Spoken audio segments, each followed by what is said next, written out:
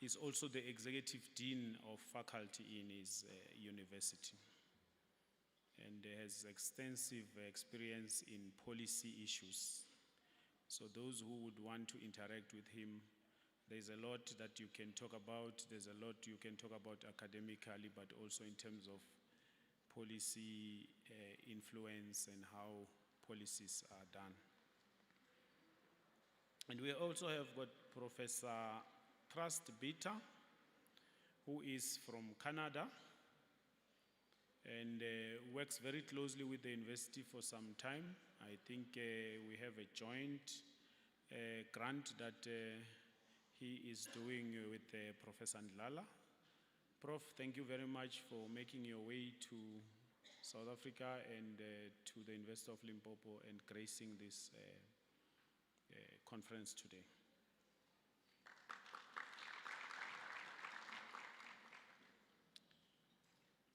We also have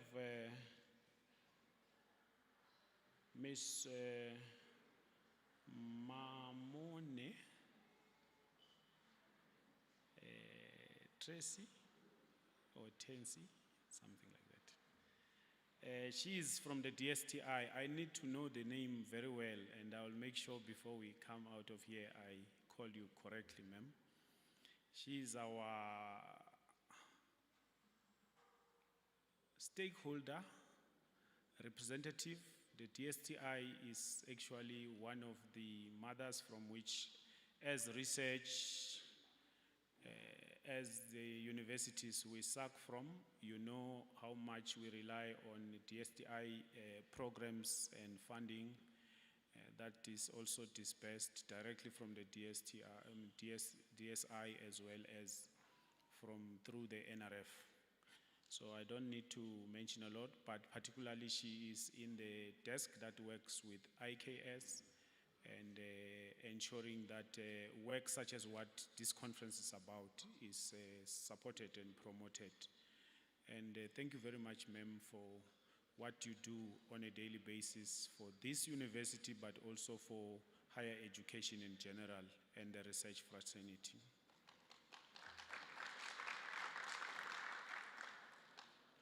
And then we have Ms. This handwriting, Dinitle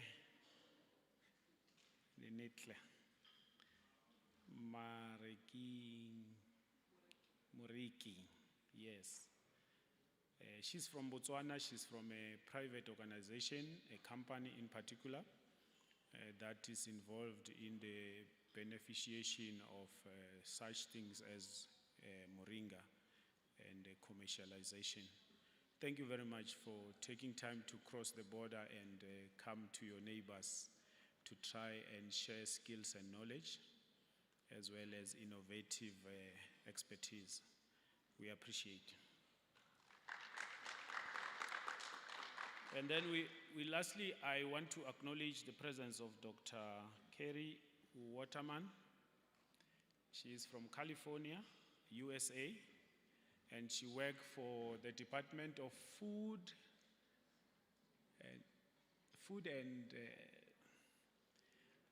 you know, the Department of Agriculture here, the Department of what, but in the US they've got the Department of Food and something. She's here and she also does a lot of research with collaborations with African countries. I think in her introduction to me, she also told me that she has been working with Kenyan researchers and now we're expanding it here to South Africa. And this is most welcome and thank you very much for being with us, Dr. Waterman.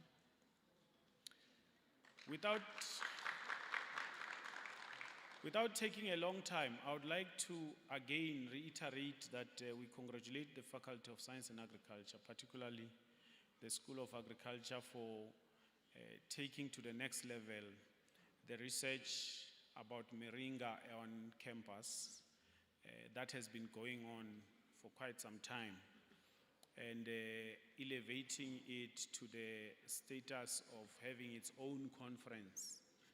And I earlier said to some of my colleagues, this is long overdue.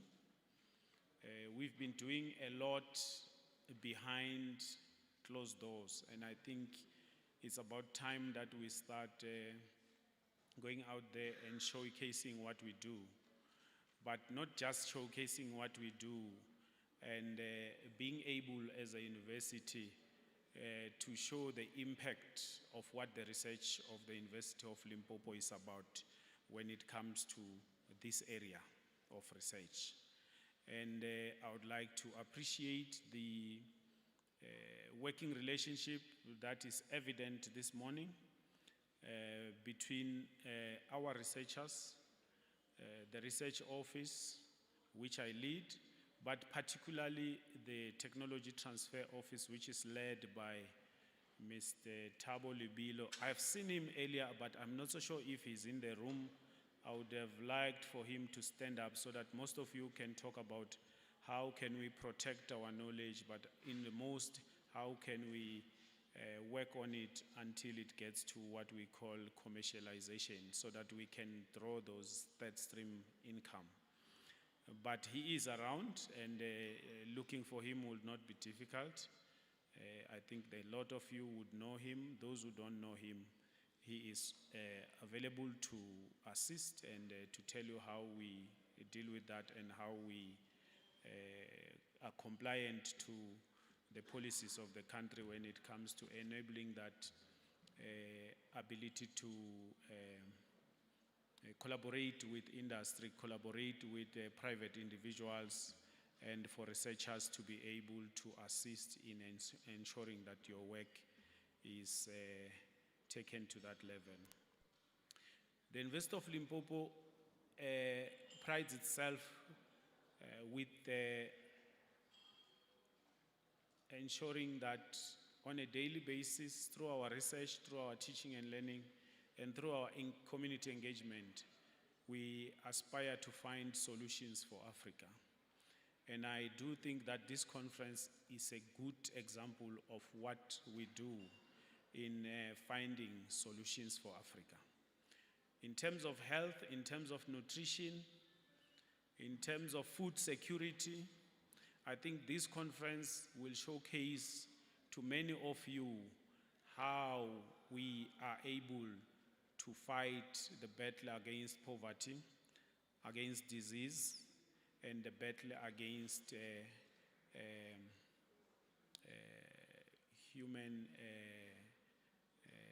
quality life. I hope I have not mixed my words. How we aspire to enhance human quality life. That's what I wanted to say. So in saying this, I'm trying to say that I welcome you all in this conference. This is an opportunity for us that we need to grasp and use. Make sure that at least by the end of the day, you have used your skills in networking, and you have used your opportunity to ensure that you link with as many people as possible. The opportunities in this area are many, and I think this can be shown about by the number of exhibitors that we see on my left, that there is one tree, but there's many ways in which the tree can be exploited in order to benefit human life. So every other person seated next to you, whether on your left or right or your extreme right, you should be aware that they have a different idea about how this moringa can be used. And if we don't use this opportunity to network and interact, there's a likelihood that you will go out here only thinking that moringa is what we see when we stop at the garage and you see the fridge having some kombucha tea, which is written moringa, and that's all. However, there's quite a lot. And just by arriving this morning, I've realized I thought I know 4, but today I think I know about 9, 10. And I think when I leave here, I would have gathered about 20 or more uses of this tree. And in that way, you can see that it's a tree that can actually serve the holistic person, both in terms of ensuring nutrition and health. So welcome to this conference. I know you are excited. I have to invite you to participate and to follow the program to the T and ensure that the conference is a success. Thank you very much.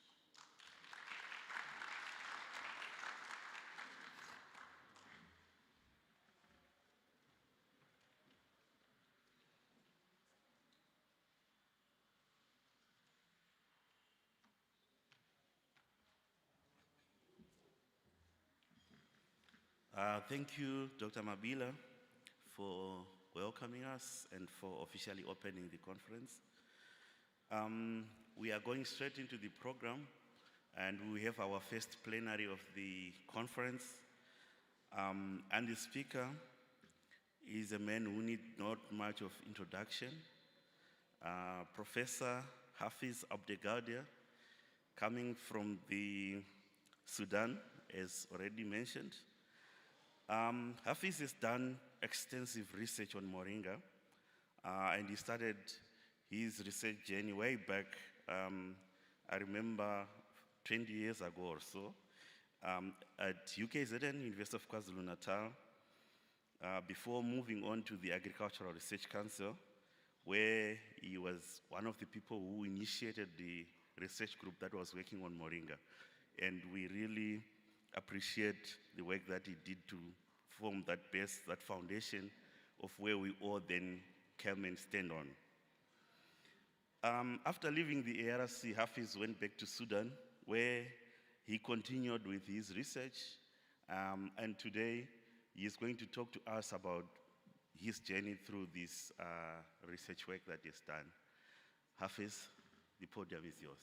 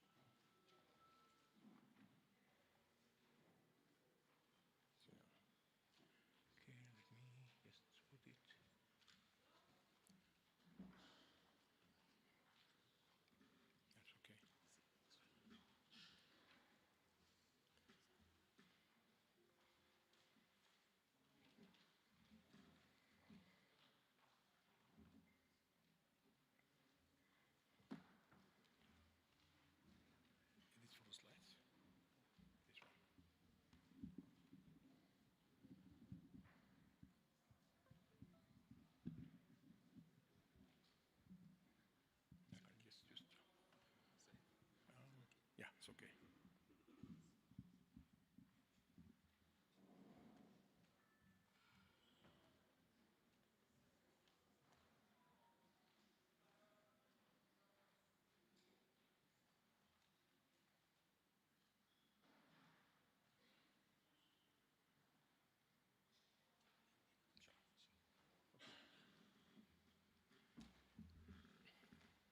Good morning, everyone.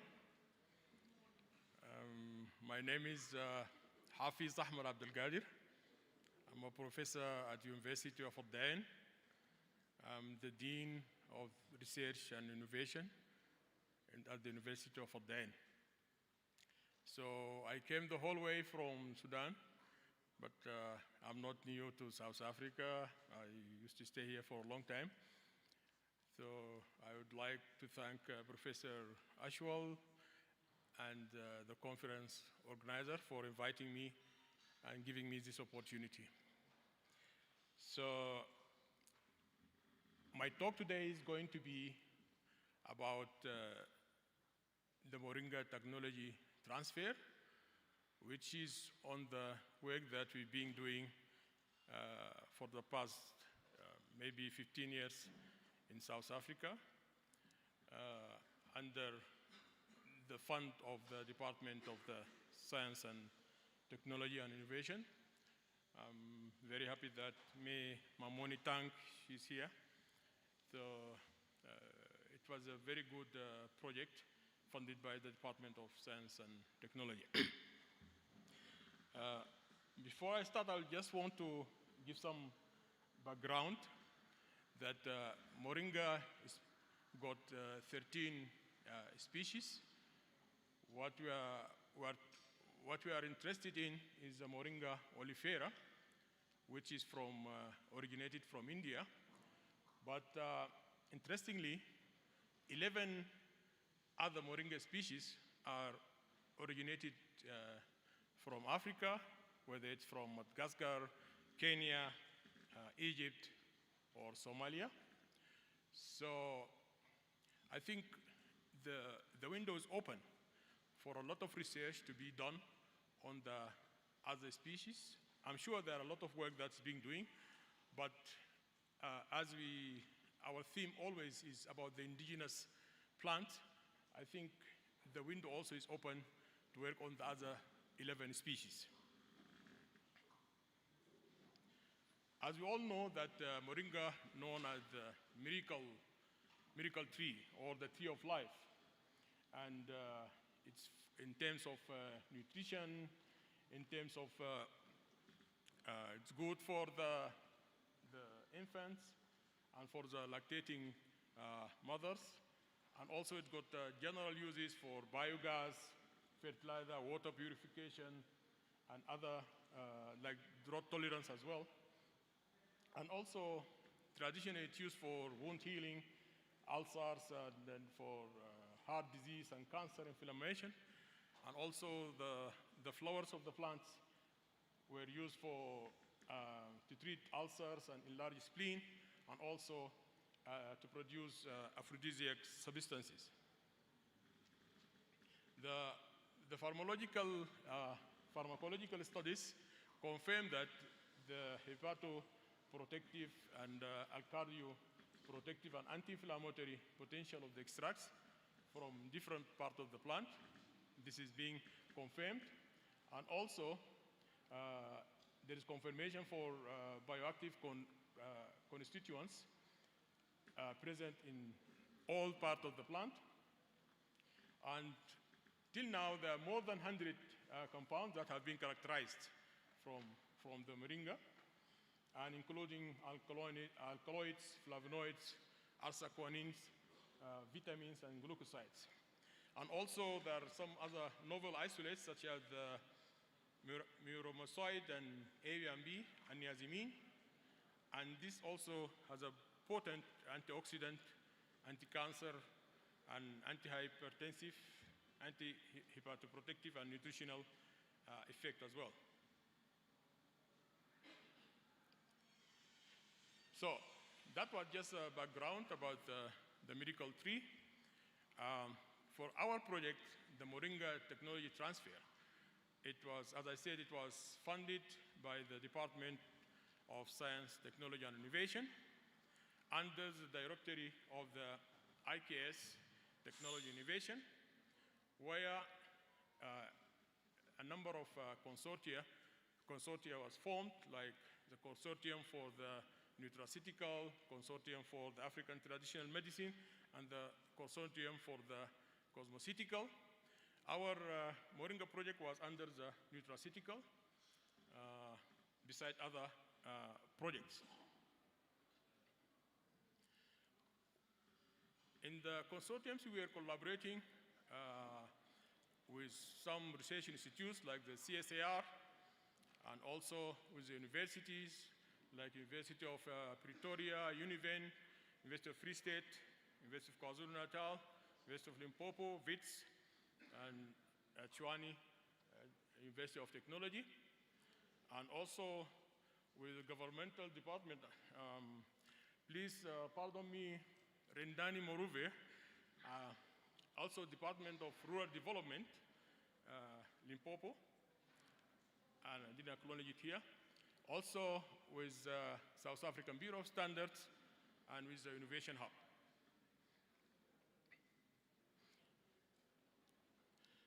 So the mandate of the technology transfer is to do research on the full value chain of Moringa production, as from the field up to the final product.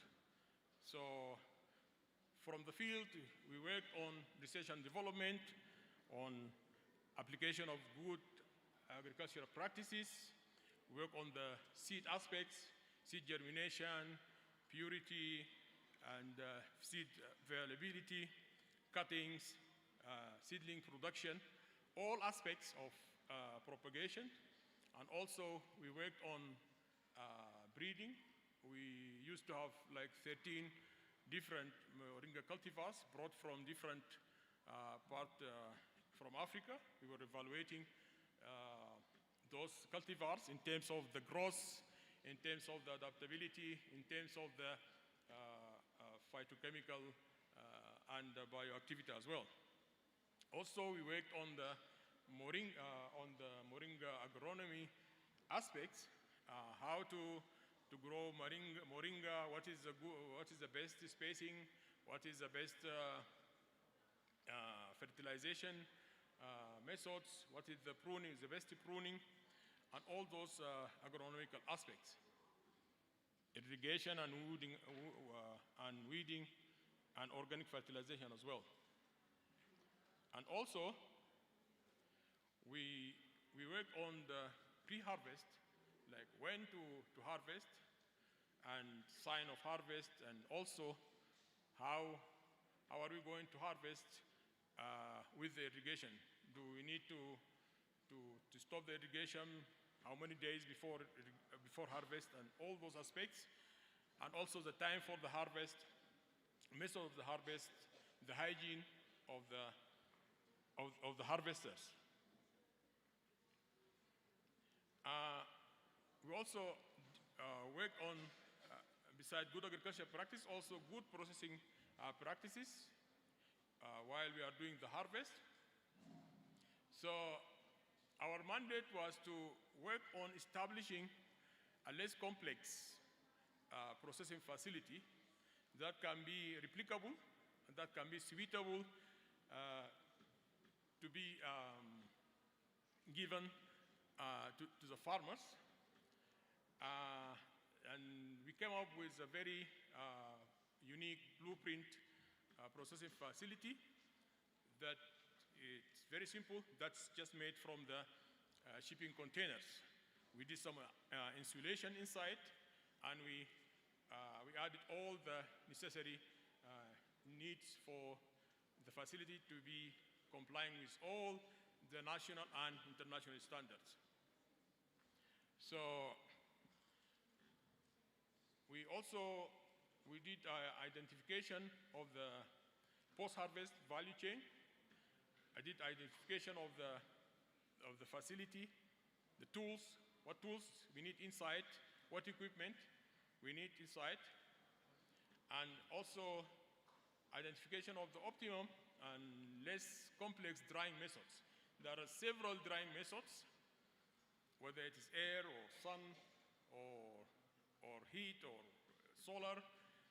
So we did a lot of work to come up with a very good drying method that can fit with this processing facility. And also, we identified the processing machineries based on the need of the market, whether it is grinding machines for powdering, tea bags, capsules machines, and all those kind of processing machines.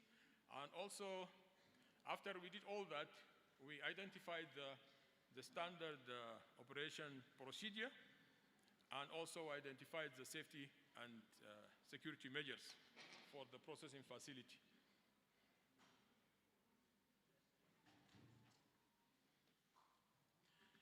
So, as I said, in this project, we were trying to put a standard for the whole community projects or for the whole farmers. And this is why we go into details, like what we do from the very beginning up to the final product. So we'll start with reception, weighing, and giving quotes to the lot. Then the pre-processing in terms of washing of the leaves, then the air drying, then the stripping of the leaves, then the drying in the dryer. Then after that, we did some research on what is the drying capacity, because the farmer need to know the capacity of the drying, because he got, like, for example, if he has got 5 hectares, he need to know the productivity and the capacity of this dryer, how many kilograms he's gonna produce, and within how many days.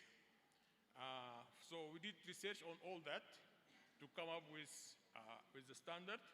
Then also we work on the processing and the packaging in terms of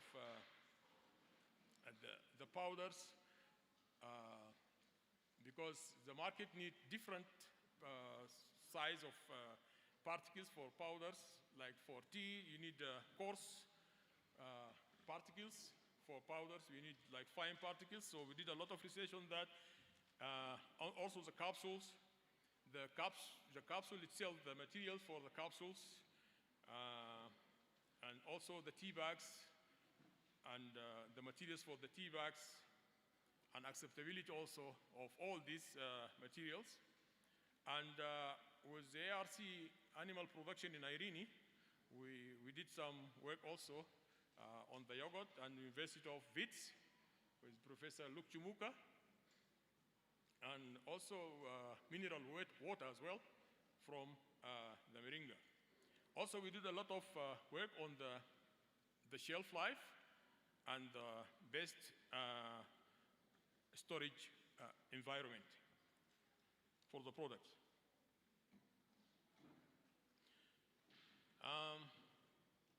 Through the Department of Science and Technology, the farmers, the researchers, and all the stakeholders who were working on the project, they were trained at the Innovation Hub on the bioentrepreneurship, and also at the University of Pretoria on bioentrepreneurship, and also at the South African Bureau of Standards on the product design.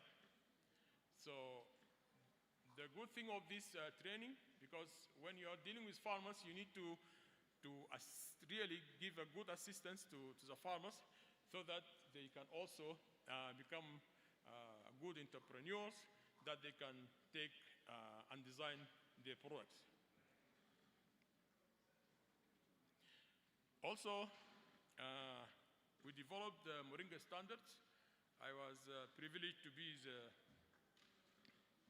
the team leader for the work group on developing the South African Moringa standards, where we look for the standard for in different levels, general requirements and microbiological requirements, like also the production of Moringa leaf requirement, the processing requirement, the handling and storage and packaging. All those we did workshop, and we came up with the Moringa standard.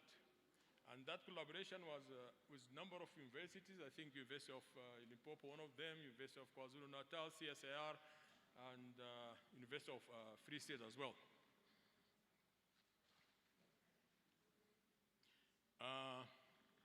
After we did all the R&D at the Agricultural Research Council, then we formed, we assisted the community projects, a number of community projects, but mainly 2 projects. There is a project in Hammanskraal in Gauteng. It's called Pedi Sanang, and they were interested in Moringa mineral waters, and also in the yogurt and in the capsules. So we assisted them by establishing or replicating the same processing facility, the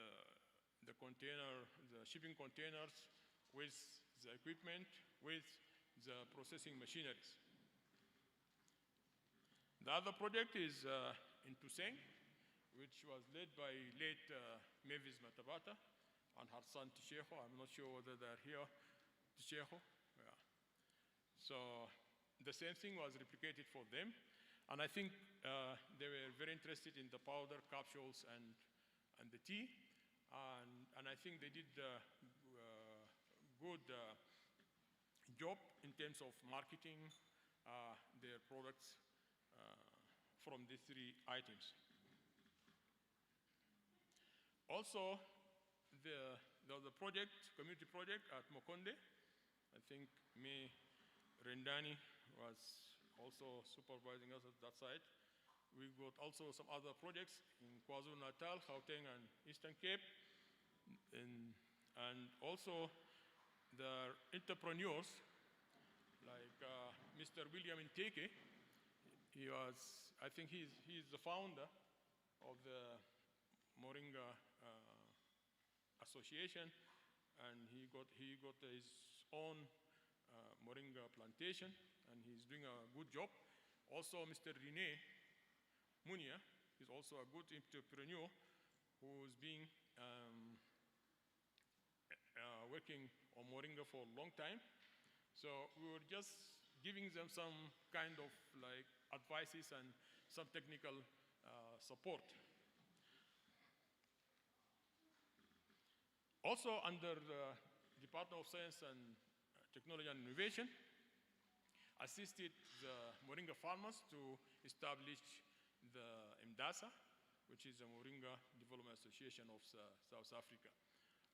The main aim of the MDASA was to develop the Moringa sector with a number of objectives in terms of addressing the socio-economic, develop business models, and I think the association was doing very well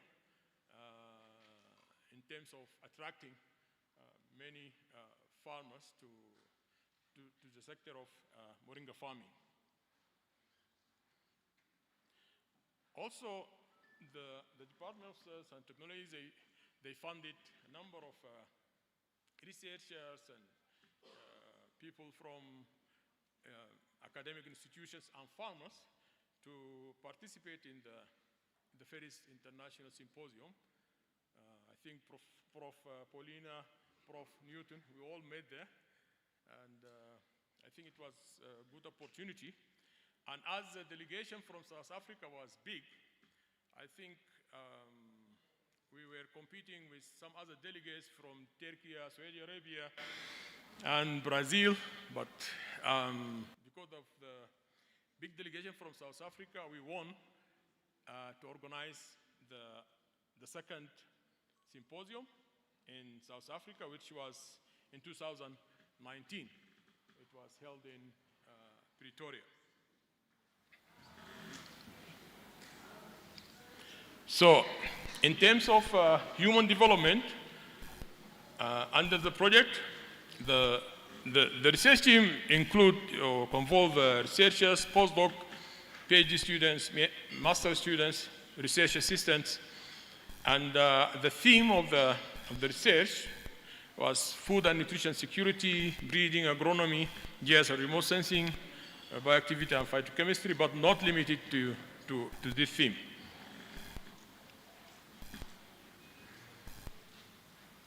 So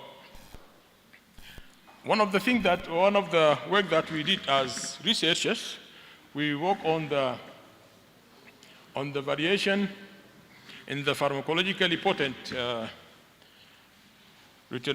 retinocyte-bearing flavonoids on 12 Moringa cultivars.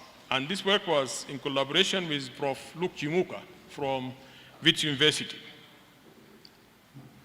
Also, we did some work on the antiretroviral therapies, also with collaboration with Professor Mashela from UL. And also we did some work on the anti-diabetic and antioxidant agent. For the student, we are very happy to have a very dedicated PhD student, Ms. Hosa, or Sta Nitila. And she did good work on the nutrition and food security. And she was working on two communities. One community is in Hamaskral in Pretoria, and the other one is in Tuseng in Limpopo. So she got her PhD, and she managed to publish, I think, 3 papers out of her thesis. So one of her papers is acceptability of the Moringa added complementary soft porridge to caregivers in Hamaskral. And the other paper is a supplementation of complementary white maize soft porridge with Moringa powder as promising strategy to increase nutritional and phytochemical values.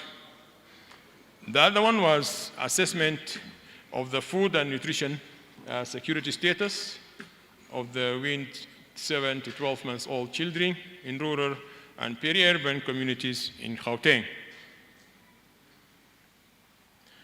The other PhD student is Tulani Chabalala. He also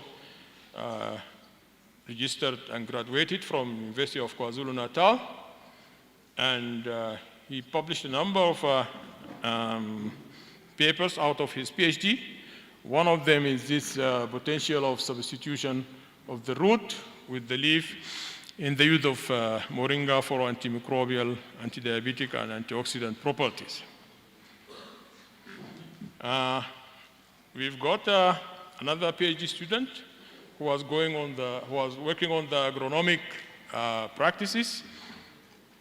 His name is Kahisho Murwa, and he also managed to publish like 2 papers out of his work, like the influence of the cultivation practices on the nutrition and the phytochemicals, and the other one is the assessment of organic fertilizers and spacing on the growth parameter of Moringa oleifera. For the master students, we had a very dedicated master student, Ms. Refua Mulaudzi. She was working on evaluation of 13 Moringa cultivars in terms of growth parameters, phytochemical content, and bioactivity. And she graduated from the University of KwaZulu-Natal. And I'm very happy and glad that she continued with her PhD, and she also graduated from University of KwaZulu-Natal with her PhD. And now she's working at UNISA as a lecturer. She also published a number of papers. One of them is the antioxidant, antimicrobial, and phytochemical variation in the 13 Moringa cultivars.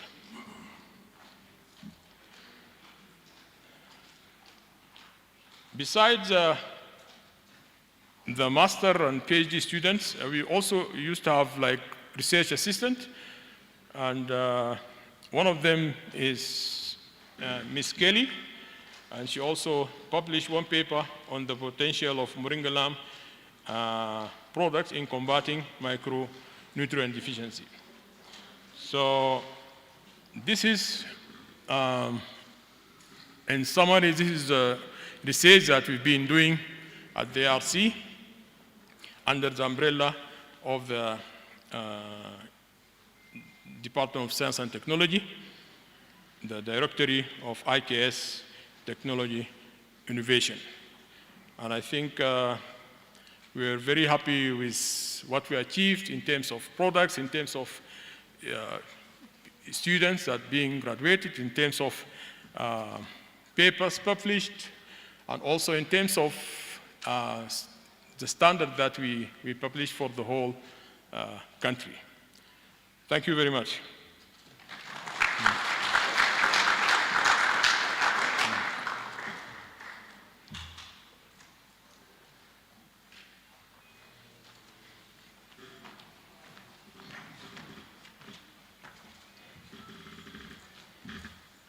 Thank you, Prof. Thank you. Sure.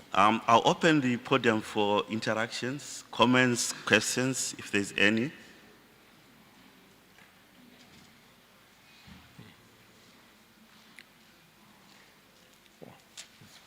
Right at the back.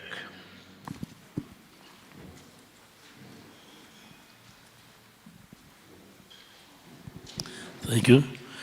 Thank you, Program Director. Thank you, Professor Abdel Birati, for the good presentation. My name is Advocate Jerry Sefoloshe. I'm from Sukukuna District in Limpopo. I'm also a traditional healer. I appreciate the discernment of the good work done by the researchers in enhancing the quality of human life through Moringa products. I've observed also in the presentation of the Honorable Professor that in the first comments, it was said that Moringa has got medicinal value, traditional medicinal value. And now, later in the presentation, it was also shown that the research team consists of the following people, and they were all mentioned from scholars in their various categories and other stakeholders. My question is, the information that the team got that Moringa has got a traditional medicinal value, how did they obtain it? From whom did they obtain it? And very important, did the person who gave the traditional information benefit in any way from this interaction to deliver such information? Thank you. Yeah. I think this is a very good question, but I'm happy also Prof. Ashwal is next to me. So we did this work together. But what I would like to emphasize here, Moringa oleifera is indigenized. It is not indigenous, it's indigenized. And this is why I was showing the other 11 Moringa species, which is indigenous to Africa. And I think we need to focus also more on those indigenous species so that we can go and pinpoint what was the traditional uses of those species. It's very interesting, like the Moringa vallifolia from Namibia. It looks like the baobab. It's totally different from the Moringa oleifera. In terms of your question regarding the tradition, the knowledge holders, I think we have a very good interaction with the knowledge holders. From the very beginning, the agreement was we as a research institution, we are coming to assist them in terms of having products that can be taken to the market and they can market it. So the knowledge holders got a lot from us, from having their materials grinded with the stones, and we've seen that in Tuseng, to have advanced grinding machine, advanced capsule making machine, advanced tea bag making machine, and also advanced drying methods using dryers instead of just having some products under the sun. And also the knowledge of the standard, the knowledge of good agricultural practices, the knowledge of good processing practices. All those knowledge, the knowledge holders, they got it from us, and they were very happy with that. And we and the knowledge holders, we work together. And I think whatever we take from them, we give it back to them, because we take it from them to develop it and to return it back to them. And this is why we have all those students for PhD, postdoc, and masters. And all of them were linked with the communities. Even like when I was showing the PhD student Star, she was working with the community in Hamaskral and with the community in Tuseng. I think she spent several months there with the community, and she was assisting them. And I think what she published, it was very good, and came back to the community. And now they are benefiting from our publication. Maybe Prof. Ashwal, if you want to add something. Yeah. Yeah, I think you pretty much touched on everything. So we view this as a collaboration, and we do have paperwork that shows that benefit sharing agreements are signed, non-disclosure agreements are signed, and obviously our passion is to get these technologies developed for the community and to benefit the community, and that's what is exactly happening. Yes, sir.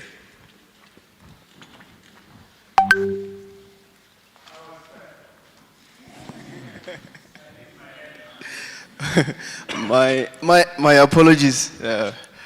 My apologies, my good sir. Greetings. Thank you for the presentation. My name is Nkhodisheng Livingstone Mphahlele. Lucky enough, I'm from a village called Dosing that you're referring to. Mine is very, very simple. At what point, I'm not sure if this will be something that the university and some of the research partners will be interested in, but I believe the business value from the research that you guys are doing is very clear. Now the question is, at what point do we say, from this research and from all the work that has been done, this sector has managed to produce 20+ millionaires from an SME standpoint, or from a business standpoint? For me, I think we need to drive it towards that, because if you're talking about commercialization, we need to measure it so that all this great research work is not stuck, at that, publication level. From a business standpoint, for me, I think that would be one indicator that we will appreciate, and I believe this conference should be able to contribute to connecting, entrepreneurs and innovators with the research work, and then we can be able to see it forward. You spoke about the value chains from commercial moringa farming. How many commercial moringa farms do we have in Limpopo alone? Right? Because if the demand is globally, if the demand is high, it means from a production standpoint, we need to make sure that we invest heavily on that, because the research is there to back it up also. How many commercial moringa farms do we have? If we don't have enough, then it means we need to focus there, right? That will inform the next value chain, which is processing. How many processing plants do we have? Not only small enough to serve my own small farm, but we're talking global markets, and we need to be able to have the capacity to say to a global client that I've got the capacity to service you and to give you 1,000 tons every week or every 2 weeks, because that's the business of Moringa that we need to start engaging on. Thank you so much. Okay. Thank you very much. I think, if you remember, I was mentioning that the researchers and the farmers and the entrepreneurs, all of them, they were taken to a number of courses in terms of bio-entrepreneurship and product design, and from very professional institutions like Innovation Hub, University of Pretoria, and the South African Bureau of Standard. So, the farmers or the community projects that we were dealing with, it's just like a model that can be replicated. So, those farmers, all of them, they were having those courses hand in hand with us, and they know how to calculate their profit, and they know how the business, where their business is heading to. And I think they do have a very good statistic on their production, their profit, and even the diversification of the products. Because we were dealing with two community projects. We said we need to replicate, then some of them, they said, no, we need our own products different from the other community. So this is why you have the diversification as well. So the other part of the question, I think it is very difficult to be answered, like how many commercial farmers, how many processing plants. I think that is very difficult to be answered, but I think Dr. Ashwal can elaborate on that, yeah. Yes, I think so most of the work that we are doing is to go towards achieving more of the commercial farms, achieving more of the processing facilities. So this is a work in progress, and I'm happy that there is a panel discussion that is going to take place where these things will be unpacked. And we have, amongst those panels, people who have worked this thing, people who have processing facilities, people who have bigger portions of crops, I mean the Moringa crops as their farms. So this will be unpacked in there, and I advise that we all attend and we get from the experts as we see how we can map the way forward in terms of increasing the footprint of Moringa.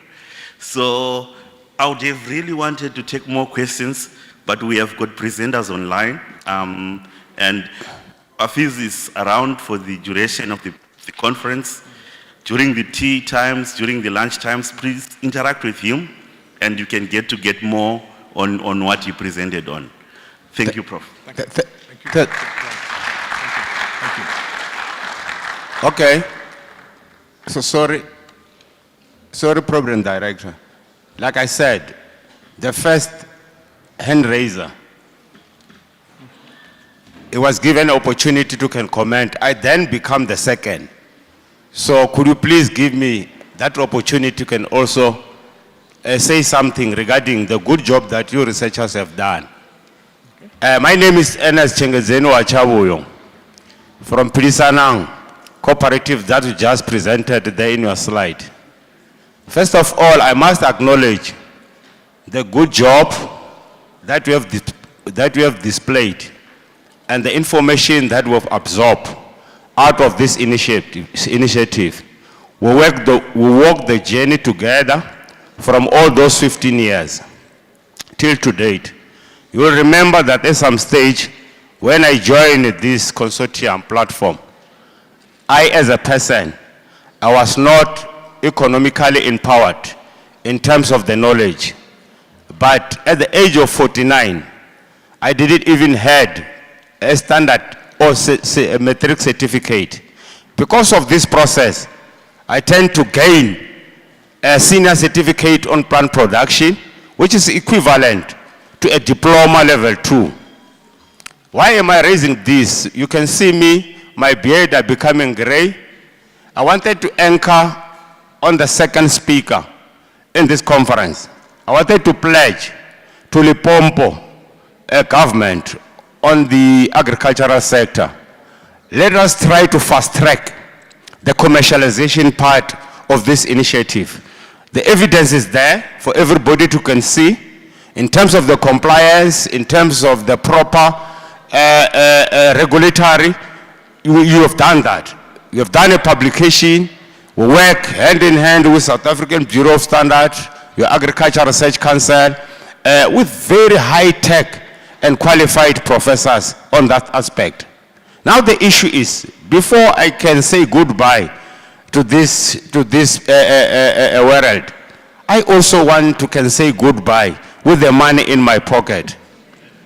With all the experience that we have, we love Limpopo government to spearhead and faster the commercialization part.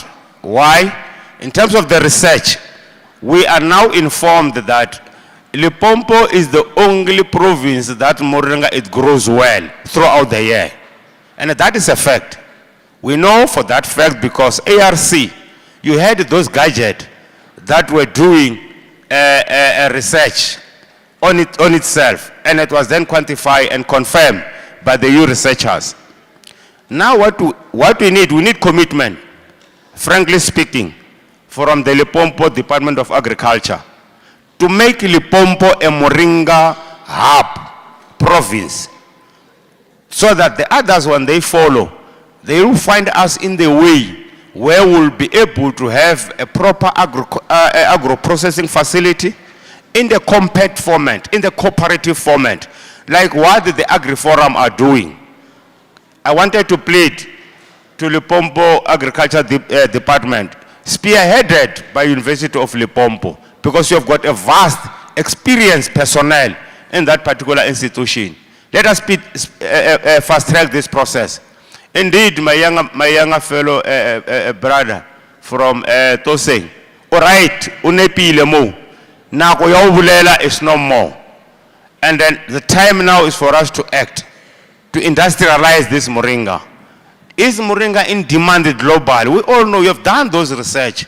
Europe alone, 10 years ago, I was told that there is a market at the tune of 10 million pounds. When you convert that into South African currency, we're talking about billions. USA alone, let alone of the current situation of the high tariff that they're imposing towards African countries. But because they need Moringa, I think the market is there for everybody to can see. Canada, Germany, the market is there. So we need, and another things that I didn't want to miss out, the selling job that have been done by Department of Science, Technology and Innovation. Could you please try to put an effort to our sisters department, which is the National of Agriculture, Department of Agriculture, to say, research have been done, man, more than 15 years. What we want now, Renyaga commercialization. You see for yourself the potential that the researchers have. Those yogurt, because I don't have machine. Those vitamin water that you're talking about, I'm no longer producing because I don't have machine.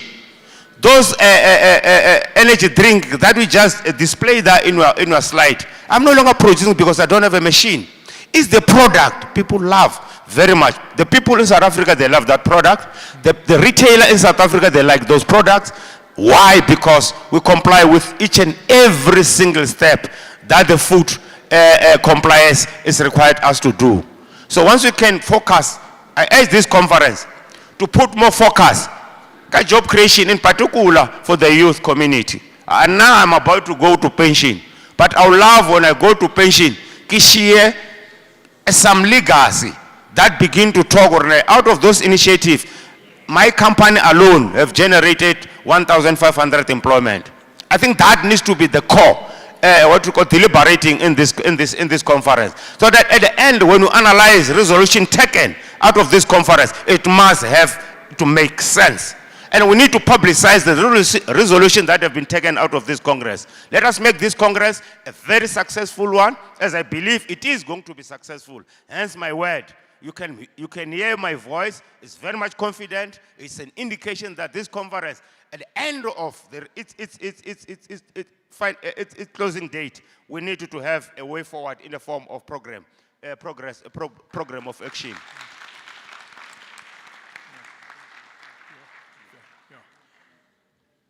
Thank you very much, Bro Ernest.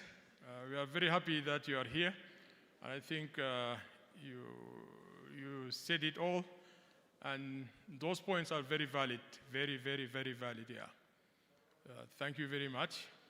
And I think this kind of discussion can be furthered in some other sessions here. Thank you. Yeah, thank you. Thank you. We need to move on with the program. Our next plenary speaker is Dr. Chabalala from the Department of Science, Technology and Innovation. He is the current director under the unit of the IK-based technology bioinnovations. In his He's a medical natural scientist and epidemiologist with special interest in research and innovation, especially on African natural medicines, cosmeceuticals, nutraceuticals, the list goes on. He serves in several committees, especially at the international level, including the WHO, where he is also leading and participating in policy development. At local level, he has done quite a number of work developing the bioeconomy strategy and several other policies. He is also the creator of the Ubuntu Bioinnovations model. I think if you walk on some of the exhibitions, you see the stands that has got the Ubuntu logo, the model, so he's the creator of that platform. Today he's going to speak about what the department has done, including his own passion in African knowledge-based bioinnovations and ancient sciences. Thank you. Dr. Shabalala, can you hear us?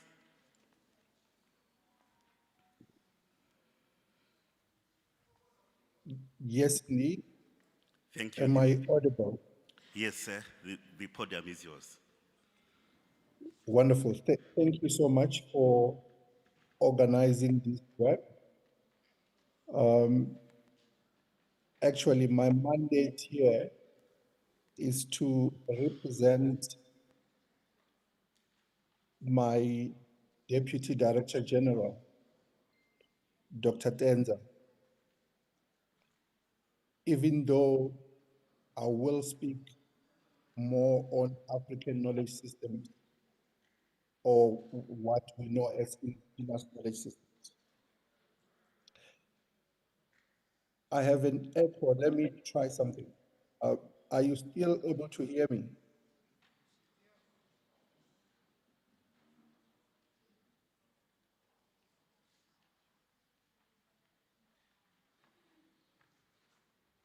Am I still audible? Yes, we can hear you. Okay, I will switch off the speaker from my side. Thank you. So, as I was saying, what I'll be talking about here is just to give you an overview of what it is that we are responsible for as the Department of Science, Technology, and Innovation. And this is not really my work. It is the work of the Knowledge-Based Bioinnovation Program, which yourselves at the University of Limpopo and several other universities trust they will be contributing here. You are part of that program. And the work is really driven by three of my colleagues. One is there, Mema Monitang is with you over there, and Dr. Andile Grootboom will join you tomorrow. And of course, we've got Mapulo Mwedi, who runs most of the logistics of the work that we do to support research, but also to support the African knowledge holders.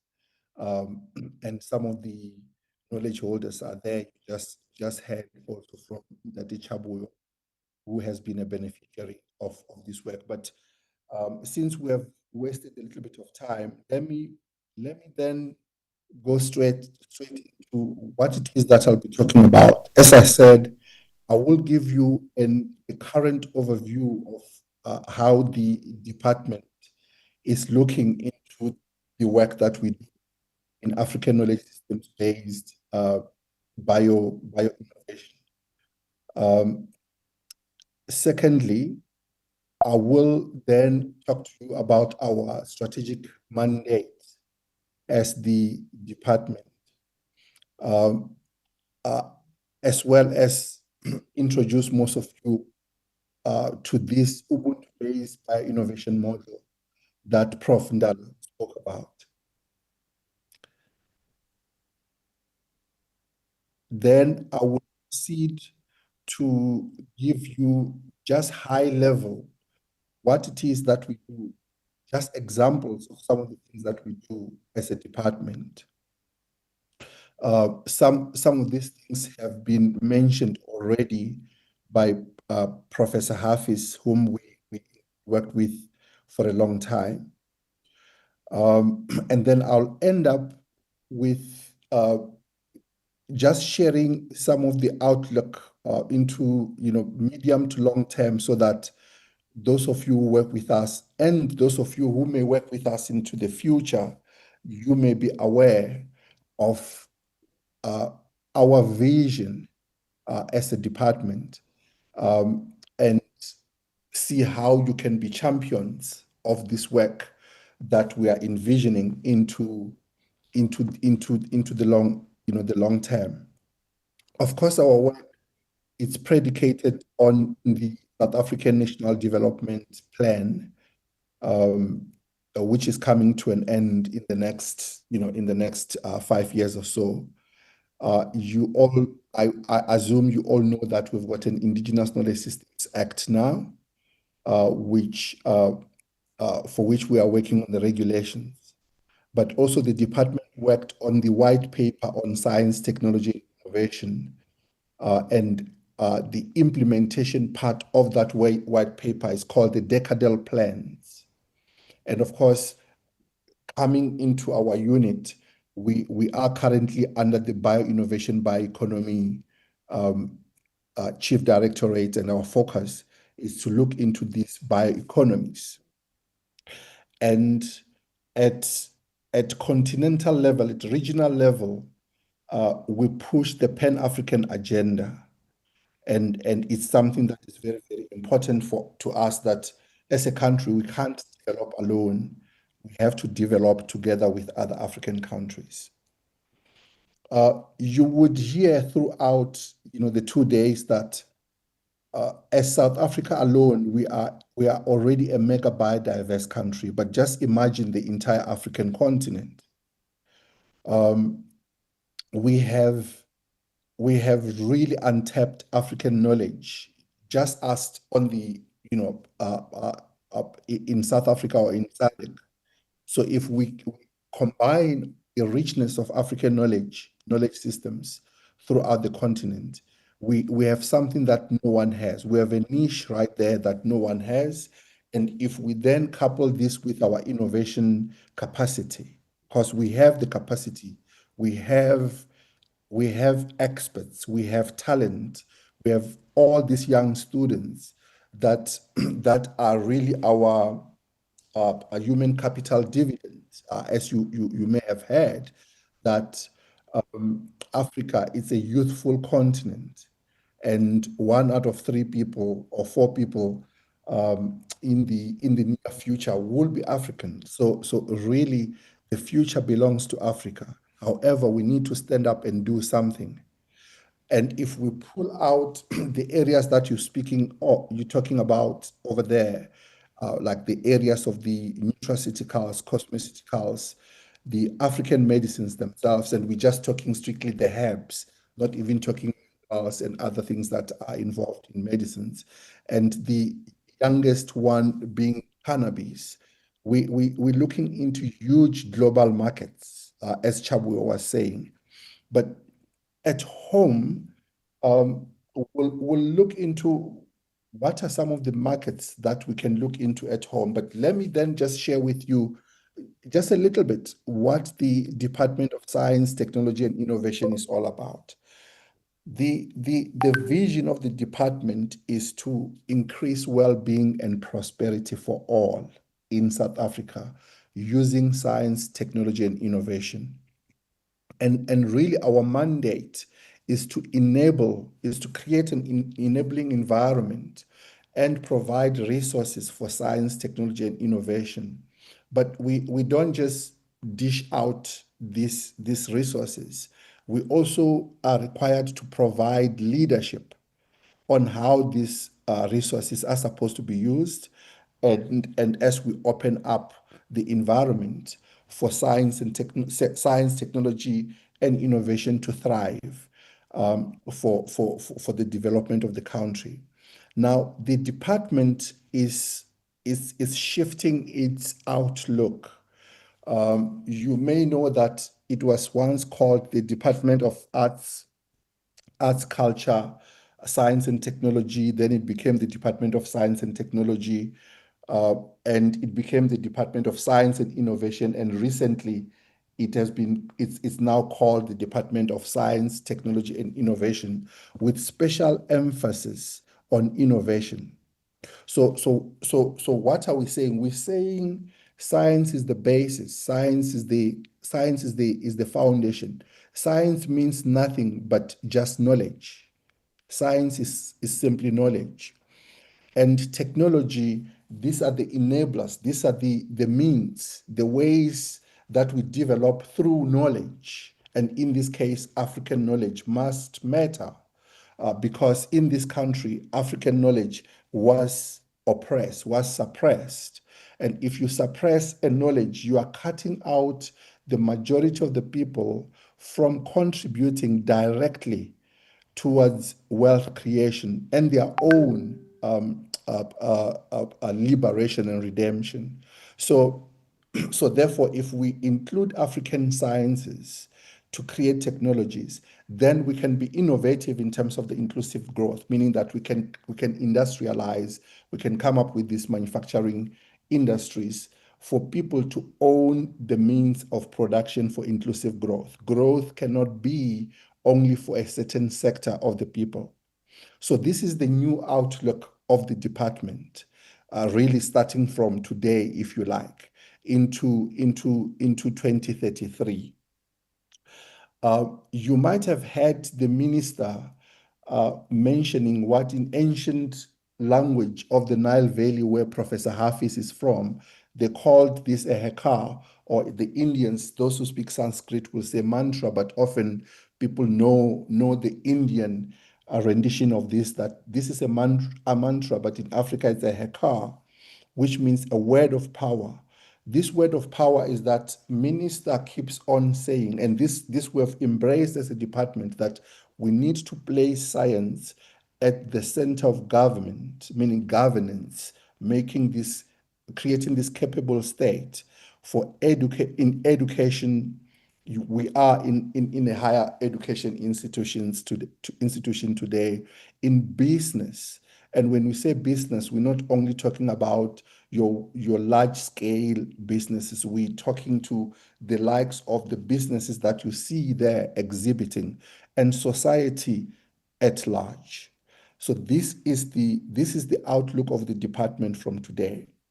But in the past few months, those of us who are in the African knowledge systems, we were challenged by our Director General that when we talk about African knowledge systems within the National System of Innovation, how can we elevate this knowledge system to be the mainstay, especially in informing theories of change?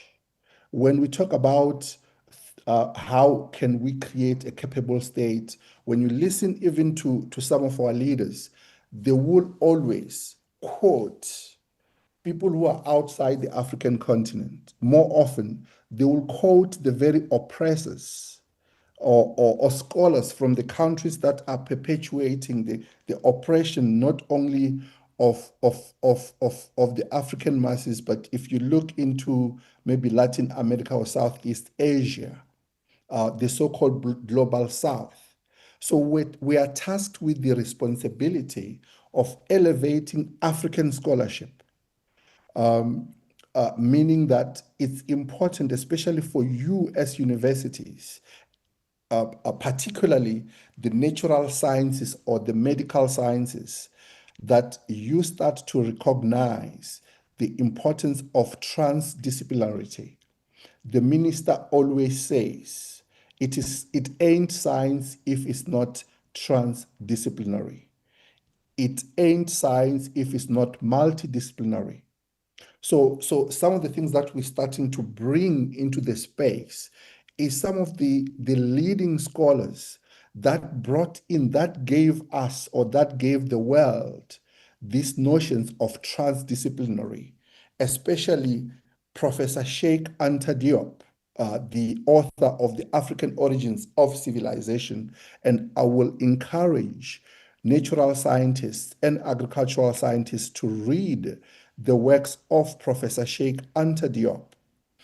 But also to expand your horizons beyond natural sciences uh, or medical sciences, those of you who are coming from that space, to look into the work that our department funded through the Human Sciences Research Council, which is the science entity of the department. Within the HSRC, the used to be an organization, or still there, but in a different form, called the African Institute for South Africa, AISA. AISA published these books. One is called Africology, Philosophy and Wholeness, and Epistemology, and another one is Africology and Transdisciplinarity, a restorative epistemology, because scholarship has suffered epistemic violence. Most of us are injured because of the educational systems that we've passed through. A good example is that I still hear children that are taking the Bachelor of Indigenous Knowledge Systems being told by their lecturers that you are all going to hell simply because you're studying African knowledge systems. And I'm like, why would we have such lecturers that hate themselves so much, that are so ignorant that they scare these children, that simply because they're studying themselves, they're studying their own ontology, that they are going to perish because of a foreign mindset, a foreign knowledge system.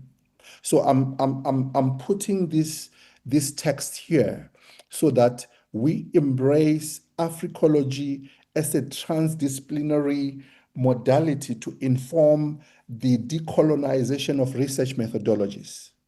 That's very essential.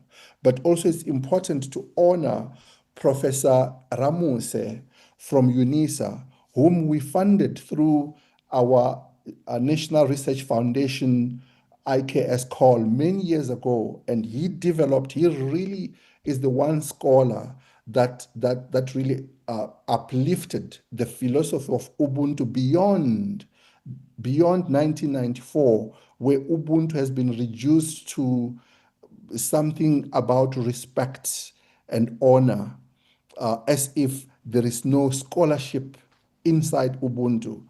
That Ubuntu became colonized by the whiteness. Not when I say whiteness, I'm not talking about white people, but I'm talking about a philosophy of whiteness that reduced Ubuntu to something that they wanted to see in 1994. So I'm saying we need to go beyond some of the things that have been colonized. Key being this Africology as a solution, as a transdisciplinary solution towards ontological amnesia and epistemic violence, because the concept of Ubuntu-based innovation says that we need to honor our state of being, our way of being, and this is in Agenda 2063, African Union, the Africa we want. We must honor our own beings. We must honor our worldviews, our cosmologies, which inform how we do what we do, axiology. Then we can then talk about epistemology, knowing how do we know what we know. Often scholarship focuses on epistemology and they ignore ontology, cosmology, and axiology. Then it's not surprising that when we look into the future, everything that we do is purposeless. Like the challenge that you'll get as scientists from the communities, why are we studying what we're studying if it won't lead to wealth creation, job creation, upliftment of the people, improving the quality of life, and create thriving societies? So this is the new outlook of the department, especially the indigenous knowledge systems or the African knowledge systems work that will be emerging from the department. If whoever comes to us to seek support, they must be prepared to then base their work on these philosophies that I'm putting here. We cannot afford to use the theories of change of the oppressors, whereas we have our own African scholars and scholarship that is supposed to guide how science is supposed to proceed from today onwards, and not only in South Africa, in the in the SADC region, but also in the African continent as a whole. Now, I will then share with you what our unit is all about. Our unit is called Indigenous Knowledge Base Technology Innovation, and of course, we are changing the languaging of the unit, the naming of the unit to an African bionatural program or unit, because the role that we'll be playing is to continue mainstreaming and interfacing African knowledge systems. Note that we are mainstreaming the term African because indigenous has got all these notions. Not saying that we shouldn't use the term indigenous, but it has got all these notions in and around it, which make some of the lecturers to say students who study indigenous knowledge systems are going to the hellish realms. So we are still going to continue doing the same work, but we are upscaling our work by pioneering inclusive research, development, and innovation for socioeconomic development. We are still going to upscale local technology transfer, especially business acceleration for manufacturing. We're not responsible for manufacturing per se. We can pilot. However, government departments like small business and the trade industry and competitions, those are the departments that are mandated to take up the evidence that we present and then upscale, manufacture, and then beneficiate the work that we do. Of course, we'll continue to support business enterprises for commercialization, as you'll see exhibited over there. But our focus is or what I can say is that our goal is the development of the African continent. So where we'll be engaging science diplomacy, the focus is to grow the African market, to grow the African student, to support the African scientist, so that we industrialize, not only as a region, SADC region, or just as South Africa, but the entire African continent. In the white paper, there are these policy intents, meaning we do inclusive innovation, we expand the national system of innovation. We are looking at African knowledge systems as a new source of growth, especially medicines and the nutraceuticals industry, the cosmeceuticals, commercialization of our intellectual property, and without any apology, advance the Pan-African agenda. Now, Prof. Ndala mentioned that we came up with this Ubuntu-based bioinnovation model.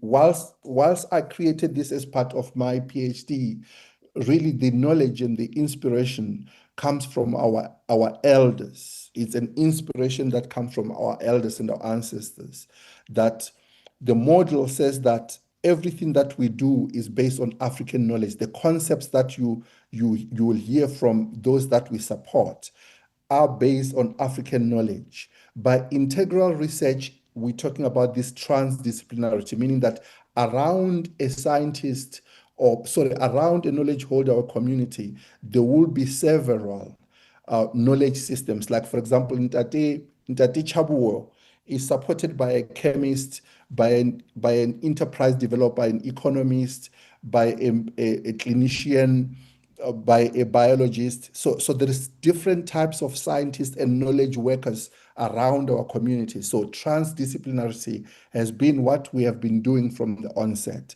Inclusive innovation simply means what Chabuyo wants, we discuss with Chabuyo and the scientists and come up with the products.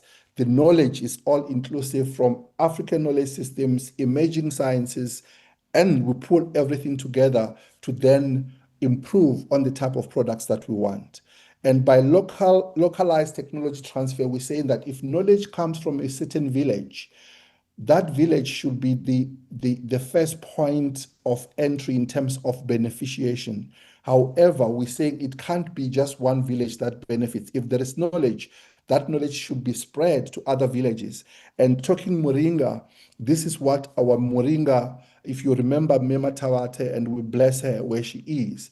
When Mema Tawate publicized Moringa, she didn't want only Doseng to benefit. She taught so many other villages. And this is what Tusheho and Ndade Chabuyo over there have been doing also. They started teaching others, spreading the knowledge that this knowledge is not only limited to them, but others must benefit. That is what Ubuntu means. Holistic enterprise development simply means that our people have been enterprising, we have been commercializing, we know how these things are supposed to be done. But with it, we then created all those initiatives to then just formalize their knowledge of being enterprises by putting them through various types of trainings, which you'll hear about in the next 2 days. Conscious commercialization, underlined here is consciousness, meaning that from whatever we eat, we must grow more. So sustainability, the green economies, the importance of organic farming is very, very essential. So this is how this model operates, but it's not a linear model.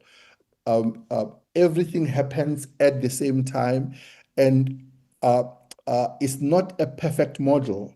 All that we want to see is that this model should be well oiled by those that the funding agencies, government funding agencies that are responsible, for example, in this case, for foundational sciences. The National Research Council should come in place. For innovation and technology transfer, the Technology Innovation Agency should play that role. And then tech transfer into enterprise development, the CIDFA should play that role. And then high level manufacturing, scaling up, that should be the role of the Industrial Development Corporation and other funding initiatives. And I'll talk more about what it is that we're going to do into the future.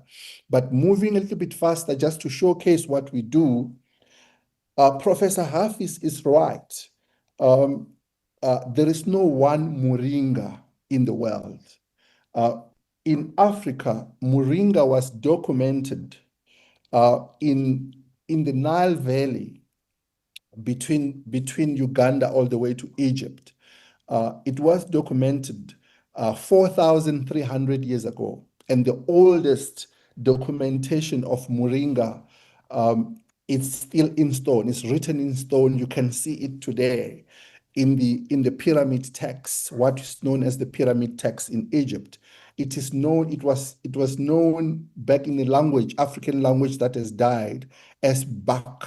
It was not called Moringa then, 4,300 years ago. It was called Bak, and it was used as oil, and these oils were used for healing, for inflammation, for various aspects on internal medication. So it's not a new knowledge around Moringa itself. And of course, in India, they had oleifera, used it for similar functions.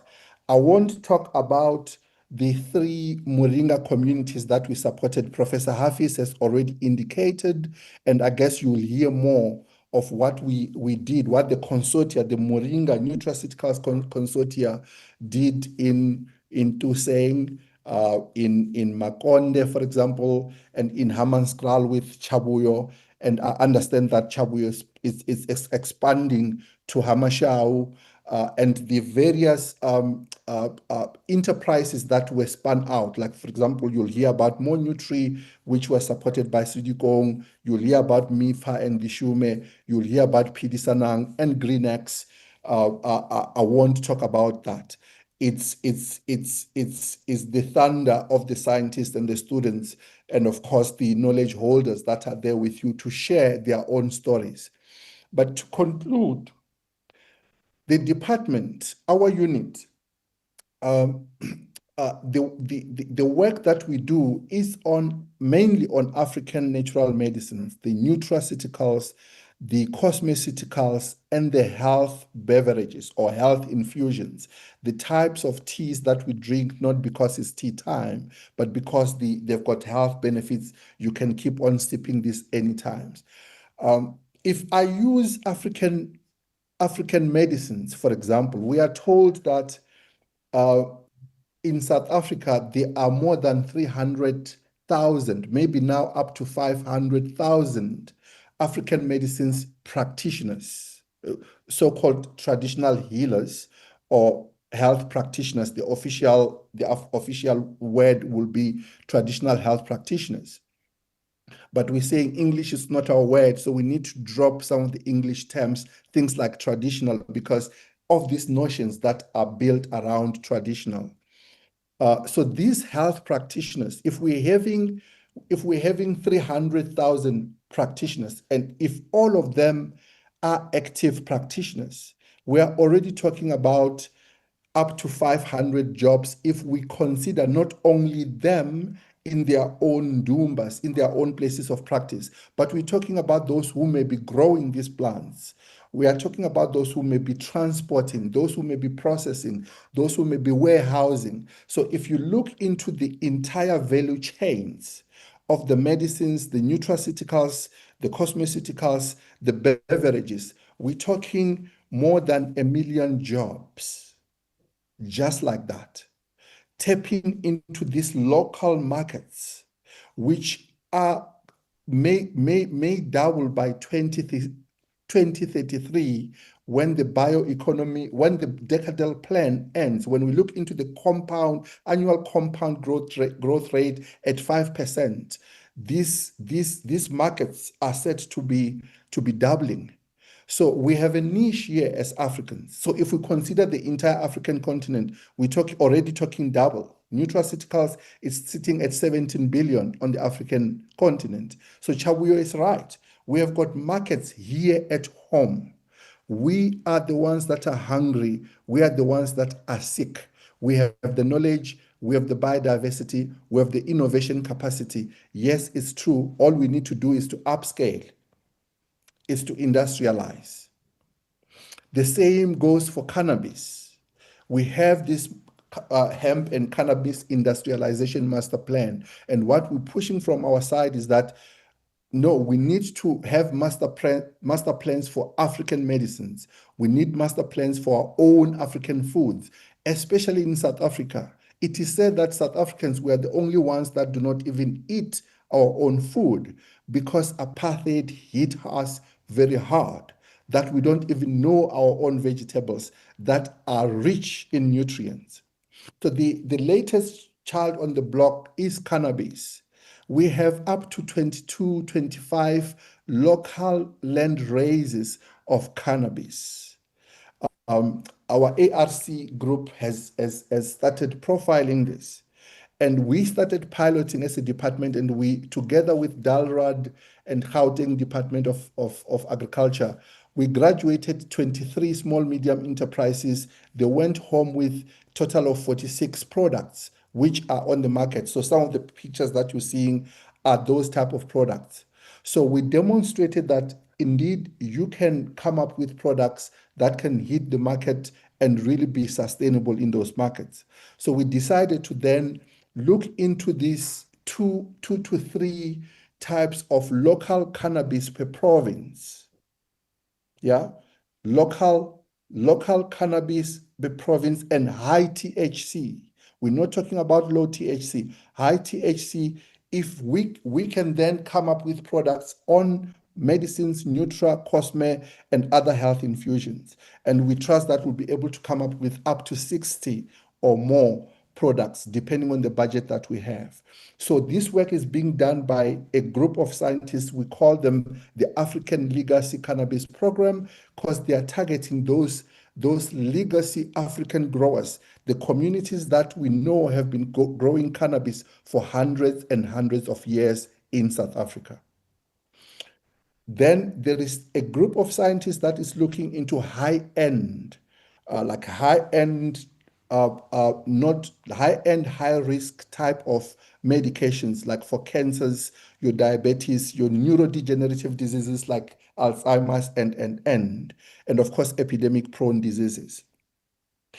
The model that I just shared with you, at a linear level, this is how it will look like, meaning every government department must know what it is that they are supposed to do. It's a relay, it should be a relay.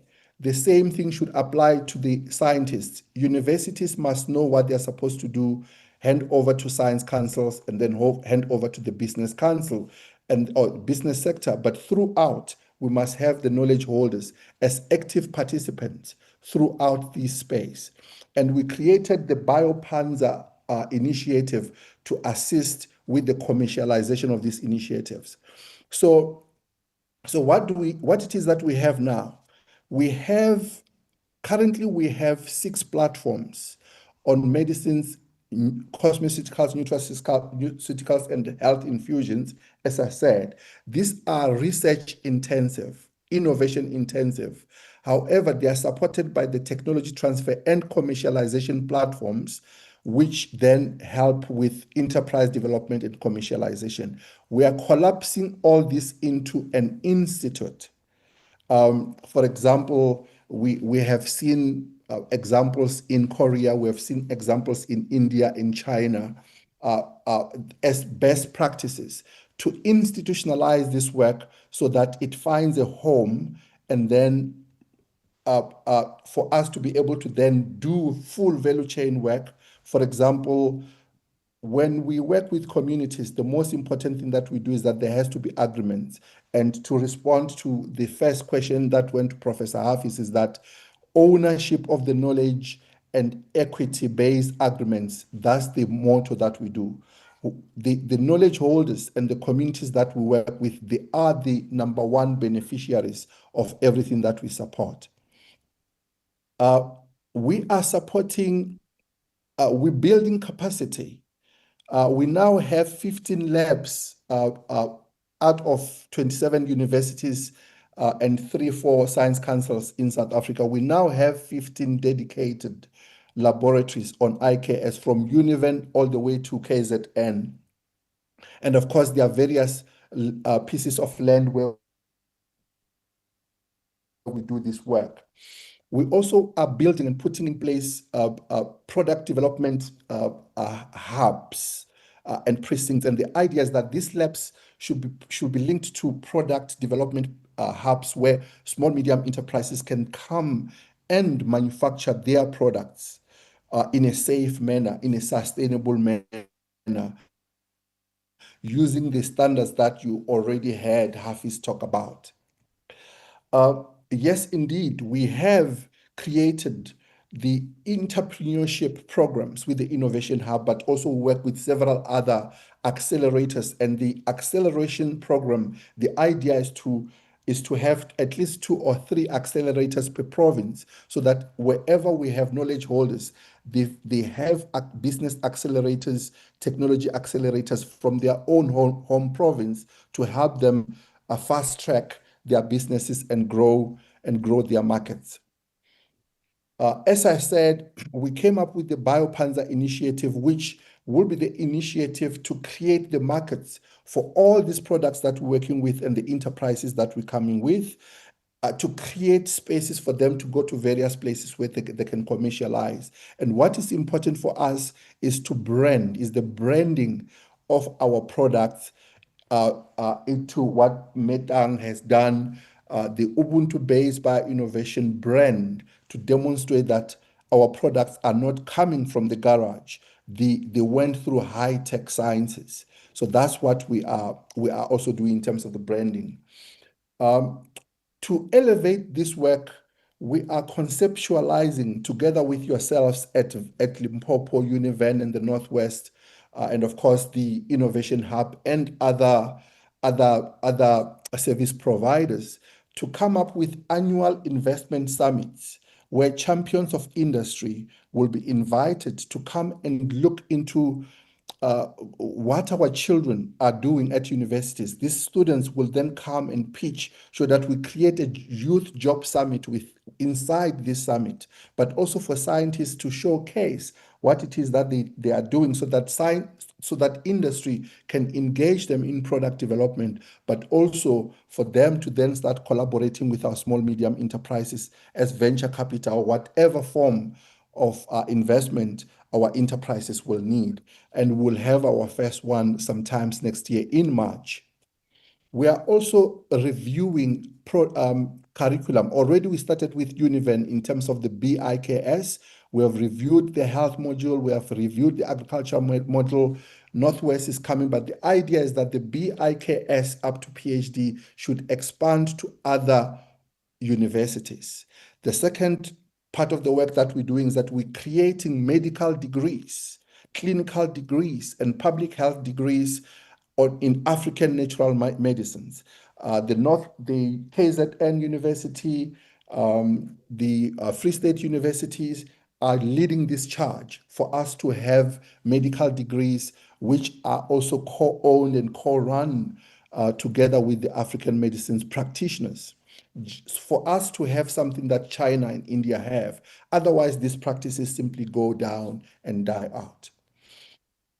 We mentioned that the idea is to upscale, and that upscaling, building manufacturing industries is not our mandate, but we can demonstrate where there are doubts. So we have got one fully funded CGMP facility on African medicine that we are putting in place in the Free State. We have had conversations with Limpopo and Univen that we should put a nutraceuticals CGMP somewhere in Limpopo, and I would like to engage the leaders of Limpopo and Univen on this. We met some of the leaders already, but it would be good to meet with the vice chancellors to share with them these concepts, because the two universities are leaders. And I heard from the gentleman from the TTO office there at UL that Mpumalanga also wants to be part of this. So we are excited about it, and we are the summit that we are putting in place is created to then put in these CGMP facilities in the Free State, in Gauteng, in Limpopo, and the health infusions for your honey bush teas in the Eastern and Western Cape. Finally, really what we are looking at in the next 10 years is that we are putting up this institute, which will have this research, development, and innovation precincts, meaning the various labs in universities should work together as precincts for transdisciplinarity on IKS or African knowledge systems within one university or science council. And this should then be linked to product development processing hubs for small medium enterprises, where we create these enterprises whilst we build PhDs, masters, but also skills for communities. And ultimately is to then create these industries and come up with the commerce or industrialization for socio-economic empowerment.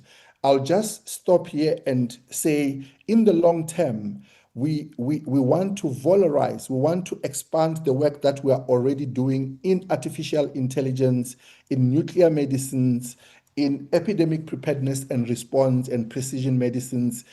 Because there is biosphere, we need to start looking into energy.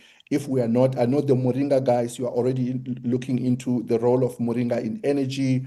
We already have work in nanotechnology and precision prime agriculture and aspects of bioprocessing at large scale. So this is our long-term initiative, not only for the country, but for the entire African continent. Let me stop here and thank you. I apologize if I took a little bit of time, but it's just to share the dream that, especially for the students, that you have got a lot of work to do, but the scientists, this is the new outlook of the department. And then for other colleagues and the knowledge holders, that, hey, if you want to work with us, this is the vision that is informed by you as well. So, Program Director, let me then stop here and thank you.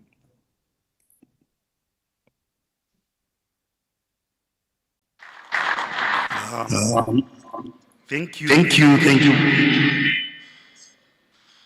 Apologies For that.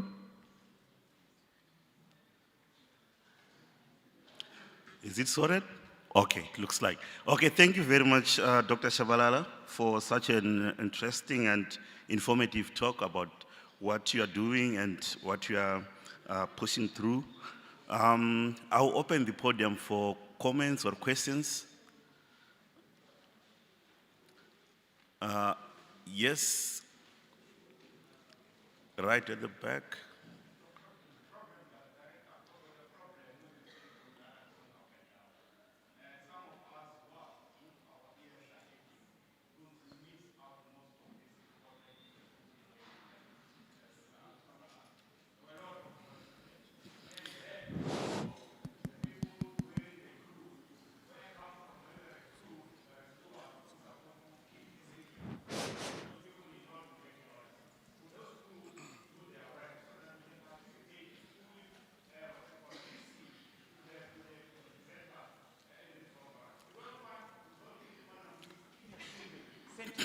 That is going to be presented here. So, in that order, can somebody, crew, please make that order to be in order with those people that are going up and down that side? Because I don't know whether they're doing deliberately, they're making noise with plates. We're not here for food, we're here for preparing to make food for the future.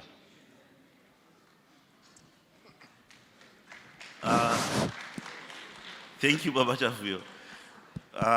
The gentleman at the back. Good morning. Good morning, everyone. Thank you so much for the opportunity. First and foremost, I would like to comment on the conference to say that so far we are learning a lot, and especially as a young person in the innovation of Moringa, I'm very much excited. My name is Teboho Kotepane. My company is Dr. Kotep's Creatives. So there's a point that I want to ask the presenter about the digitalization, especially of the Moringa processing part. We are living in a world whereby right now a lot of people are going digital.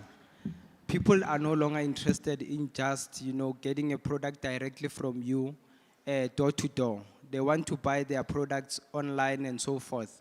However, one of the critical challenges that we're facing currently, especially as people who are on the ground, is that the pricing models, especially when it comes to the retailers, it is not suitable for, or is not favorable for a lot of us, especially at the low scale level or at the primary level. So how then do we ensure that the pricing model, whether I'm in Limpopo, whether I'm in Gauteng and so forth, it favors us? Because I don't believe that there's anyone who can start a business for fun, unless maybe it's a hobby for you. But for some of us, it's a living. So especially when another thing that I want to touch on is the AI systems. There's been a lot of problems that we have seen, and also a lot of opportunities around AI, especially when it comes to videos that are trending and then people are distorting information using them.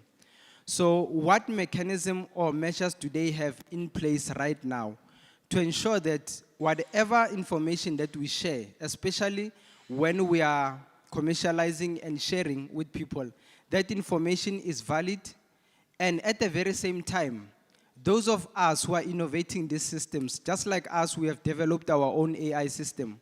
How do we ensure that we also benefit effectively, especially from the ground root level, especially as young people? Thank you.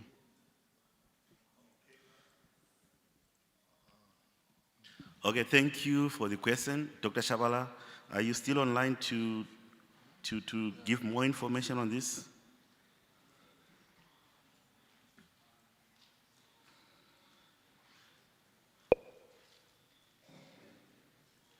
Can I go ahead? Yes, please. Okay. Yeah, as I was saying, I only had one question from the young man that asked on digitization. Of course, digitization or digital economy or economies is one of the strategic mandates of the Department of Science, Technology, and Innovation, especially when we look into the decadal plans related to what is known as the new sources of growth. So digitizing or digital economies are looked into as a new source of growth, especially when it comes to marketing. So some of the initiatives that we have supported have already put their products on the market. If I give you an example, I think I saw Mendu Miso of Sitsong. You can order Sitsong health infusions online, and whoever doesn't embrace digital economies or digitization will fall back when it comes to enterprise development. But this is linked directly to artificial intelligence or the grand artificial intelligence that, yes, indeed, there are benefits and there are challenges, there are risks. However, the benefits outweigh the risks by far today in terms of what we know. So we are already engaging artificial intelligence already. For example, you saw Professor Hafiz presenting about a student that used GPS and space sciences to determine where Moringa grows and what could be the yield if you grow it in KwaZulu-Natal as compared to Limpopo. This was artificial intelligence at its best, for example. We have several programs already that are looking to artificial intelligence and its role in medicines production and so-called machine learning. But whilst we're doing that, we're looking into the ethics. What should be the ethics from an African perspective on artificial intelligence, especially beneficiation? Because now with a lot of people, like a good example is that I see a lot of African medicines practitioners going on TikTok and disclosing what medicines they know and for what health conditions. That is dangerous because you are actually disclosing the secrets, your own ancestral and heritage secrets to the world. And someone in Japan or wherever else, they will take this knowledge and start formulating the medicines and you won't benefit. So it's some of the things that we as a department, together with the Department of Health, we are having those conversations to educate our people in terms of artificial intelligence and beneficiation. Otherwise, it's a problem. When it comes to things called deep fake, honestly, these are the things that also need education, but this cannot be from the Department of Science and Innovation. These are some of the things that should come from the digital technology, communications and digital technologies department, where I think they are coming up with the strategies to assist people to know what is fake and what is true. It's a pity that today it's very difficult to tell that a video, a clip, it's fake or it's real. That is why in our Ubuntu-based bio-innovation model, we say conscious commercialization. Under that aspect of conscious commercialization, say those that we support, they must say the things that we, using African knowledge and emerging sciences, agree that indeed these products do those things. So we won't support or encourage anyone that goes through our process and then they then go around and say, oh, this medicine or this cosmeceutical health infusion does things that both of us know that this thing doesn't do. So that's the conscious commercialization that we're talking about, that in it there is the truthfulness. The Ubuntu aspect of consciousness is that there must be truth in advertising. Thank you so much. Thank you, Doc. I'll take 2 more questions. And please, when you put through the questions, can you be very short and precise so that we catch up with time? I'll have first gentleman here and then the gentleman up there.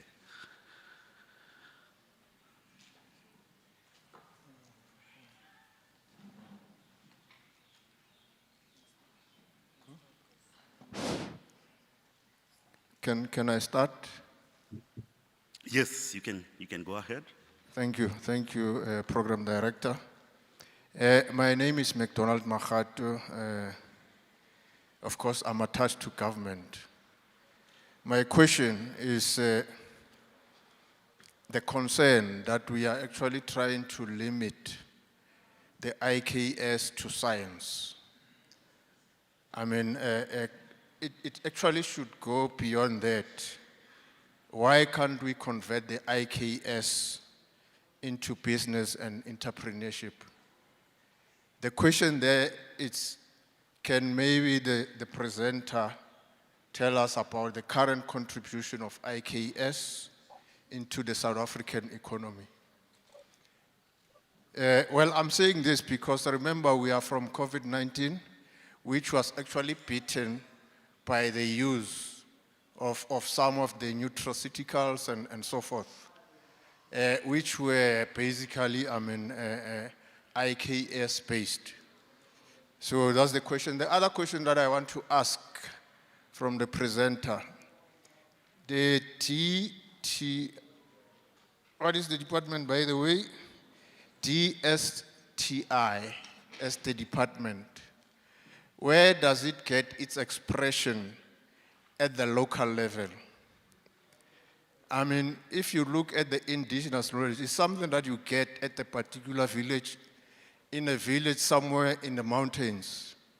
So where do they get their expression at a local level? Do they have any offices at a particular ward, at the district, and so forth? Thank you. Okay, thank you. We'll quickly take the other question. Then Doc will answer all at once.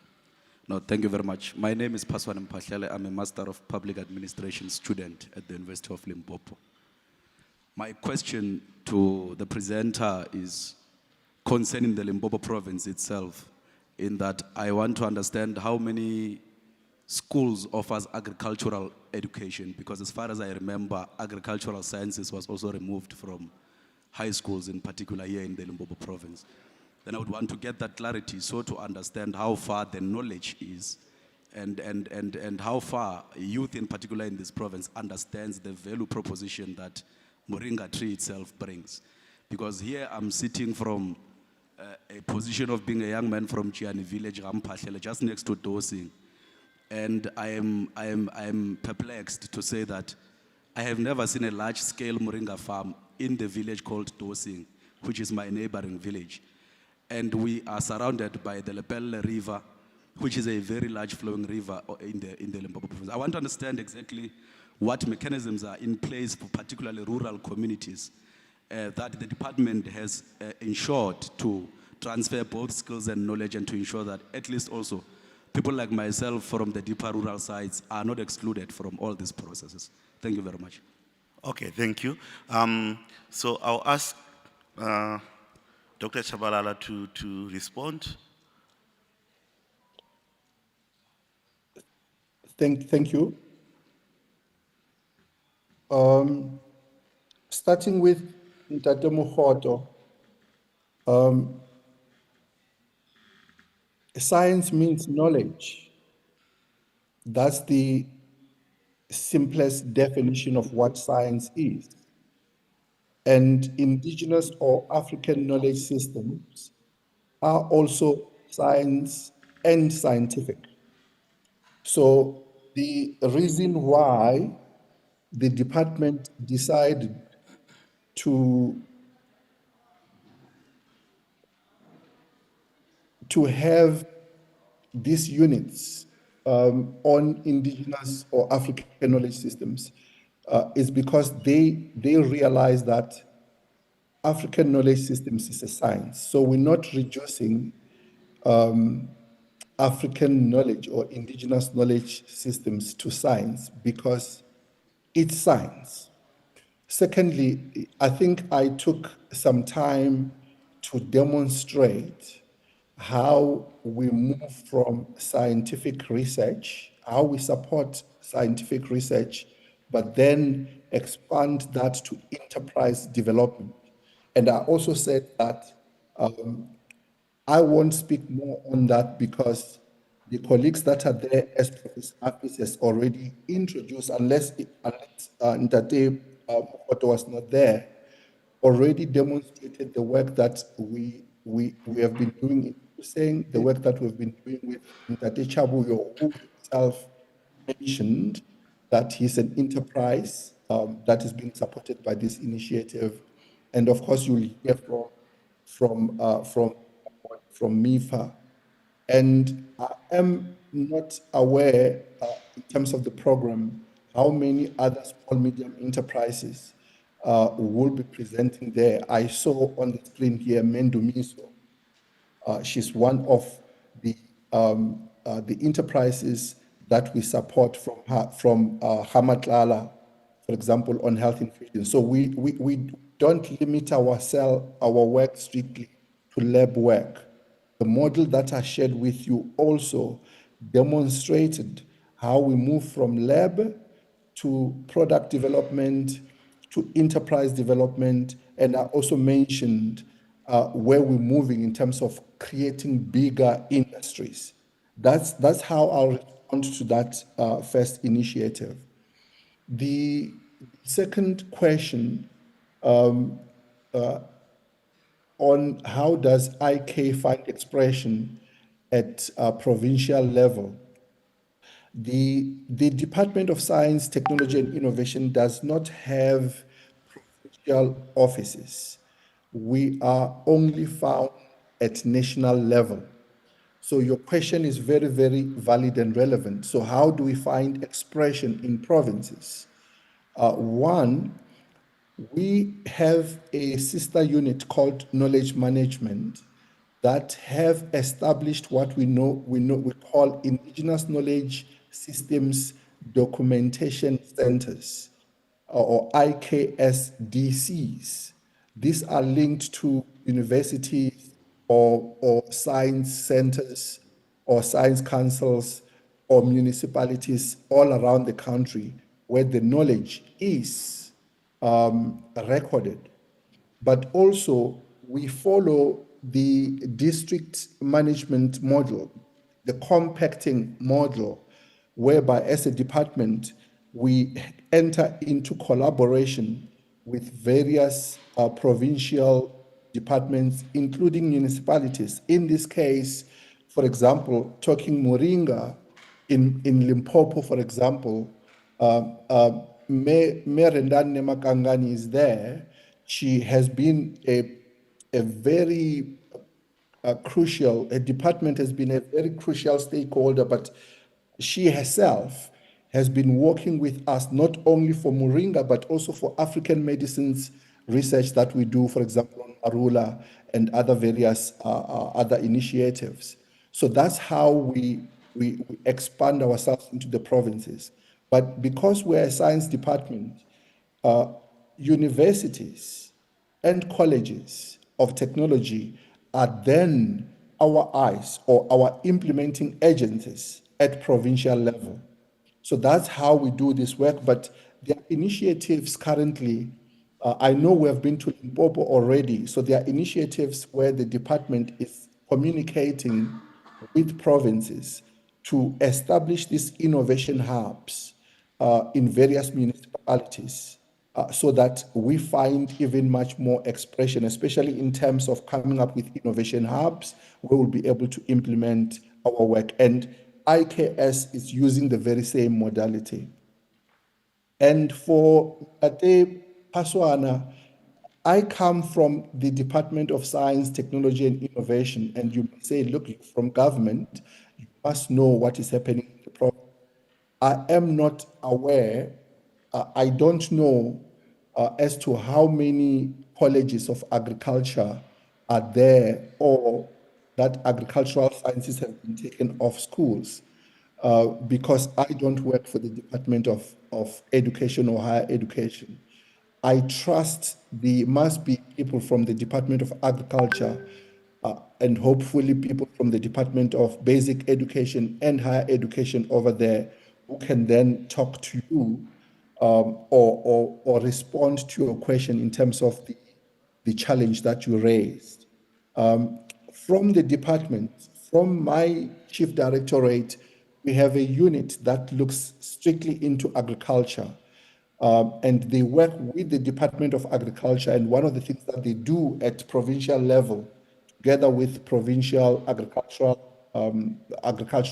units, is to make sure that the so-called neglected crops, the majority of which are actually so-called indigenous crops, are elevated and mainstreamed in terms of the work that they then do at provincial and district level. Tusen farm is very big, actually. And there is even more space, as far as I know, for that farm to expand. Even when you go maybe 20 k's away from Tusen, Date Williams farm is equally big. Date Chabuyo's farm is big. They themselves are there. I don't know if they'll be presenting. They will share with you in terms of the square meter, the area that they have planted these plants, how much space they have taken. So I think these are the things that are nuanced, and the colleagues and the small medium enterprises that are there will help you yourself. We promote the collaboration between the universities and the VETs. I know when I visited Makonde once, we had the opportunity to meet the students from Mazivandira, for example, that came to work with Univen and the ARC and Limpopo University. So I don't know at what level you're referring to in terms of agriculture or agricultural sciences being taken off, but I guess basic education and higher education will be able to respond to that. Thank you so much. Okay, thank you, Dr. Shabalala. I think if there's any other questions, we will take them and we'll try to convey them to Dr. Shabalala so that we can get some responses. This is in the interest of time. So I would like just to thank Professor Hafiz and Dr. Shabalala for what they have shared with us. And I think to sum it all up, they brought out this message that Moringa is really a miracle tree. And I think it is just for a good reason. And we have heard about it. It grows in poor soils, withstands drought, gives lives in many forms. And when I usually engage with my colleagues and my students, I often say, if Moringa were a person, it would probably be an African grandmother. Wise, resilient, with a remedy for everything. Yeah, I would like to thank the university management, Dr. Mabila, for opening this segment of the conference, the director of the school, Professor Mafio, the HOD, Professor Opape Mabapa, and Mr. Ntwambi from the school's research farm. I would like to thank everyone else for participating, our esteemed guest, our invited speakers, our panelists. So this is how the program is going to continue. From here, we'll go and have a group photo just outside here. From the group photo, we'll then break for tea. Immediately after, we have got 3 parallel sessions that are going to run. For those who do not have the hard copy of the program, a code will be put on specific points. You can scan and you can download the link of the program, and you can see where you think is more interesting for you to go. Yeah, so with that, thank you very much. You have been a wonderful audience, and we have had good presentations. Can we give a round of applause for our presenters and everybody else?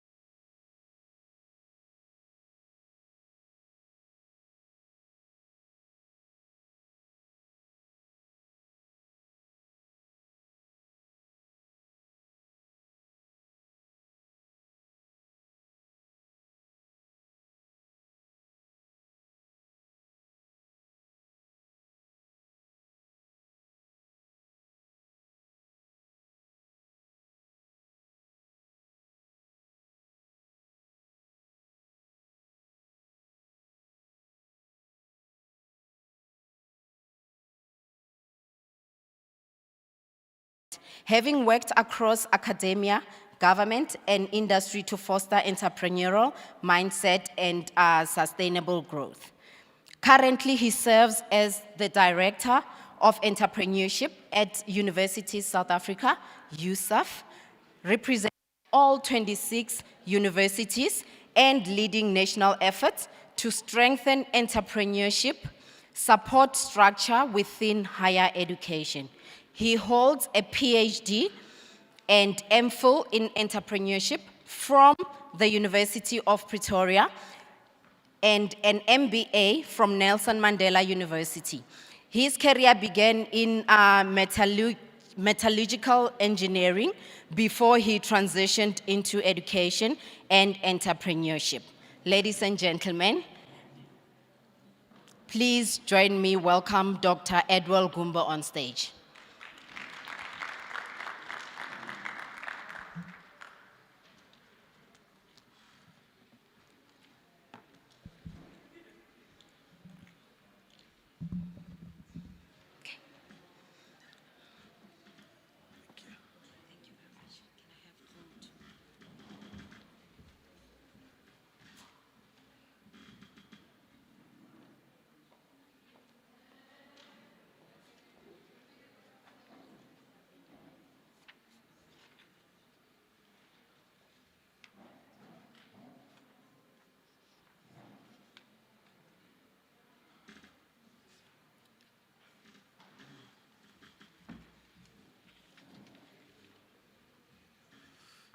Ladies and gentlemen, good afternoon.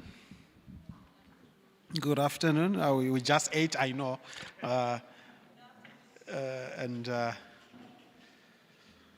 Something happens in our bodies, we tend to lose energy. Till what time? 30 minutes. Okay. So we have 30 minutes. I'm not going to do a presentation for 30 minutes. I'm just going to simulate a discussion, and then I solicit for input and insights, and then we take that discussion. I'll just set maybe the background. Interesting enough, I was actually reading an article on one of the challenges that we grapple with is actually the issue of unemployment in the country, unemployment on the continent, right? It was interesting, this article that I was reading, narrating the history of jobs, specifically on the continent, that jobs, they came a bit late. We used to exist as a people, actually even globally, without jobs. During the prehistoric agrarian societies, there were no formal jobs, and then come the first industrial revolution, second industrial revolution, maybe moving into the third industrial revolution, where we even now have universities that are producing graduates for the job market. And I will still argue to say our model as is still producing graduates for the job market. But society and the economy has actually changed. Because one thing that we have to admit is that the job market has shrunk and it continues shrinking. I'm mentioning this so that when we have a discussion of entrepreneurship in higher education, we take it from there. Yeah, I can move the slides. I'm not sure if you can, but just put it over there. So,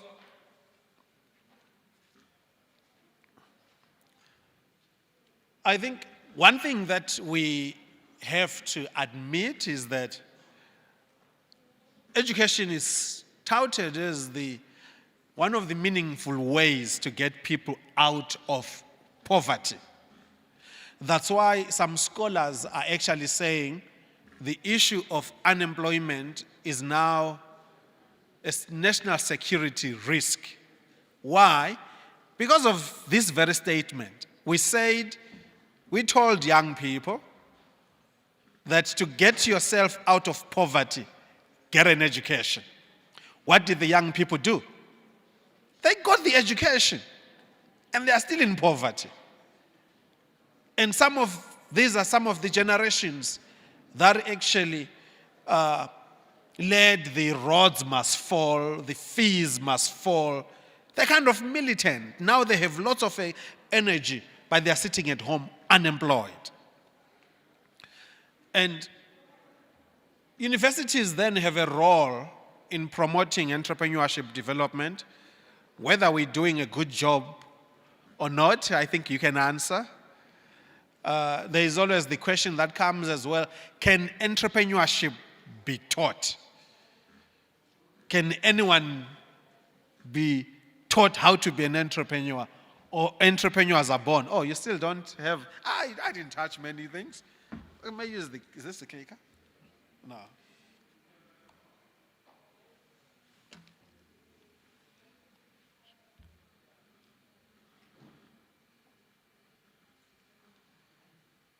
It's fine.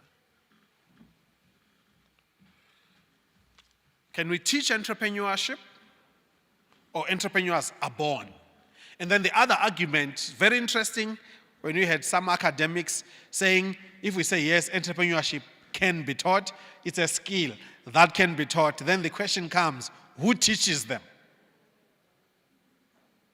You've got academics in the faculties of commerce saying, we're the ones who understand entrepreneurship, so we must teach it.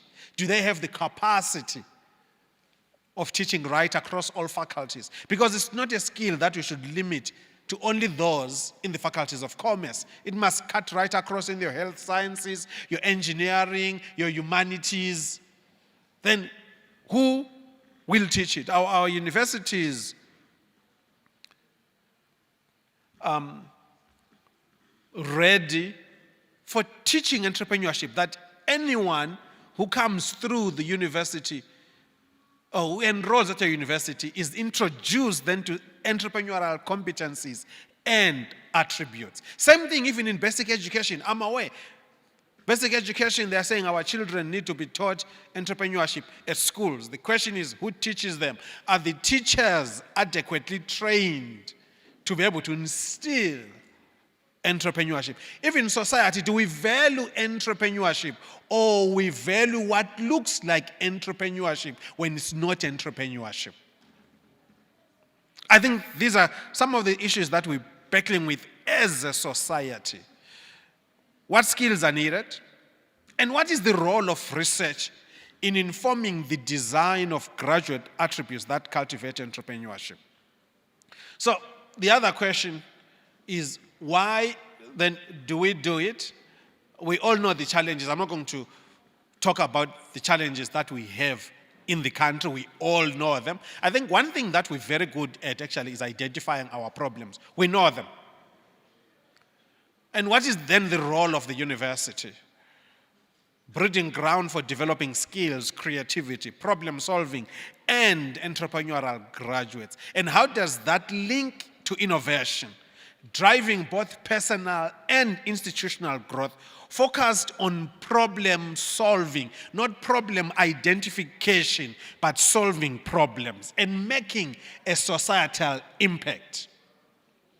That's why I said, even when we talk about entrepreneurship, I have a problem with entrepreneurship. Somebody actually mentioned in the morning, I'm trying to locate that young man regarding the Moringa projects that were done in communities.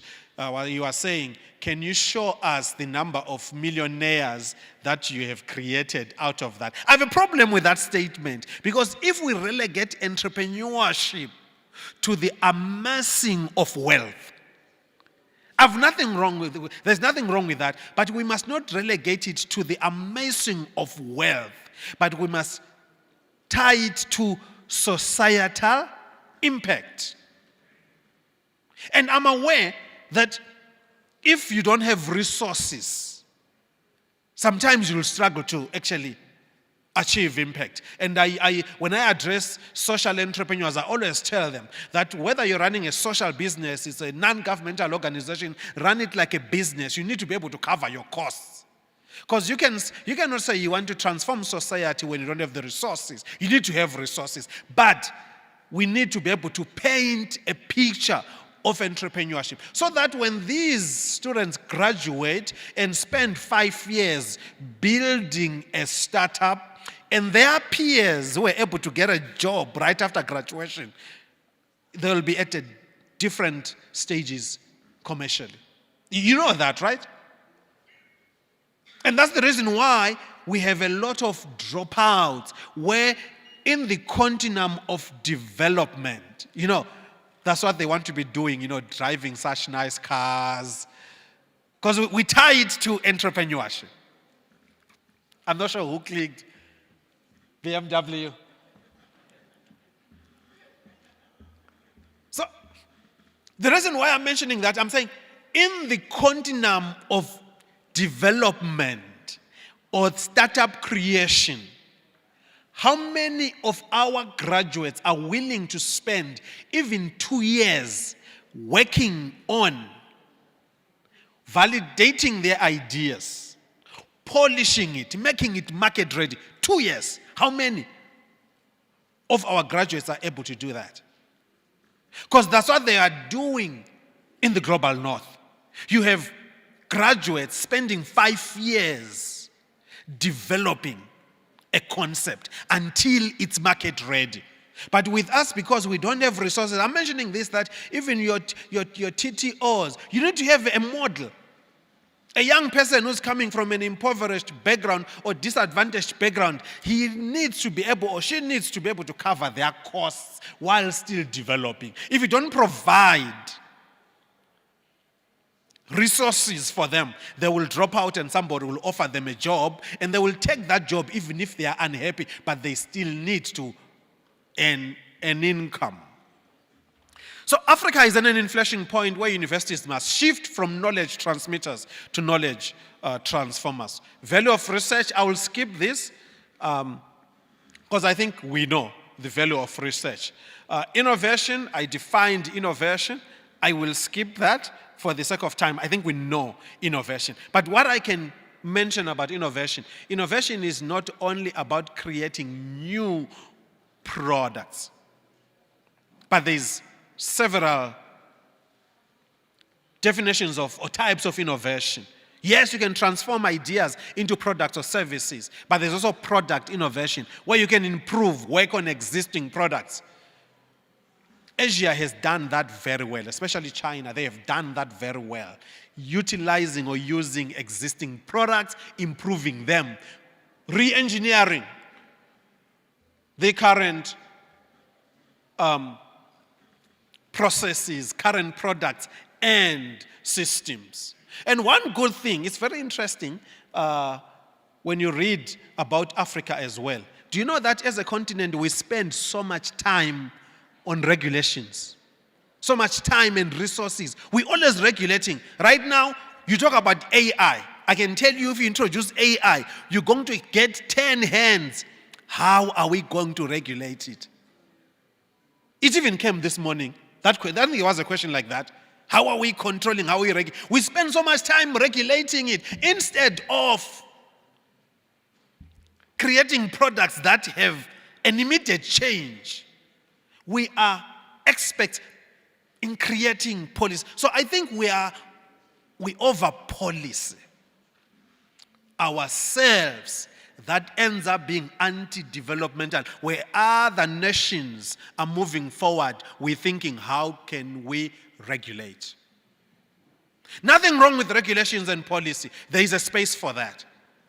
But it should not take a huge portion of our time and resources. Industrial revolutions. I said I'm going to be throwing statements so that we can discuss till 1450. Industrial revolutions, you know this, right? Your first industrial revolution, mechanization, water power, steam power.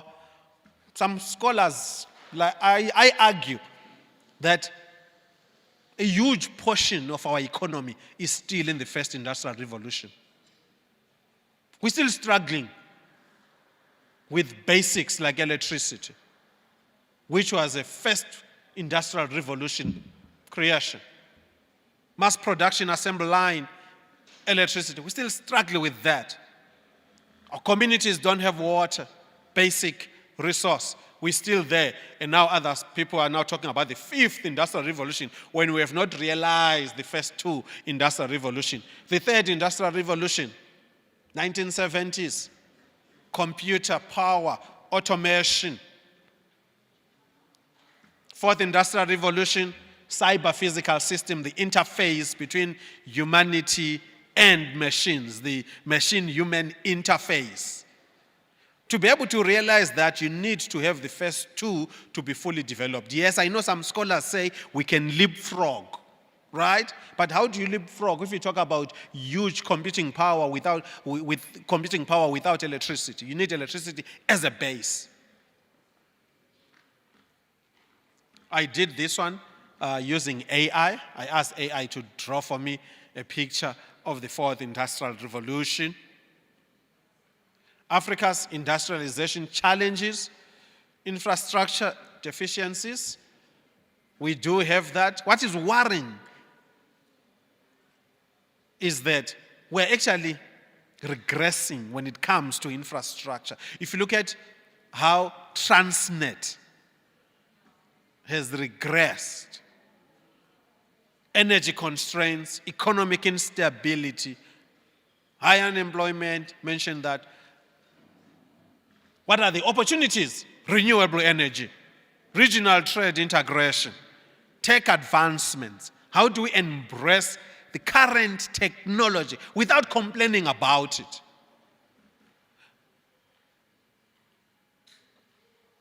Agricultural value addition.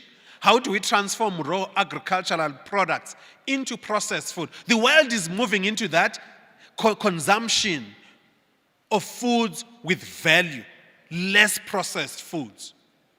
How do we ensure that we create entrepreneurs that tap into that? Human capital development. Do we have the right skills mix? Yes, I know that we want to move towards the 4 IR skills, right? But we cannot lose the humanity. While we are driving the human-machine interface, is the machine, yes, but there's also humanity. We cannot lose humanity. You still interact with people. Somebody commented and said, actually, we need to humanize the sciences, humanize the engineering. Because even the engineers, when you design, you're designing for what? For people. Pillars for industrialization. 4 components: human capital, people, appropriate technology, affordable financing, and then there must be a market. And this is where, when I scope some of the technology transfers in the universities, you find that they do actually 2 or 3, but they lack the 4th leg, which is the market. But again, when you have identified the market, then you need an entrepreneur to put all that together. That, to me, is entrepreneurship in higher education. Then, how do we understand the nexus between higher education, innovation, and industrialization? That our universities evolving. UL is what? I think I saw it 69 years old, right? 65 years old. How has it changed in 65 years? How are our policies changing? And it's not even how our policies changing, it's the rate of change of those policies. Because in the 4 IR, if you are taking the policy right till council approval and then it takes you 18 months or 12 months, by the time you approve and you wanted to regulate AI, right? You are regulating ChatGPT 3.0. By the time it comes back, now we're talking ChatGPT 5.0. You'll never catch up. Are we ready to innovate even the processes that govern us so that we are aligned? I had put international case studies here. I usually use this when people talk against universities, saying entrepreneurs will not come from universities. I argue to say most of the fastest growing startups came out of universities. Most, globally. Don't let them lie and tell you about Bill Gates who dropped out of Harvard. Firstly, he made it to Harvard. Secondly, he didn't drop out because he was failing. Thirdly, his mother was a board member at IBM. Case finished. They argue and tell you about Steve Jobs, right? That he started Apple where? In the garage at home, right? I argue and tell you, your students, do they have garages at home? Like literally, do they have garage? Because what is a garage? It's a space to operate from, right? And not just an open space, but a space with what? Resources.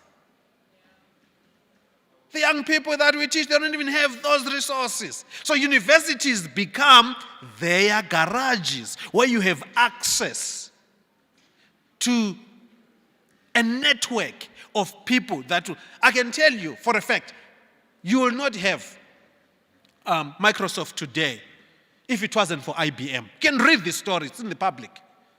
We have Microsoft because Bill Gates' mother knew what IBM was looking for. And the mother then had to narrate to the son that we're looking for this. And then the son, Mama, I can do it. And there was actually somebody who was better than Bill Gates at programming. But obviously, networks. So I'm mentioning that our universities then have to create this network. Because what we generate knowledge. The knowledge that we generate must have network and access. We need to break down the compartments in our universities where you've got your engineering or your health sciences student. They don't talk to the humanities student. They need to, the interdisciplinary approach must be promoted at universities. Let them talk to the commerce student. Let them talk to the law students. Same thing with the local case studies. I'll pick one. Pineapple, you know Pineapple, right? It's an insurance company. You go to the freeway, they are all over marketing. University students, very few of them. And those actually who don't have university education, it was because it was access. Then how do we then transform our institutions into innovation hubs? As I argue, we need to transform our universities into innovation hubs because the places that the young people come from are not innovation hubs. The university needs to be that innovation hub. How do we shift knowledge production to knowledge application in solving societal goals? Even the academics that are here, your assignments, when you give them assignments, when you give them tasks, case studies, what type of a case study do you give them? Or do you give them a case study of Microsoft where they will not even relate? Yet there are challenges where they come from. And what is the role of our research and development in contributing to that? How do we foster industry university collaboration? We have our research days where we are talking to each other. Is the church choir singing to each other and saying amen to themselves? So I'm arguing that when you have our research days, let's open up and bring entrepreneurs that are going to help us commercialize. Because sometimes we become unfair by expecting some of the academics and some of the researchers that are technically minded to actually expect them to commercialize. No. Their role is to focus on the technical components. It takes a different skill set to commercialize. Different skill set, different mindset. Somebody who doesn't take a risk. You have an engineer, he needs to be have a certain safety level that beyond this, they don't play in. An entrepreneur, even before things are legislated, good example is Uber. Do you have Uber here in Polokwane? You do. When Uber came into the country, did they ask for permission? They didn't.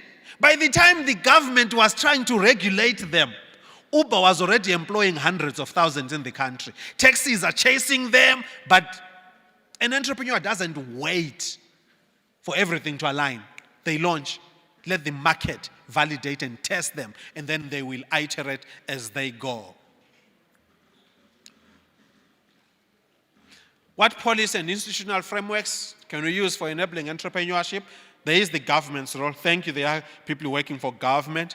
Yes, we do need policies, but we don't need to be over-policed. In entrepreneurship, we don't need to be over-policed. Sometimes, some of you, even that are having these Moringa products, how many of them are selling these Moringa products that have been tested? Start selling before testing? A number of them. I know the process. I work with entrepreneurs. They will go onto the market. And parallel to that, they are doing the, what do you call it? Compliance. Funding mechanisms, funding constraints, outdated curricula, and weak industry linkages. How do we build industry linkages? I'm happy BMW is here. That's an industry linkage. Yes, I know their R&D is not done in South Africa, done in Germany. But what other components? This thing, is it this one made in Roslyn? The seats, the leather. Well, how can we contribute? I know somebody who was making leather out of pineapple skins, came out of research in the country. How do we get it to corporates like that? It becomes, it's co-created with an industry. Okay? Phase one, identify current gaps in entrepreneurial skills as a university, research on best practices, integrate your research findings into curriculum. What are we teaching? Besides the technical skills, let's promote student entrepreneurship. We're not saying everyone will be an entrepreneur, but entrepreneurship is a skill that even those who will go into the world of work, entrepreneurship skills or entrepreneurial competencies like risk-taking, resilience are skills that are needed. And then we've got the TTOs that will take care of the IP. And I like even the IP. I was reading the story of Airbus. Do you know Airbus? I think in one plane have more than 500 patents. Why do they do that? For you to copy it, you need 500 of them, more than 500. But Asia has been able to do it. Those of you have you been to China? You see a car, it looks exactly like a 3 Series. Like exactly. It's just not a 3, it's just not a BMW. Prototyping, MVP development, commercialization, spin-outs. How do we drive spin-outs? Do we have the right people?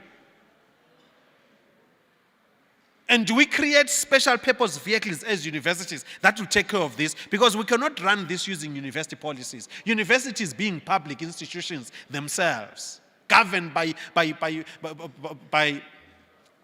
public procurement. Yes, we don't follow the,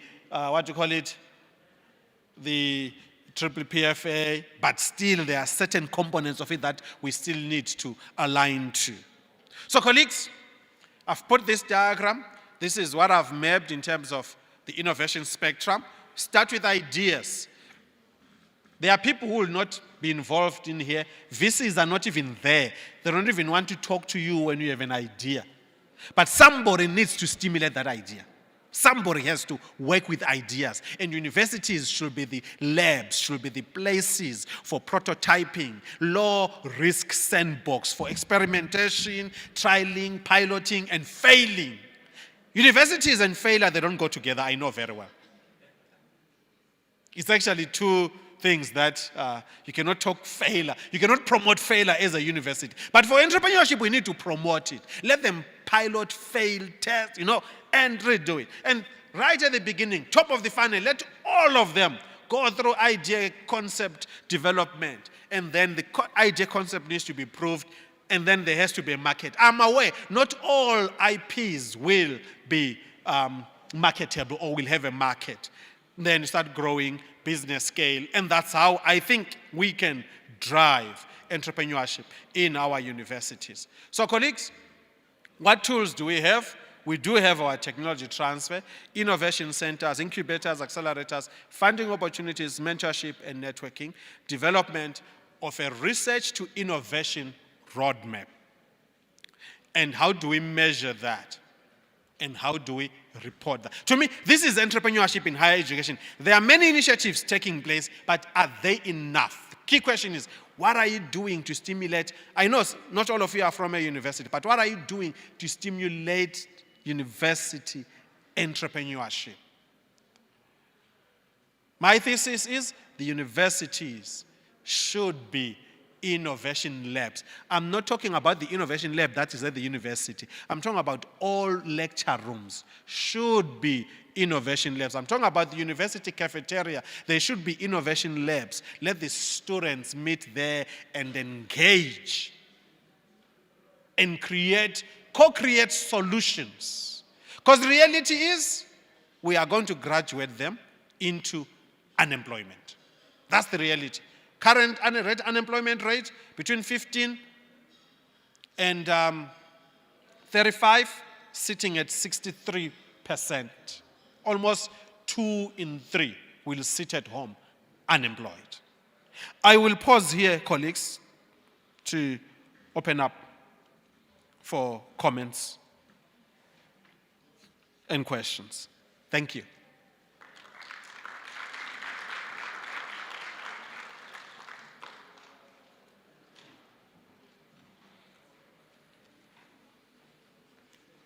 Okay, the hands, let me see. Can the hands go up? I'm seeing 1, I'm seeing 2, I'm seeing 3. Following that tag, you are 1, you are 2, you are 3. If I can ask you, no preamble to your question or comment, straight to the point. No, you are second. No, wait. I want to hear you, you don't have a mic.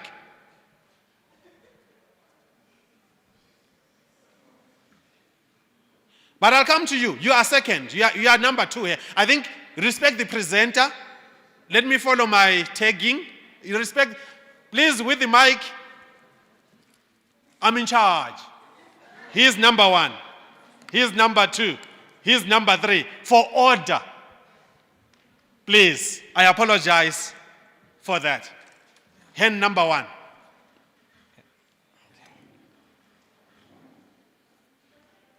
Okay, no, thank you for an amazing presentation, firstly. As an entrepreneur, I'm excited, actually. So, my name is Tebo Kotepane, the founder of Dr. Kotep's Creatives. My question is, when it comes to the issues of innovation, you highlighted something very important when you said universities should also serve as hubs of innovation and all these other things. But then now, there's a little bit of a concern standing here, wondering about the issues of your intellectual property. Because I take it that universities also, they have this tendency of saying, because you have developed this as a student within our institution, therefore, we own this particular invention. Hence, we have a lot of great ideas that died at university, but as soon as we graduate, there's nothing left at home, because the reality in where we come from, it doesn't even translate to what we got at university. So how then do we cap that also challenges whereby graduates who are, or students who are doing well at varsity, making sure that the institution is well represented, are neglected after graduating? So how do we then make sure that they also benefit? Because I don't think that I can come up with an idea and then later on I don't benefit from it, I just see it from a distance. So if you can answer that, I will be very much happy, especially as an entrepreneur. Thank you. Okay, thank you. While you're moving to the second hand, yeah, you raise an important point when it comes to the IP. It's very important. But let me just explain, according to the IPR Act, it says that I'm just summarizing. Any IP created using state resources or from state funding, if you are a university, the government is already funding you as a university. It belongs to the state. Any IP created using state funding belongs to the state. The university, as a public institution, holds it on behalf of the state. I think it's one of the issues that are maybe not really fully understood. The university is not there to steal your idea. The university is there to protect your idea. I think that's what it is. The university's TTO, they help you to ensure that your idea is protected. But again, don't be afraid. As an entrepreneur, there's always the aspect of risk. I've been to certain forums where somebody wants to talk to some investors and already you are making people sign NDAs before you engage them. They will show you the door. You're asking for their money, but now you're coming with conditions. Yes, there are instances where IP has been stolen, but it's on a very few, I'll say very few occasions. What I've seen is most people always want to hog this idea with you that you will take with to the grave without really it transforming society. So I'll say, take the risk, but approach your TTO office. They will help you. Believe me, they will help you. Don't worry about them having 100% ownership. You have a shared revenue. There are different models you can use. Shared revenue models. It's the same case. Do you want to own 100% of a business worth 10 rands, or you want to own 10% of a business worth 200 million? You do the maths. Yes, sir. How are you, son? You see, it seems I'm in a wrong platform. Because the reason why I'm saying that, for me, you are now beginning to talk a strange language. The language which I never been absorbed during my teenage or during my youth time. Why am I saying that? And why am I saying the narrative that you just presented there on the screen, on my ear and my brain, it's beginning to paralyze my entire human being at this current juncture.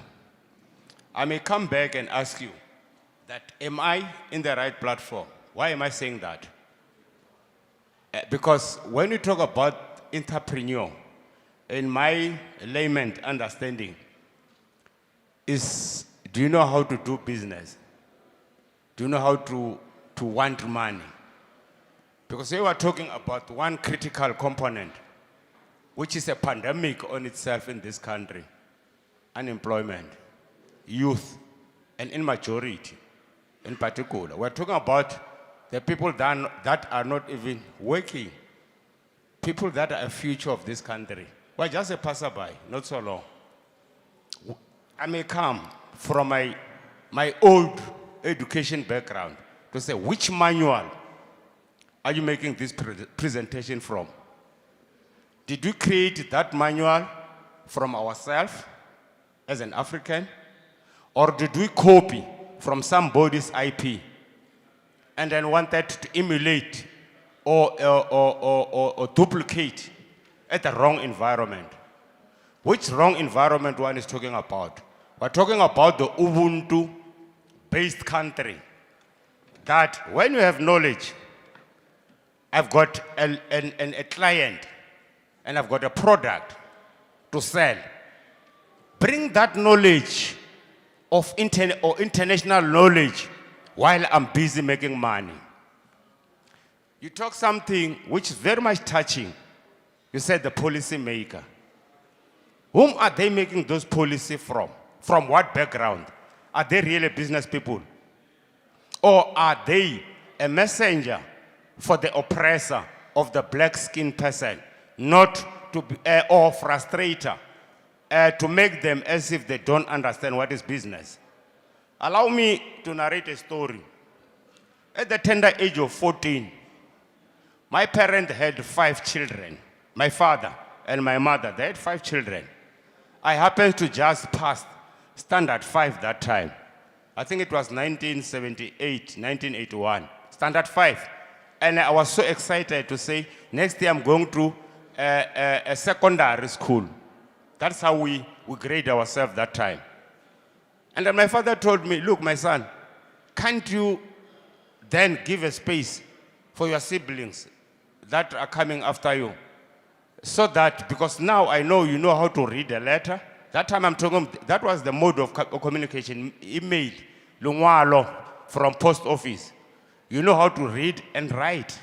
When somebody who's working at the urban area, when he wanted to communicate with us, I said, amen. Is this end of my education ambitions? Then what's happened?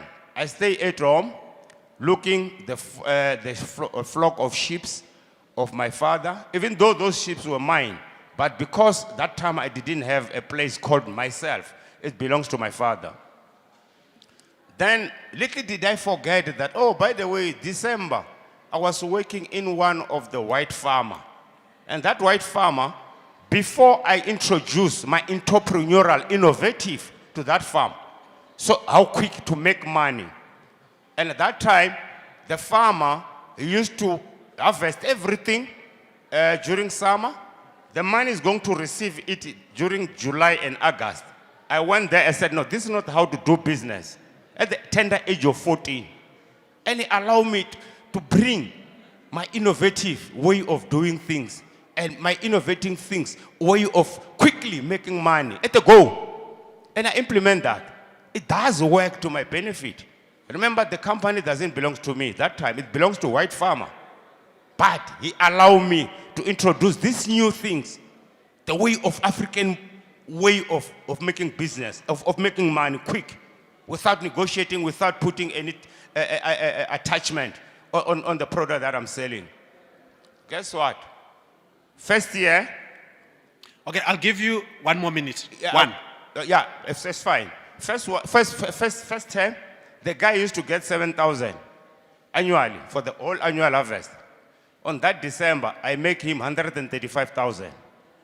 When I go back after my father announced, dropped that bombshell to say he can no longer take me further to school. And then I go back to him a week later to say to that white man, man, I could not be able to go further to school because my father said I now know how to read and write later. He said, Ernest, are you mad? I thought maybe he wanted to kill me that time because white, they were very highly superior. He said, go and take one of the containers that you fill up with the money. Let us go now to the bookshop. How much money was then? It was 3,700 inside there. That is how I begin to know myself that I am a business person without using the word entrepreneur. Going forward, I teach a lot of community how quickly to make money. I've got a problem. You know, when I listen to the keynote speaker from the DSIT. Yeah, if I can ask you, you see, my hosts are standing. No, you see why am I narrating? I wanted to help me so that you can acclimatize myself to this society. Hence my introduction, I said, I think I'm in a wrong platform. If you listen carefully to the founder who put me where I am today, he said, the problem that we have in Africa, as an African, we tend to absorb something which is not ours, and we ignore something which is ours. When I say absorb, we ignore something which is us, the way of doing business. That is going to overcome, suppress the lawmakers. You know, when I listen to you in that presentation, frankly speaking, you may not even last for 5 minutes if you are on my territory. To say, don't tell me that. I understand this is the type of language that we're talking, you new generation. But it's a long way to make money. Hence the poverty. That system is a long way. There is a new shortcut way to alleviate poverty and create employment for this youth unemployment. Okay, sir. So I'm saying, based on that, my contribution, I simplified that for me so that tomorrow I can be able to make a meaningful input going forward. But in that line, you totally dismantle me. You totally, Okay. you paralyze me. I think point made. Point made. Thank you so much. We need your experience as a mentor to mentor young people. Your experience is valuable to mentor young people. And you can narrate the stories of how you have made it and the journeys that we've walked. There is space for that. Thank you so much. I think it was more of a comment. Comment accepted. And then a critical view as well accepted. Last hand.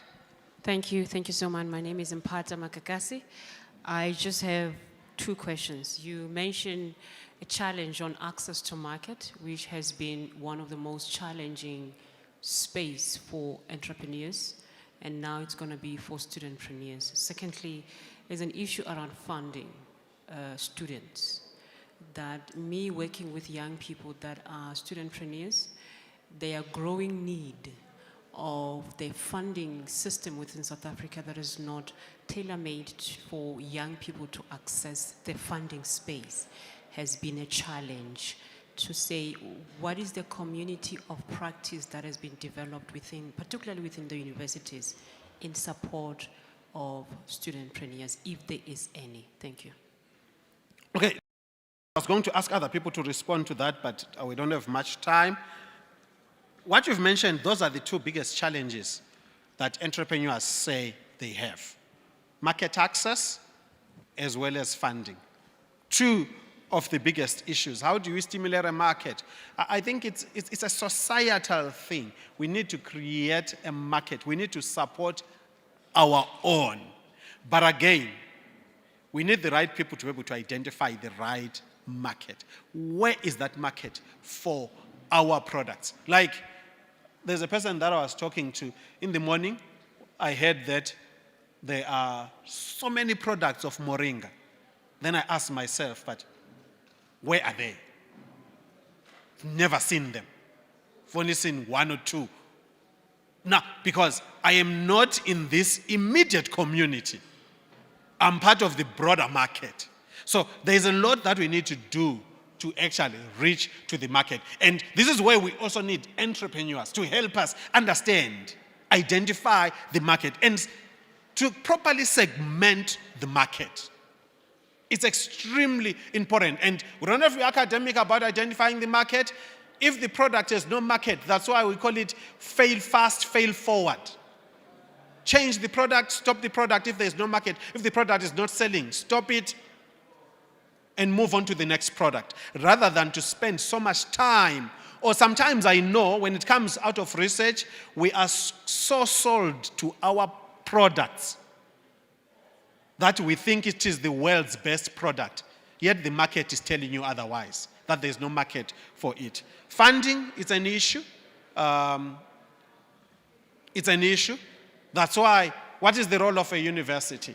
You know, that quadruple helix, I think Dr. Shabalala from DSTI did mention, industry, university, civil society, as well as government. They need to come together to stimulate the market and bring access to funding, especially for young entrepreneurs, because they have amazing ideas, amazing products, but without funding, there's not much that you can do. But again, if there are some of you young people who are entrepreneurs, no one is going to fund something which is in your head. You need to create something. Take it out of your head. Let it be a product that you can start showing, even if it's a prototype. To say, I have created this, and then you start testing it. My colleagues, I've taken 6 minutes. I wanted to end at 3. I apologize. But with that, I thank you.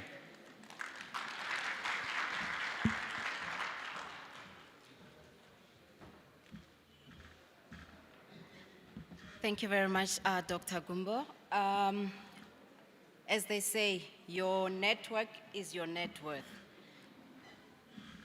Guys, please make sure when you leave this place, you have networked. We have the right people under this roof.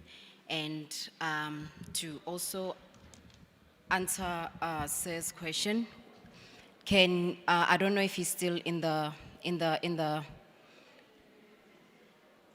at his seat. Okay. Can you please go to a stand for the University of Limpopo Technology Transfer Office? You will get all the information that you need regarding your question. And now to our next speaker. Right, it's a panel discussion. Right, it's a panel discussion under innovation and technology transfer. It's an innovation panel from lab to market, funding pathways. I think this panel discussion will give a response to all the questions that we had for our previous speaker. Our next speaker, he is a strategic leader and technology transfer expert with over 20 years of experience in building effective innovation ecosystems, holding an MBA from Stellenbosch Business School and an MSc from UCT. He applies a systems thinking approach to bridge funding strategy and technology commercialization in the Global South. As a technology transfer specialist at Stellenbosch University, he drives the commercialization of research outputs across biotechnology, health, clean tech, and energy sector. Ladies and gentlemen, please join me. Welcome, Saberi Marie.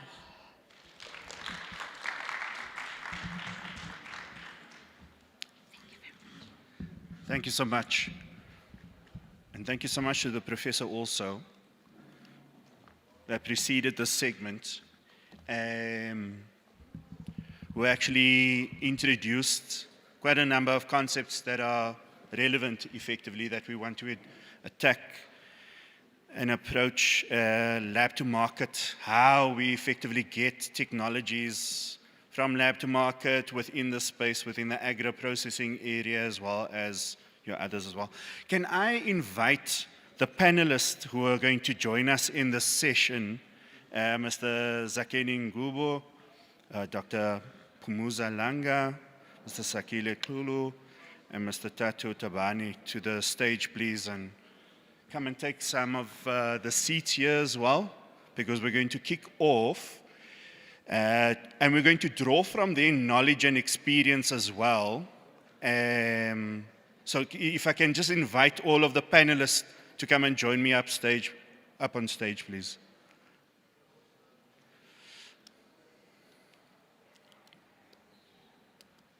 I know that Tatu Tabani had a clash. Oh, no, he is here. Well done. Zakeni, oh, he's being mic'd up. Awesome.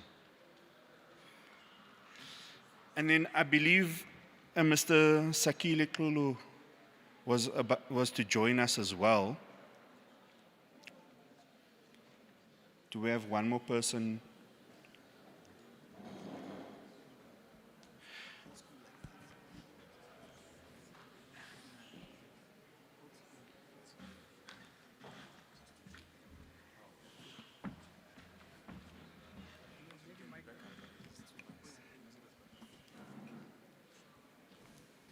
Right, so Phumuza and Tabani, Tato, I think, you know, let's do a round of introductions. I mean, I think we'd like to hear from your perspective and experience when it comes to funding, doing technology transfer from the University of Johannesburg and that sort of thing. I think for each of the panelists, we'll just give you about like 5 minutes to introduce yourself and kind of like, you know, present some of your thesis effectively when it comes to your perspective on lab to market. What does it look like from a funder's perspective, from policy perspective, and from actually doing the technology transfer as well? Please, Phumuza, off you go. No, thanks, Sabri. So, as indicated, my name is Phumuza Langa. I'm from the University of Johannesburg. I am the Senior Manager Commercialization That's a fancy word for somebody who sits on an armchair and watches people do the commercialization and think they know what's happening, but you know, we don't actively participate necessarily in the entrepreneurship because we don't do the business, but we interact with industry, and at the same time we interact with the researchers. So I bridge the gap between the researchers and the industry.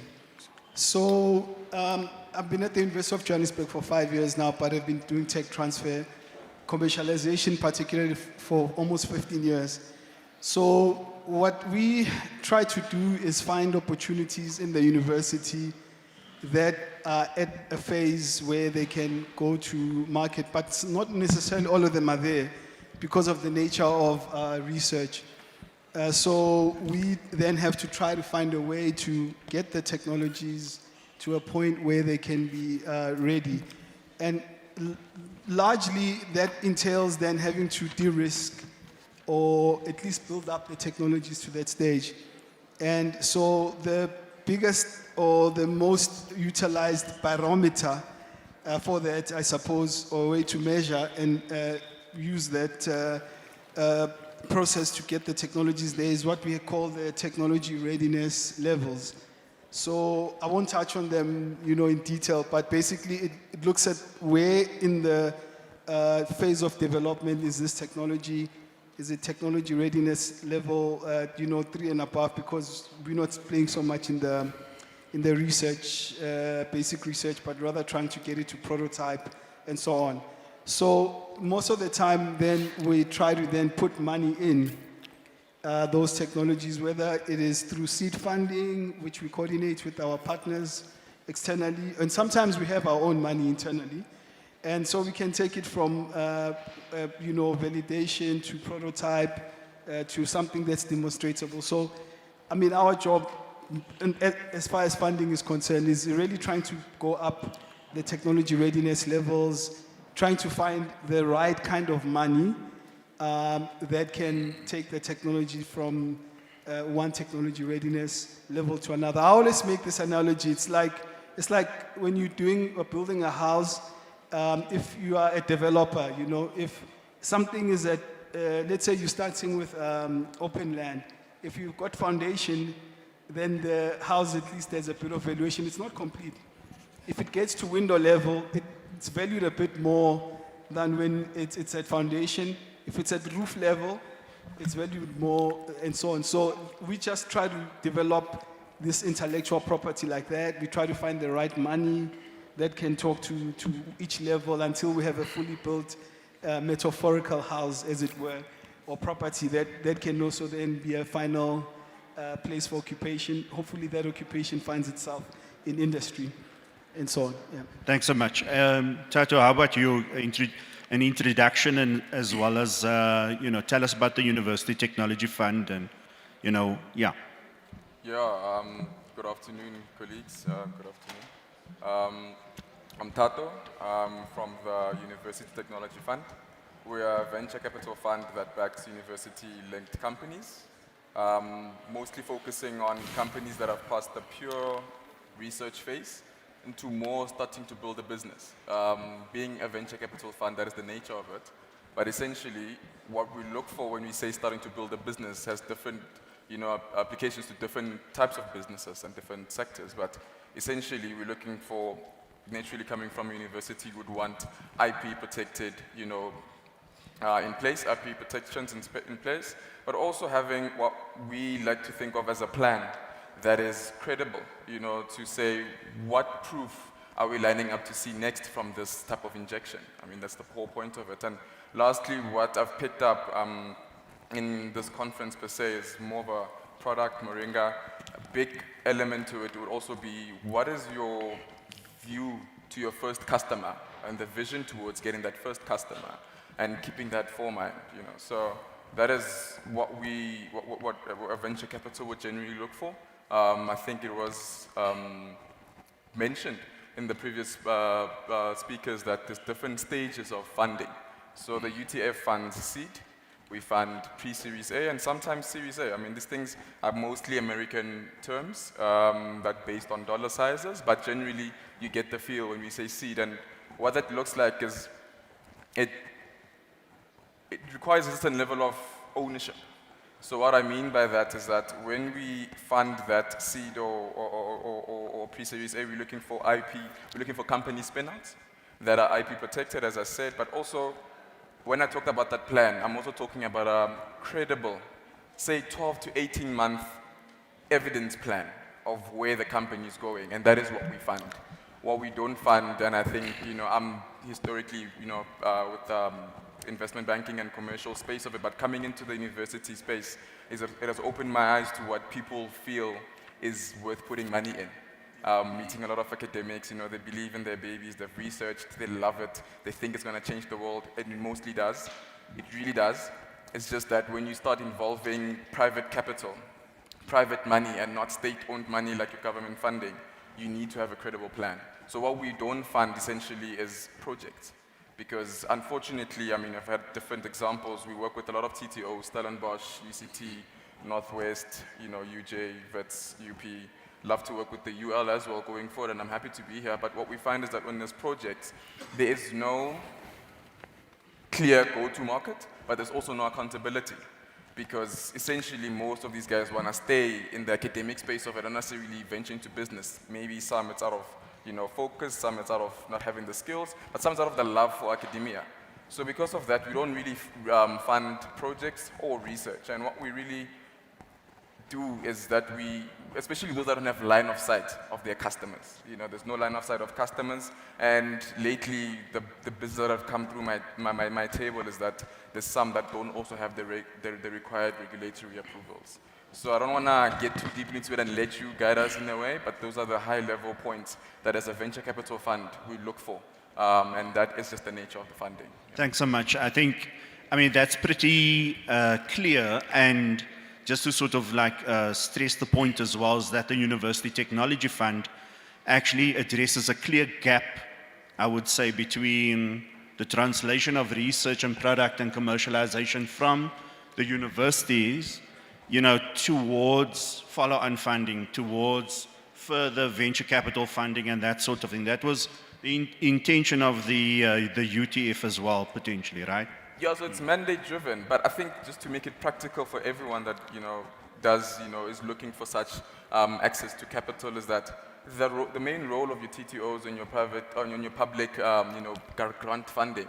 The main aim that we see as the university fund coming in, it's called the university, but it's not linked to any specific university. It's just meant as a mandate to drive university and drive that ecosystem. But the universities are meant to retire that technical risk. And once you move past that space and now you've validated your product, you can look towards seed funding, where it's very early still, but that's the nature of venture capital. So once you have that, then you want to use that money to retire your regulatory risk, but as well as your customer risk. Yeah. Because that's when you have your initial, your identified customer profile ready, and you've gotten a better understanding of who your target market is. Yeah. I want to move on to Zakheni. I'd like to understand your perspective as well relative to the other speakers, right? What would you like to bring to the panel discussion with regard to early stage technology development, commercialization, translation, and then use also in communities where it's intended to make impact? Thank you for that. So my name is Zakheni. I am predominantly coming from an entrepreneurship ecosystem. So I've been an entrepreneur myself for over 15 years, and I've worked with a lot of programs that support entrepreneurship. And so one of the big issues that we've picked up over the years is that entrepreneurs are really good at developing products. So from the very get-go, they want to solve a problem. So they get started on finding a solution. The problem with that is they spend a lot of time and a lot of effort developing a solution, and not necessarily developing a system or a company or a vehicle that then allows them to commercialize. And that's what I'm finding in the research space. So I'm with the ICA, which is the Innovation and Research Commercialization Agency, And what we find is that when we're working with students and entrepreneurs coming from universities, whether it's through a partnership with TIA or EDHA or the SAB Foundation, we're finding that we have a lot of amazing entrepreneurs and a lot of researchers who've developed amazing products. But the problem is they don't have a system that can integrate into the existing ecosystem that can allow them to commercialize. And so that's essentially what we focus on, and I think that's where the biggest gap is. If we want to commercialize, we need to understand that we don't commercialize in isolation. Universities have developed an amazing ecosystem for cultivating, legislating, and preserving IP. But then what is the next step? The next step is that you have got an entire ecosystem out there, which includes ESD funding, which includes venture capital, which includes grant funding, and yet we are not really talking about how do we create systems and processes that allow us to tap into that funding. You know, we spent the whole morning and we talked a lot about funding, and everybody was talking about CIDFA and government funding. We haven't really thought about how do we take these amazing ecosystems and plug them into the existing ecosystem, because when we start thinking about building businesses and systems, you not only start accessing private funding, you start accessing private ecosystems, distribution channels, networks, you start accessing talent. You have got an entire ecosystem of entrepreneurial talent and entrepreneurs who are eager for solutions and IP, and they are in the market. They have got clients and solutions, but the problem is there's a disconnect between research and industry and entrepreneurs. And so that's where I think the biggest gap is. If we really want to commercialize, we need to bring those together. We need to create an ecosystem whereby entrepreneur and industry and research come together and they figure out what ecosystems, what structures, what policies that can allow them to integrate within each other and with each other to create value. I mean, that makes all the sense in the world. My fundamental driver effectively in the tech transfer process is to reduce the time, the development as well as time to market as much as possible, because timing into market is everything. Your initial customer that you effectively need to test your value proposition with, the opportunity, needs to get that product in hand ASAP and provide you feedback to validate that opportunity, right? So, I mean, I think that the services and the role that you play is really important, because what it does is that it reduces the onus and the responsibility on people within the universities and tech transfer offices to drive an opportunity completely. I think one of the things I just want to bring onus to and spotlight is the gentleman who was sitting at the back who made such a valid statement earlier on with regard to entrepreneurship, right? It's about the hustle. He's absolutely correct. It's about the hustle. It's about getting to market. It's about making money as soon as possible, right? Pumuza, how do we have that sort of mindset? How do we generate that sort of mindset within universities among researchers as well? What do you think we could potentially do, okay, to get there as soon as possible and then have a product in the market as soon as you can to generate and realize value? Yeah, I think we need to change the way in which we probably do tech transfer, because, you know, traditionally tech transfers offices have probably been like a post office. Researcher has idea, they post, and then we as commercialization people deliver it to industry, and that's nothing in between. So things are changing now. If you look at the new model, I won't mention specific companies, but you know, when you can send things through, you get in there, there's a printer, there's ways in which logistics can be done, so it's no longer just sending things through a post office. And so even how the post office model has been done has changed, even if you had to use an example like that.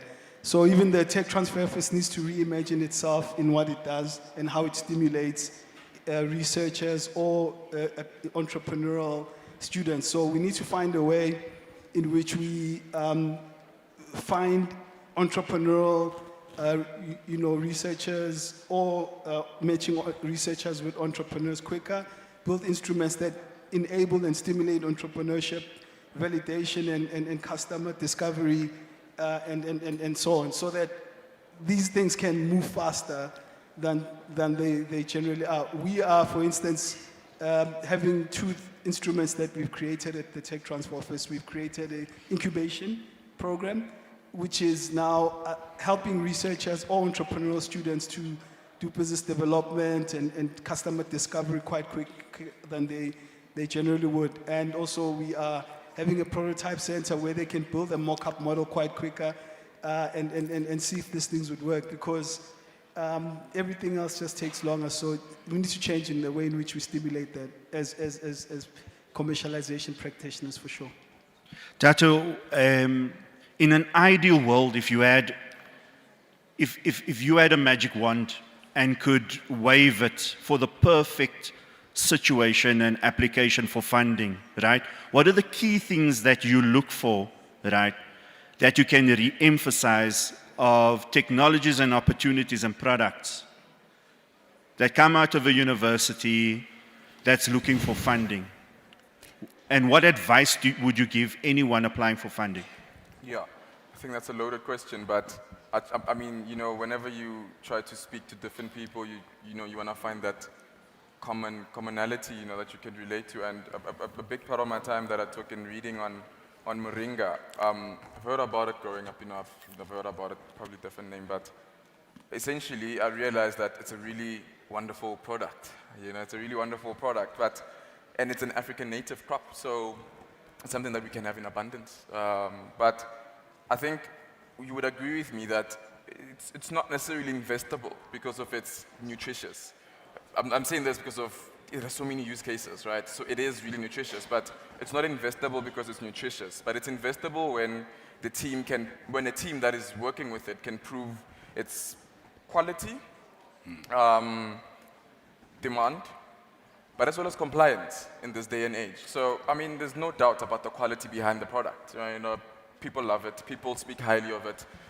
It's based on ancient knowledge. 100%, and that is a big win, a big plus, especially an advantage in a globalized world. But then we talk about compliance, and not necessarily legal compliance like the policies that we've been talking about earlier, but more to what Zakheni was also mentioning, I'm sure, Dr. here can also attest to, is that there's business compliance that is necessary. And business compliance is not something that is ancient knowledge, because it keeps on evolving, it keeps on getting, because of globalization's nature.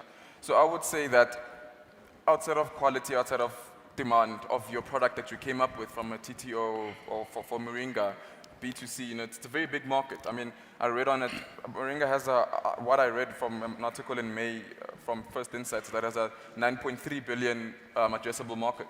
And it's envisioned to have, I think, about a 9.6 compounded annual growth rate all the way to 2035. And that is an opportunity for most entrepreneurs, so this conference actually timed right. But where I'd like how to take this point home is that you need to understand, or entrepreneurs need to understand two things.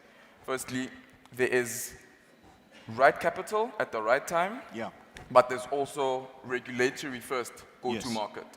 So, being sector agnostic, these things apply in different ways in different companies, but essentially when you have the right capital at the right time, your supply chain and your channels, as again Zakheni talked to, are all in place to make sure that you take advantage of it. And I guess moving from TTO space to entrepreneurship, where you're running a globalized business that can scale into international markets, you want to be using proper funding, not as a crutch, like most people, sorry to say it, just to be frank, government money sometimes has no accountability because you can always ask for more. But when you're using private capital money and that accountability, you have the right capital that can be used as a catalyst instead of a crutch. And that, I think, is the impetus that people need to use to enter into these foreign markets, to make sure that Moringa is a product that is well served because of its diverse use case. Yeah, look, I mean, that's a good segue, Zakheni, into, because in many aspects here, Humuza represents an early stage support effectively for commercialization, from idea to product development to demonstration and validation.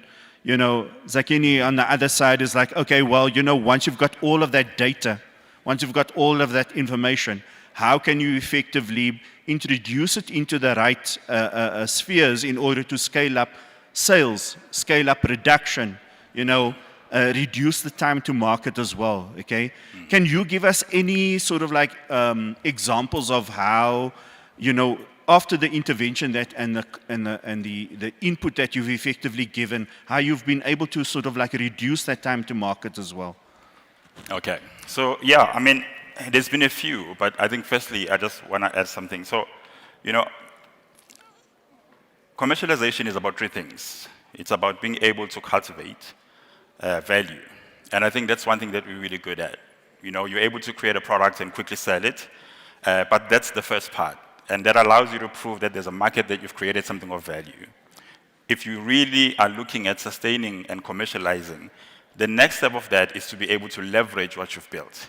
And again, that takes a different skill set of being able to take what you've built and say, how do I take the information, the data, the proof that I've been able to generate, one, be able to demonstrate it. And this is where your reporting, your financial statements and everything comes in.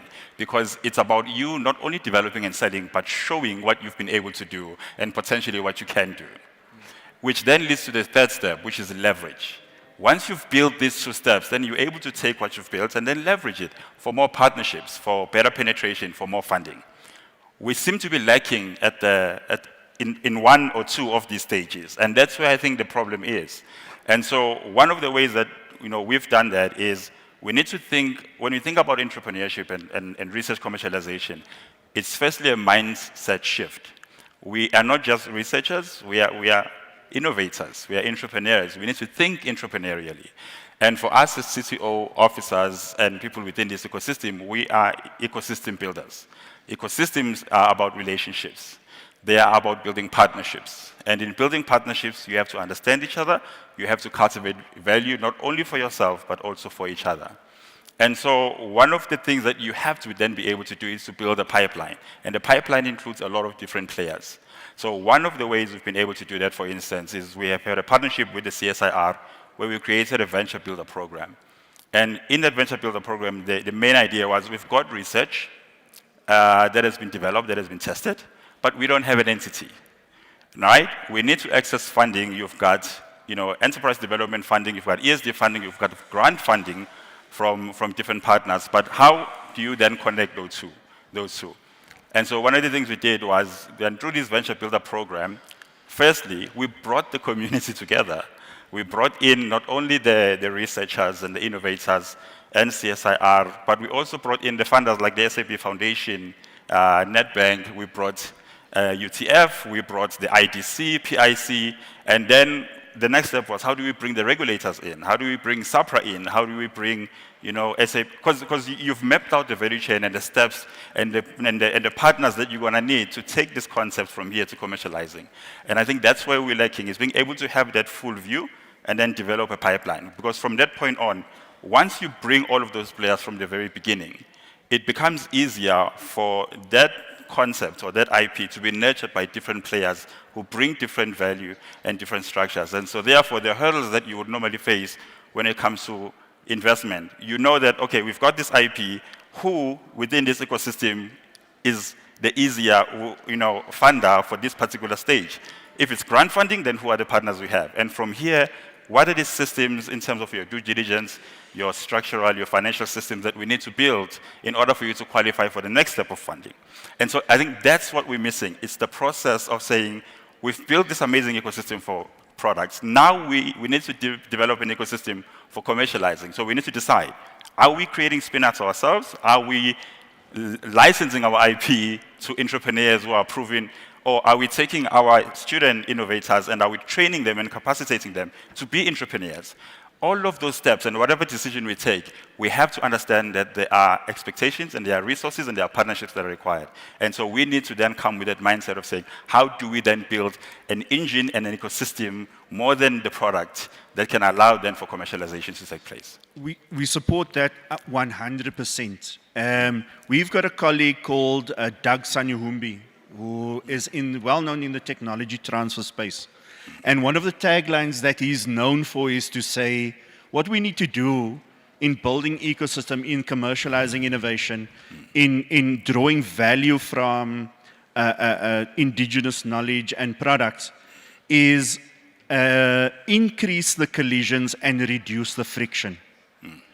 Ecosystem building is about ensuring that there's knowledge transfer and we build trust with the different parties, okay?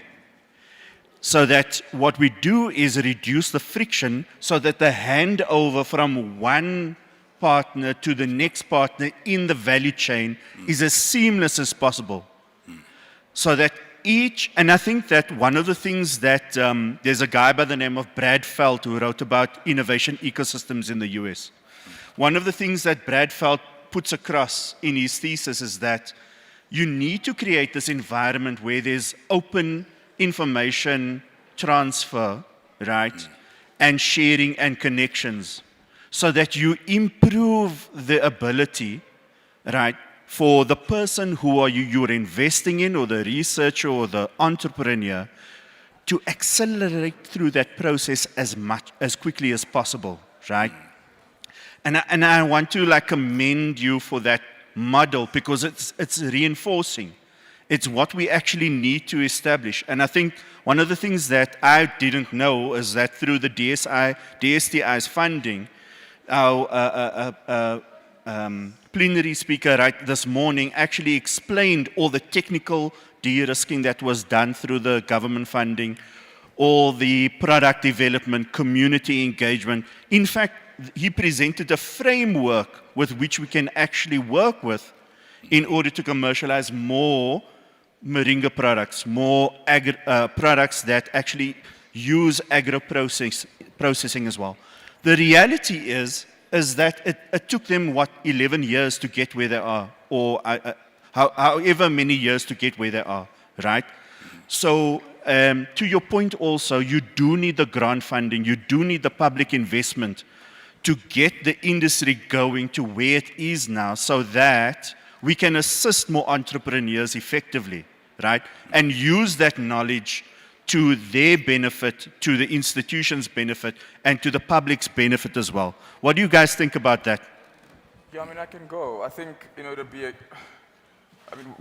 in the formation of the University Technology Fund, we saw that gap, that there is great technology coming out of the universities. I think it was alluded to earlier that most of the brilliant ideas that have hit our lifetime actually stem from a university. And I think, just to talk to your points again, there's a famous saying, or well-known saying, that if you want to go fast, you can go alone, but I might not be saying it right, but if you want to go further, you must go together. And that is all talking towards creating that ecosystem. And I think the one thing that has come across in panels and discussions time and time and again is the art of collaboration. And I think the formation of the fund was mainly for that, to bring in a different angle towards helping one another to achieve a common goal. And I think it would be, as I said, a disservice if I didn't, I get a lot of people that everyone needs funding, that makes sense, but it would be a bit of a disservice if I don't explain that, as the UTF fund, we do have two funds. We have a seed fund, we have a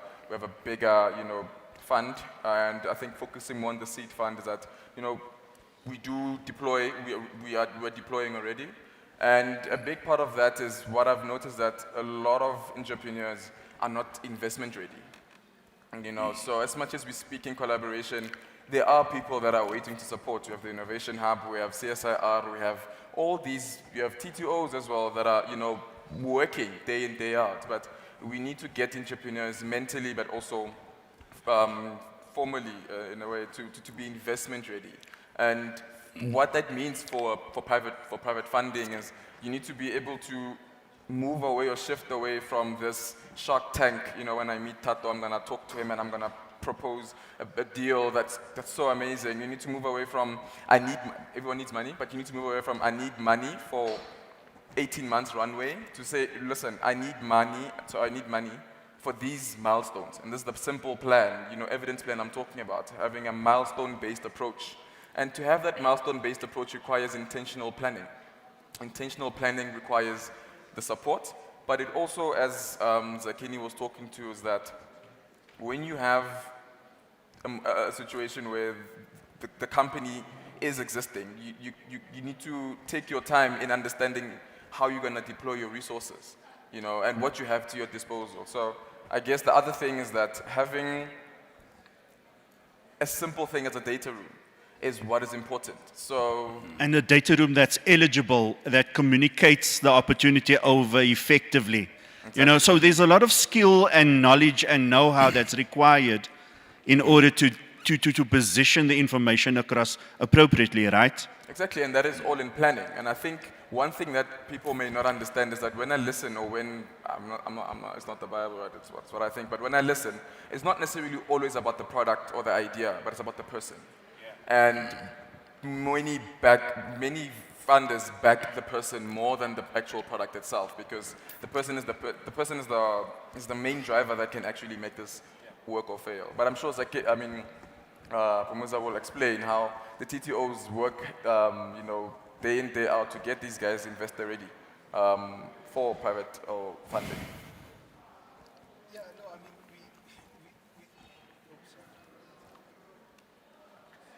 yeah, I mean, we try, but at the same time, we also can't have researchers who are not necessarily entrepreneurs, you know, to be entrepreneurs as such. So we try to create an environment that allows for those that can thrive in it to then be able to take advantage of, you know, the business development support, the funding mechanisms, and the connection, and so on and so forth.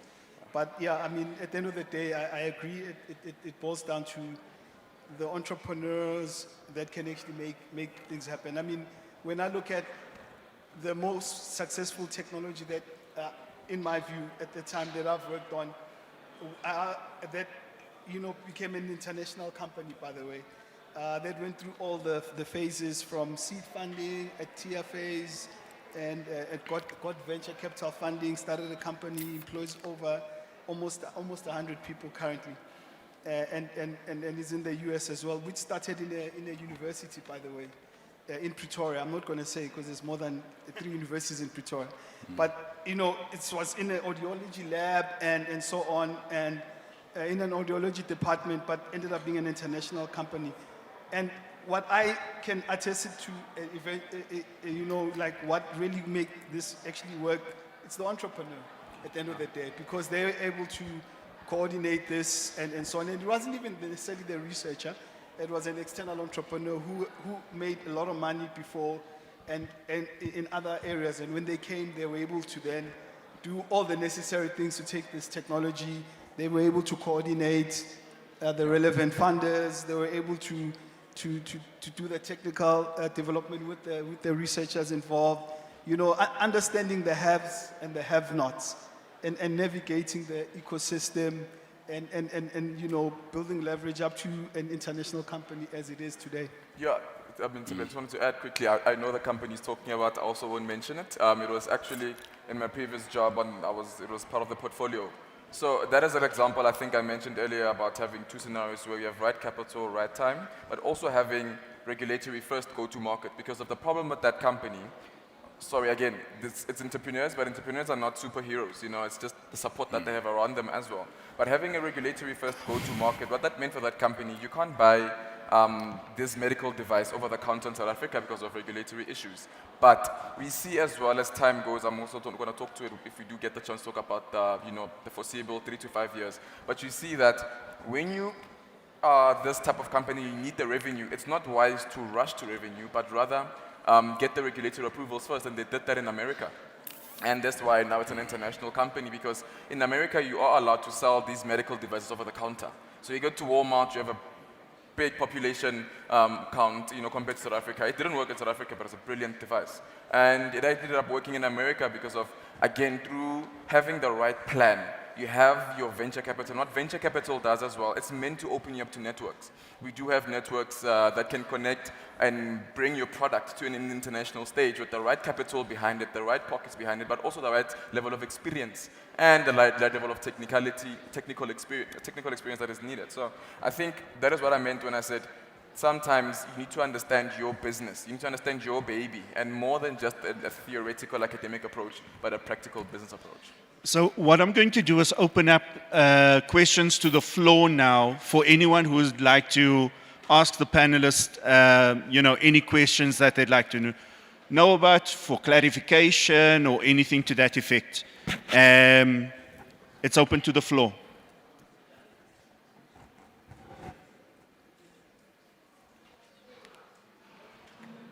You guys have done an amazing job. Well done. Okay, so look, let's close out now and talk about the next 5 years. What do you want to actually see, and what kind of trends do you actually preempt for us to effectively go through for the next 5 years? Sakini, let's start with you. Okay. So, whether it's research or entrepreneurship, I think our role as ecosystem builders is to lower the barriers.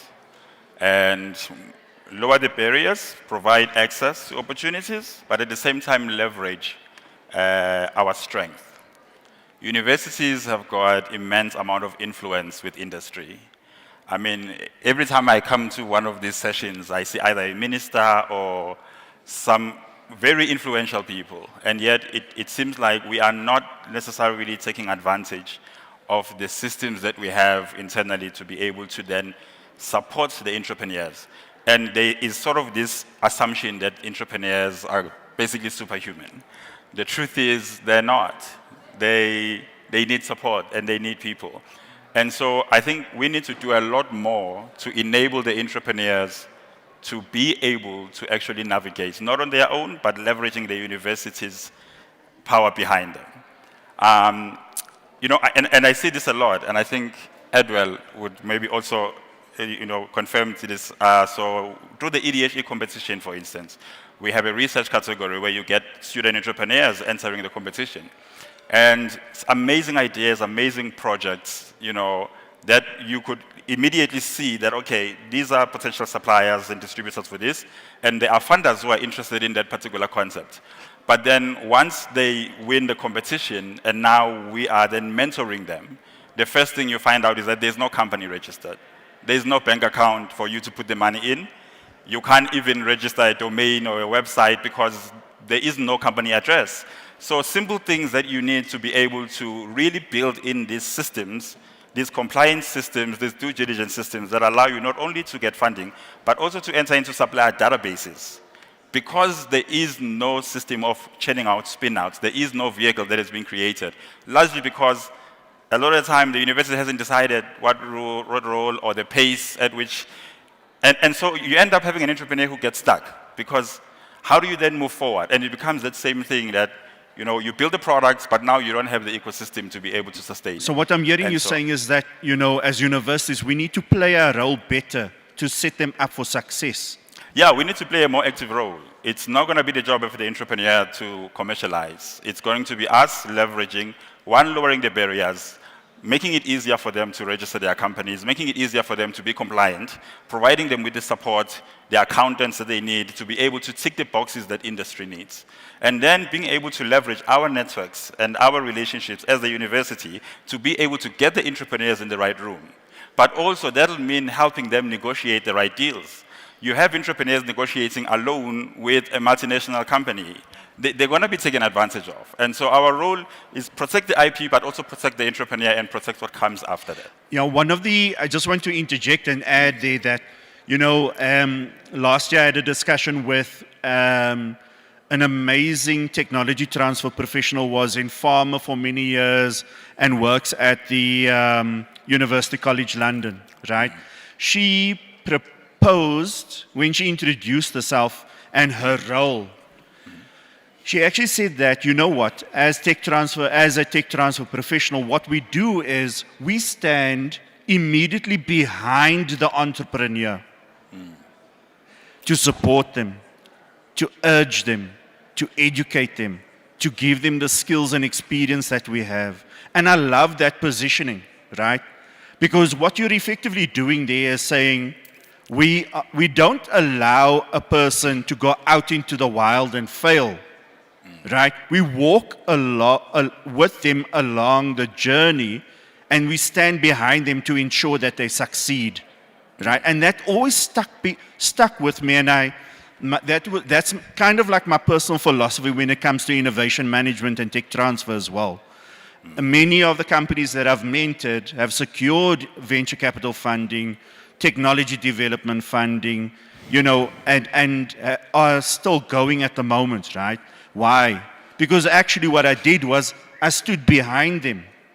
You know, you allow them to make mistakes, but then you point out the mistakes. You allow them to sort of like, you know, apply for regulatory insurance and all that kind of thing, and you guide them through the way. And I think that's our role. Yeah. And also make sure you're not the barrier. Sorry? And make sure you're not the barrier. Because the thing is this, we've seen companies fail in the past. We don't want future companies to make the same mistakes. Over to you, Tato. Closing remarks. Yeah, I think in the interest of time, you know, in the coming 3-5 years, there's a whole lot of changes that I think, you know, will take place. I think, just as a closing remark as well, I really believe after being in this ecosystem that we don't give enough credit to, you know, government, firstly, for the amount of effort that they put in, but also these government agencies. You know, the throughput that they have, the level of throughput they have, but also the level of effort that they make individually for such a big machine. And I think, you know, that is going to determine the coming 2-3 years, to be honest, in terms of youth entrepreneurship going forward. But I guess when I was reading, you know, something that is related to the Moringa Conference is that in the coming years or so, I expect regulatory, you know, barriers to ease a bit. I really believe so, because Amen. Yeah, because, you know, I mean, it's been a while, but there was chat on the African Medicines Agency, which is a specialized agency that was, you know, created to break this barrier of having these different countries and having different regulatory requirements. Whereas if there's one agency, a specialized agency, you get to register for that and not have 50 different, you know, and I think that is the, you know, the vision that I have for that, or that we should push for the African product to the world. 100%. Earlier on, we were speaking to some of the entrepreneurs who are now exhibiting over here, as well as the organizer, right? There's this thing also that stands out for me is that we're trying to take a uniquely African product with indigenous knowledge and history and ancient value, right? And trying to push it through a westernized system. I think Ank also spoke to that earlier on. Right? And we really need to think about that as well when it comes to regulatory compliance, but then also figure out, okay, what are the barriers effectively that we need to overcome in order to reach the market as soon as possible, right? Umuza, over to you, sir. Yeah, no, I mean, so I suppose there's only one constant in life, and it is change. And I think as a trend moving forward, we'll have to see changes in the way in which I'm speaking from a tech transfer perspective, in the way in which we do tech transfer, and in a way in which we connect and help create and help fund these projects moving forward. So we have to reimagine the models in terms of how we do that. So my thinking is that the ones that obviously won't adapt, the tech transfers offices that won't adapt, won't be able to then help commercialize and so on and so forth. Our observation is that researchers are getting older, but the entrepreneurs are coming in, the young bright minds are the youngsters, and they're getting younger, so we have to marry the two, try to find better ways. And maybe lastly, I mean, we're speaking revenue and only, but there's also societal impact, and how we can also do projects like that. At the University of Joburg, we are having, for example, an indigenous knowledge-based center we're trying to do in KZN as a experiment in terms of how we're doing tech transfer, because the knowledge is from the community. How can we build a high infrastructure there that can have proximity to these plants? Moringa could be one of them, for instance, in terms of then, you know, taking it through the value chain, getting the funding, and really now finding ourselves deep in rural KZN where otherwise we wouldn't. And really, so we're trying to reimagine how we can do tech transfer of, and connect researchers and potential communities, entrepreneurs, and build sort of new ways in which we do things and not leave things the way we found them when we started this business 16 years ago. Thanks so much.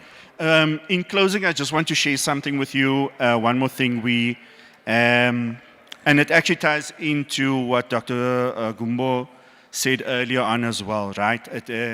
Something that he actually said triggered this thought about a book that I read a long time ago called The Speed of Trust, the one thing that changes everything.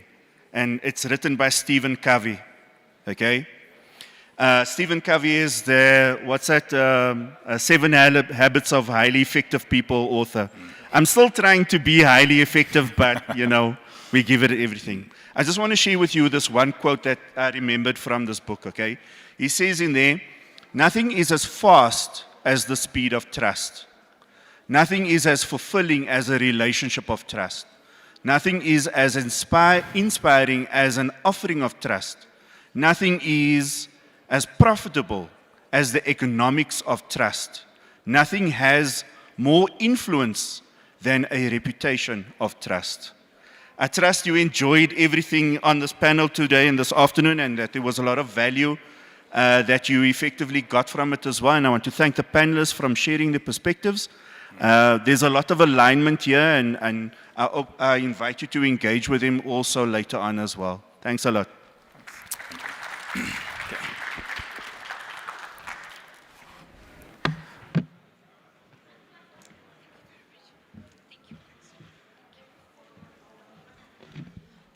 All right. Thank you, Mr. Murray. We are now going to go to our next session.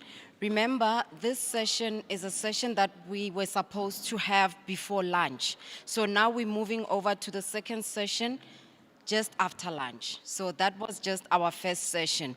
So our next session, I will have to ask Dr. Bongani Nkala, who is our session chair for the next session. I don't know, is Dr. Bongani in the room? Thank you very much, sir.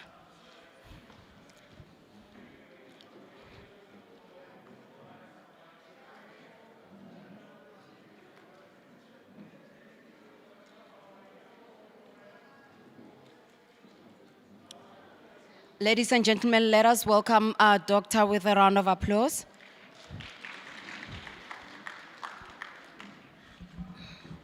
Thank you. Good afternoon, everyone.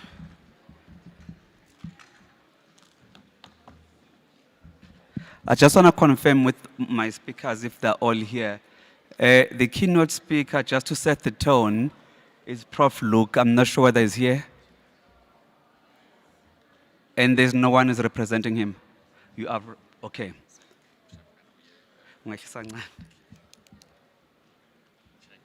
Yes. Yeah, sharp. And Ms. Namakanga, are you here? Awesome. Mr. R. Lebohong, are you here? Okay. And Mr. W. Sekwa, are you here? Okay. And Ms. Mukova from EJ. And Dr. Olufua. All right. It will help if my speakers can perhaps come in front so we can capitalize on the time. And the last speaker will be Mr. B.B. Shlaupe, are you here? All right. May I request all my speakers to take the front seats? The talk will be 10 minutes, and then we will take questions at the end. But first and foremost, when I start with, you'll do your own introduction, the keynote, just to set the tone. Over to you. So as she makes the way to this podium, when it's 8 minutes, I will flash the card to indicate that you've got 2 minutes to wrap up your presentation. When I make the way to the stage, you must know that you need to wrap up. It's 10 minutes for speaking, then Q&A will come at the end. No, you have about 20 minutes? Okay, that's good. Okay, 20 minutes. Yeah. Okay.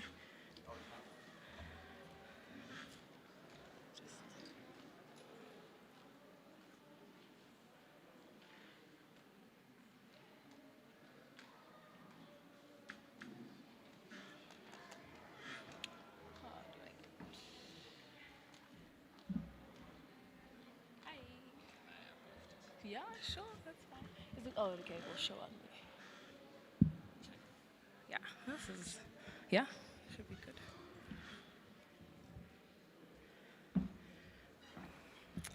Okay.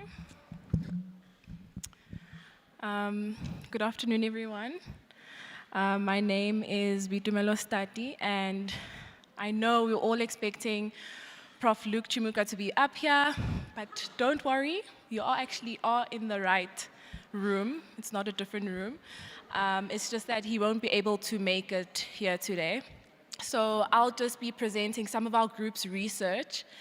And this time it's actually my own research, so you'll be hearing directly from the source. So basically, this presentation is just going to look at how green extraction techniques, more specifically pressurized hot water extraction, can unlock the value of moringa within South Africa's bioeconomy.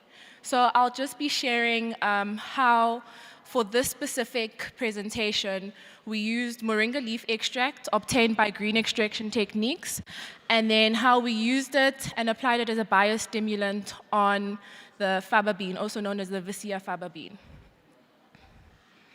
So obviously, with the food demand expected to nearly double by 2050, we need sustainable solutions to boost productivity without harming the environment. So scientists and farmers have been seeking more environmentally friendly ways in order to reduce and even maybe like eliminate the use of synthetic fertilizers, which then brings the use of something called a biostimulant. A biostimulant isn't classified as a fertilizer. However, it is a substance or it is a microorganism that when applied onto a plant or the rhizosphere of a plant, it stimulates the plant's natural process to enhance the nutrient uptake and to basically also improve the plant's tolerance to abiotic stresses and improve crop quality and crop yield. So there are different types of biostimulants. For example, we have, I hope you can see, okay, the point is not showing. Okay, but we have the beneficial bacteria and fungi. Then we have inorganic compounds such as cobalt, boron, and silicon. We have seaweed extracts, nanoparticles, and nanomaterials. And then, of course, we have plant biostimulants, which is the reason why we're here today, which is moringa. So we all know moringa is very, very rich in a lot of bioactive compounds and antioxidants. And moringa has been found to have a lot of a phytohormone called zeatin. It's naturally found in moringa, and that's one of the reasons why it's used as a biostimulant.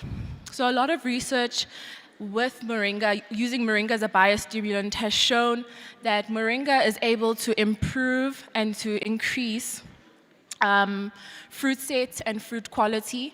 It improves and increases plant strength, plant biomass, and then, of course, helps with stress tolerance to abiotic and biotic stresses.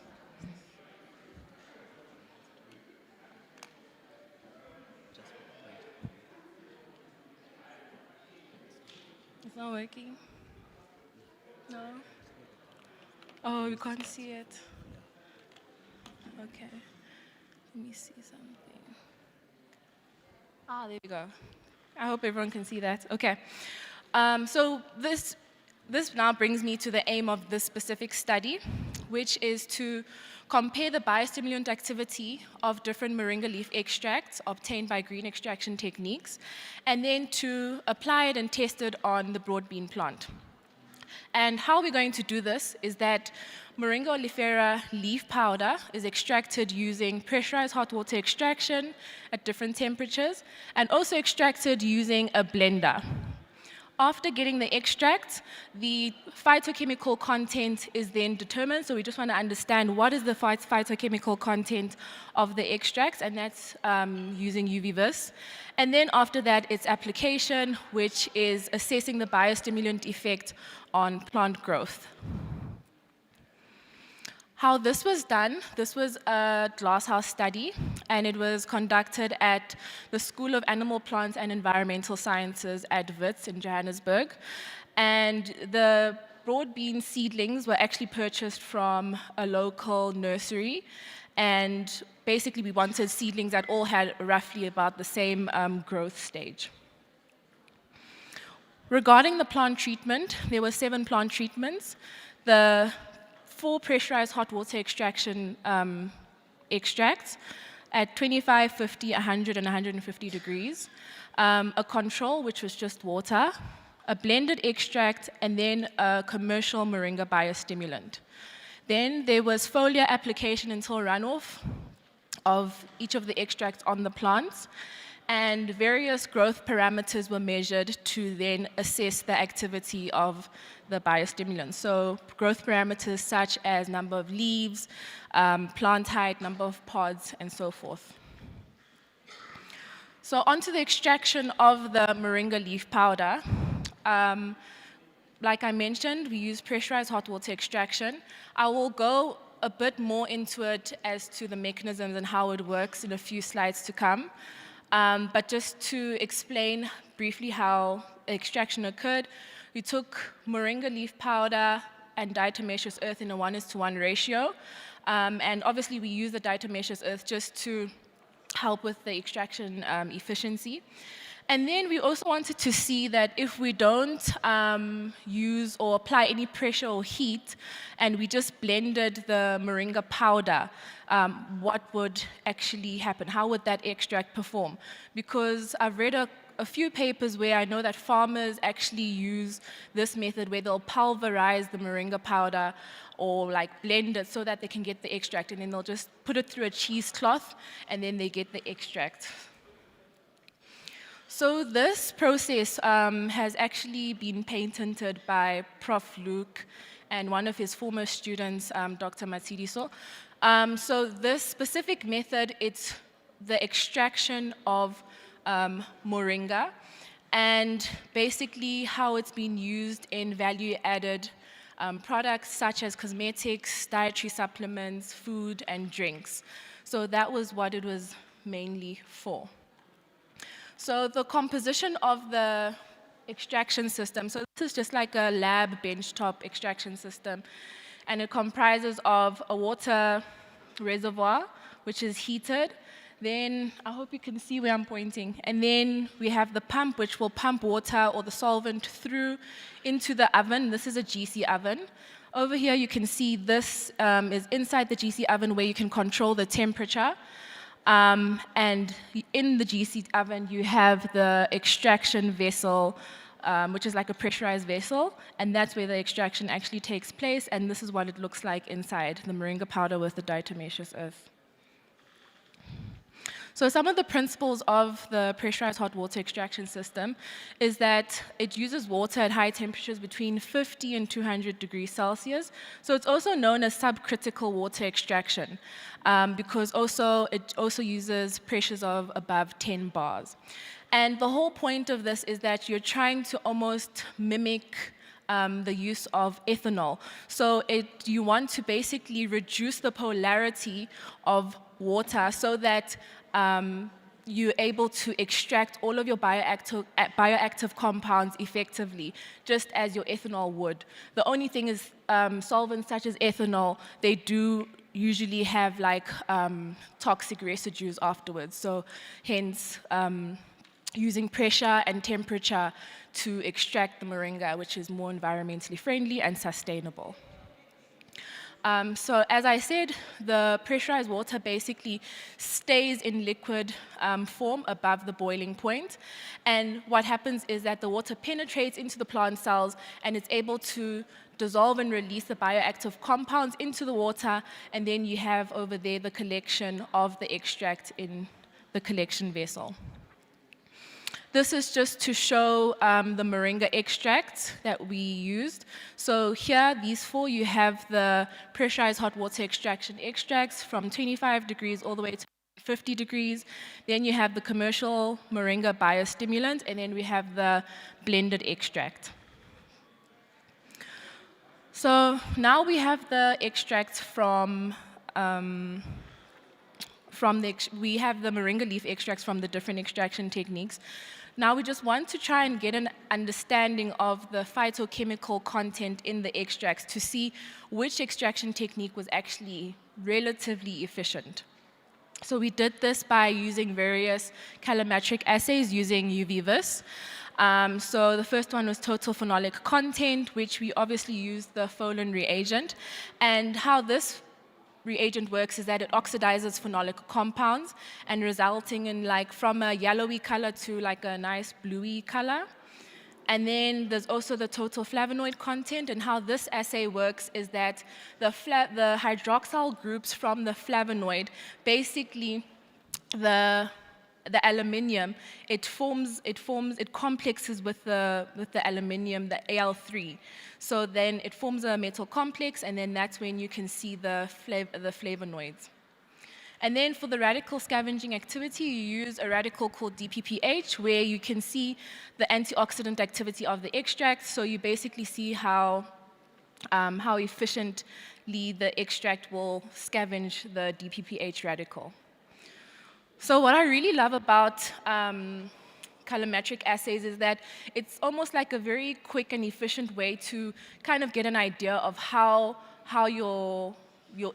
potent your extract is. So you can see, obviously the darker the color is. So this one changed from yellow into this bluey purple color. So the darker it is, then the more phenolic content is present in the extract. So with some of the results, you can see from 25 degrees to 150 degrees, as the temperature increased, so did the total phenolic content.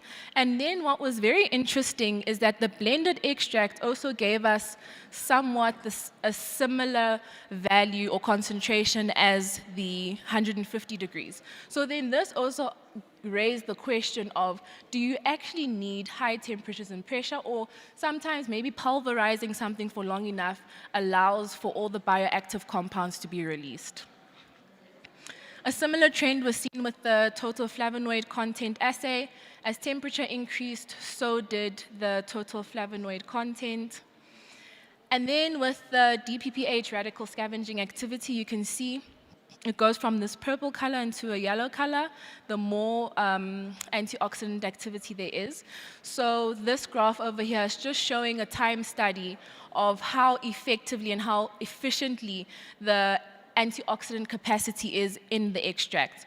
So this green graph over here is for the 25-degree extract. You can see it takes some time to actually, so this is ranging from 5 minutes all the way to 2 hours. So it takes some time to actually scavenge at least just below 80% of the radical. And then over here you can see after 5-10 minutes, the 100-degree and the 150-degree moringa extracts scavenged quite effectively. So we have our extracts. We managed to get an understanding of what the phytochemical content is like in the extract. Now we just want to understand what is the macro and micronutrient content in there. So what is the metal content? To do that, you digest your moringa leaf extract, and then you run ICP OES. So this is just to show the recovery of the not bioactive compounds, the macronutrients and micronutrients from the moringa leaf powder. So the green bar over there is the moringa leaf powder. And then as we can see here, the blended extract in blue is the one that actually managed to recover a lot of the macronutrients. Now on to application of the moringa leaf extract. So to test it, we now assessed the various parameters, and one of them being plant height. So obviously in the first month, there won't be much of a change, but then in the second month, you can now start seeing a certain trend where you're seeing that, okay, now the biostimulant activity is actually starting to work. And at the end of the third month, you could see that the 100-degree and the 150-degree pressurized hot water extraction extract actually performed quite well. So they had the tallest plants. Then just to assess the broad beans. So what we did is we just weighed the fresh mass of the pods and just counted the number of pods in all.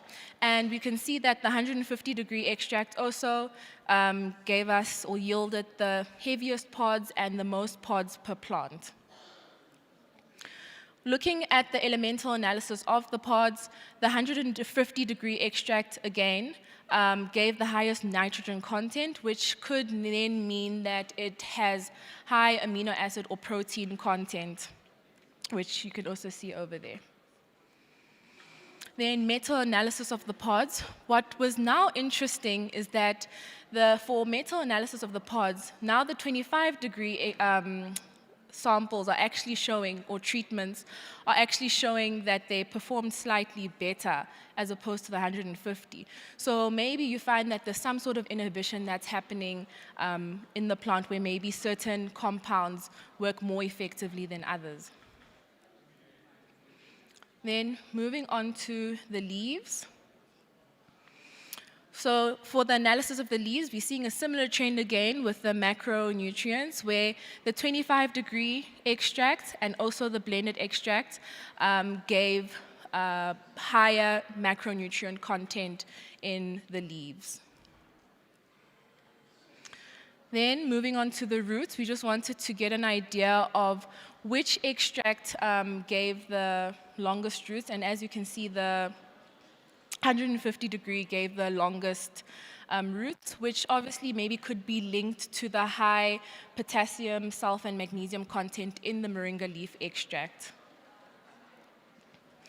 So after just assessing or just trying to get an idea of how these moringa leaf extracts do perform, part of the study as well was just to understand how it performs like in germination studies, and then also to do some field trials. So this study was actually glasshouse study. So now you want to see, when you don't have your ideal or controlled conditions, how do these biostimulants or these extracts perform?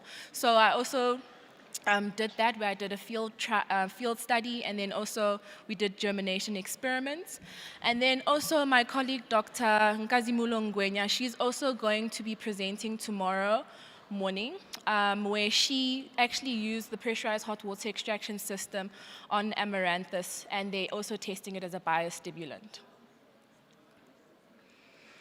So this just concludes that moringa really does offer real potential to support sustainable agriculture and food security in South Africa.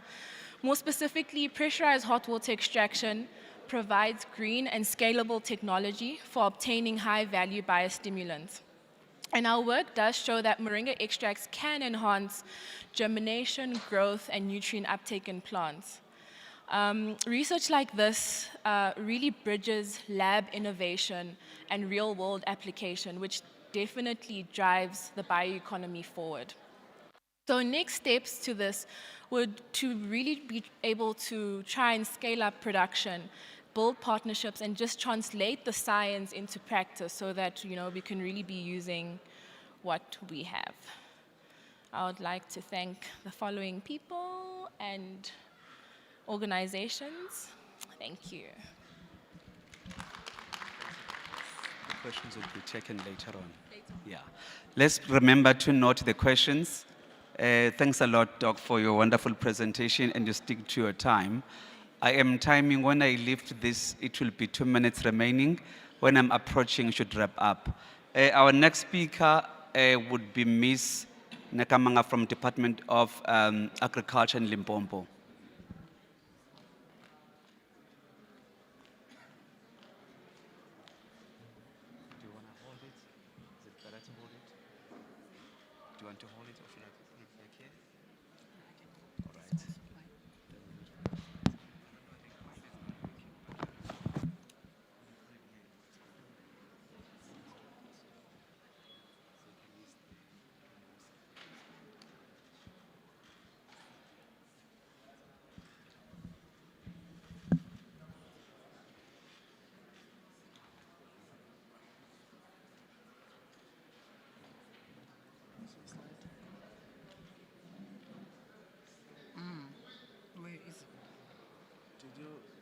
I sent to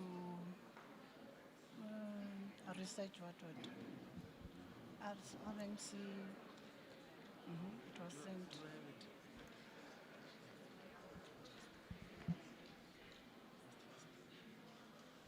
What happened? Because they said I should send it. I sent it to them.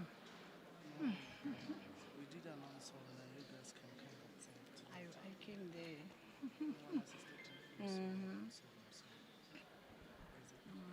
Moringa. You see now. This is going to take my time. Rendan. That's right, Rendan.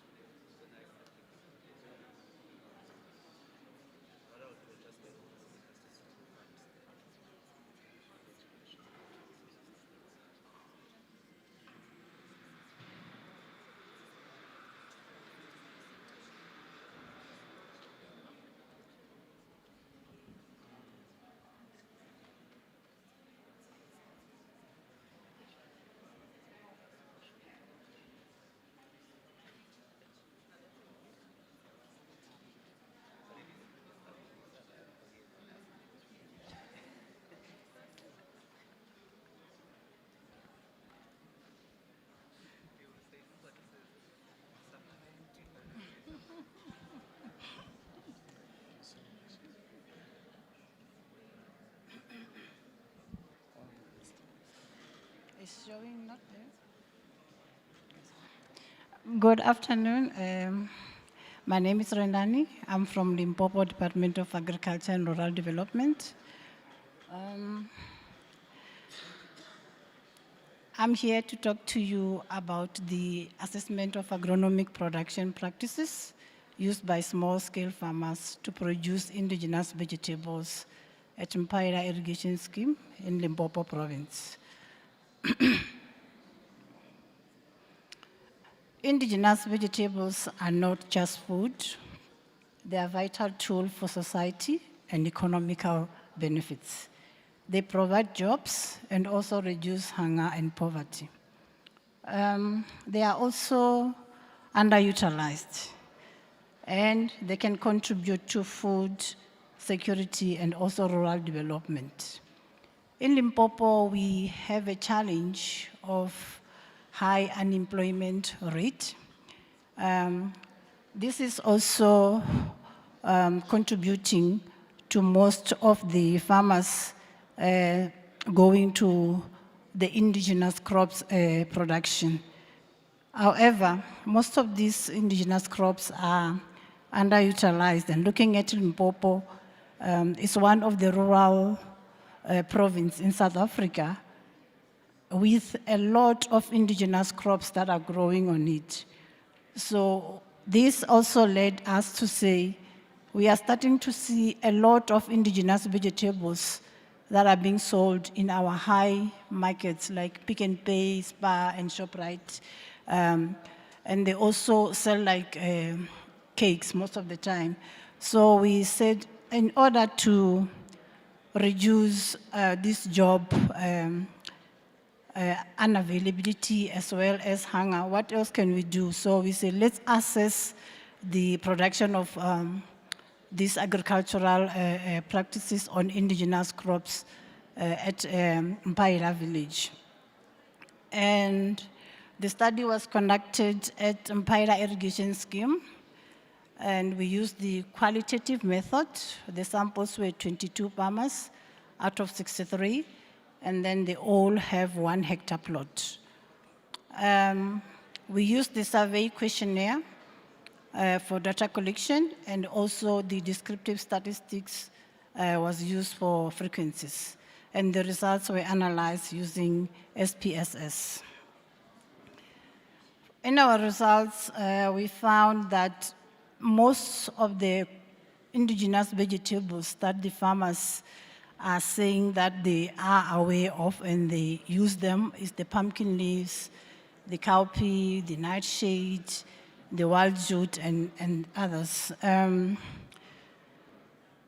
when it comes to gender, both male and female scored 50-50 on the usage of these indigenous vegetables. When it comes to the age respondents, we realized that the older people, only 20% indicated that they are still using them, and the 36 to 50 years old, they said they do know them, but they're not interested that much on the indigenous vegetables. The distribution level of education indicated that the high school was most attended by the farmers who were at Mpaira Irrigation Scheme. Only 5% left school at primary. We started asking them questions. Do these indigenous vegetables require any irrigation? The 55% indicate that they don't irrigate them, whereas 25% indicated that yes, they do require irrigation. Furthermore, when we look at the fertilization, 40% indicated that they do not fertilize indigenous vegetables, whereas 35% indicated that they do fertilize the indigenous vegetables. When it comes to the seeds, the source of the seeds, the farmers indicated that they use recycled seeds. So most of them do not even buy the seeds from the seed companies. And when we asked them, what do these indigenous vegetables, what are they used for? Like the part of the vegetable, and are they used for relish or as a fruit or medicinal or what? This is where we found a lot of answers, wherein a lot of the farmers were starting to show us that they do eat the leaves, others eat the pods, others they use them as relish on a daily basis or sometimes, and then they also use these vegetables on medicinal purposes. A lot of the vegetables such as the blackjack and the amaranth and pumpkin leaves were mentioned, wherein at least the leaves and medicinal purposes were also indicated on their uses. And that then brought us to say, we can see that most of these farmers are not following the agronomical practices that are supposed to be done when growing the indigenous vegetables for market so that they can also have high yield. Then when we conclude, we say that the study recommends that the small-scale farmers be trained on proper agronomic practices for indigenous vegetable production, and demonstration trials should be conducted in the farmers' fields. We acknowledge the farmers as well as the extension officer at Mpaira Irrigation Scheme. And we thank you.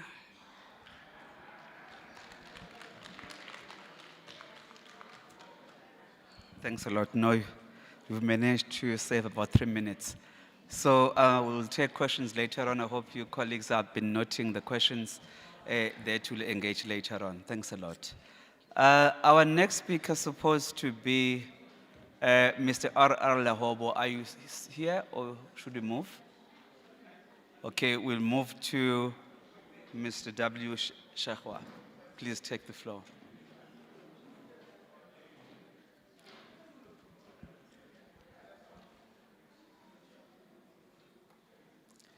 I don't even know what the slides are. No, they're going to open them.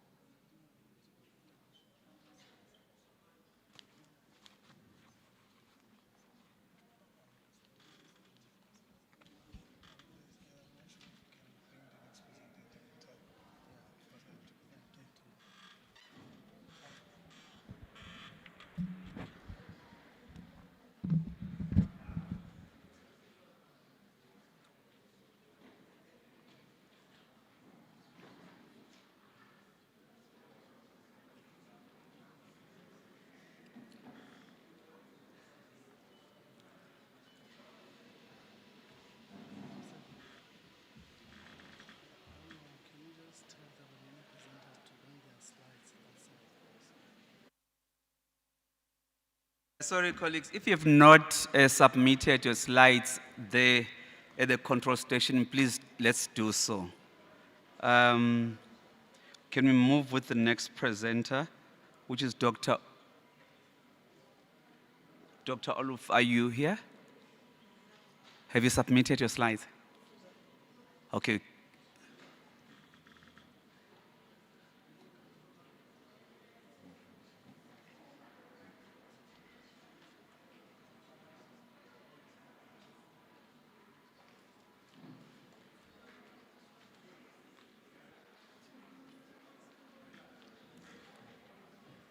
This is the correct one, right? Okay. For 10 minutes, we'll take questions later. You can use the mouse if you want to. Okay, this is yours. Yeah. Good afternoon, everyone. I'm Dr. Ofierisha Fulwe. I'm from Department of Human Physiology in Nigeria. I'm here to present a study titled Targeting Uterine Contractility with Alkaloid Fraction of Moringa oleifera leaf, a multi-approach study. This study was born out of curiosity. I was in the hospital one day and I saw a pregnant woman drinking moringa leaf tea.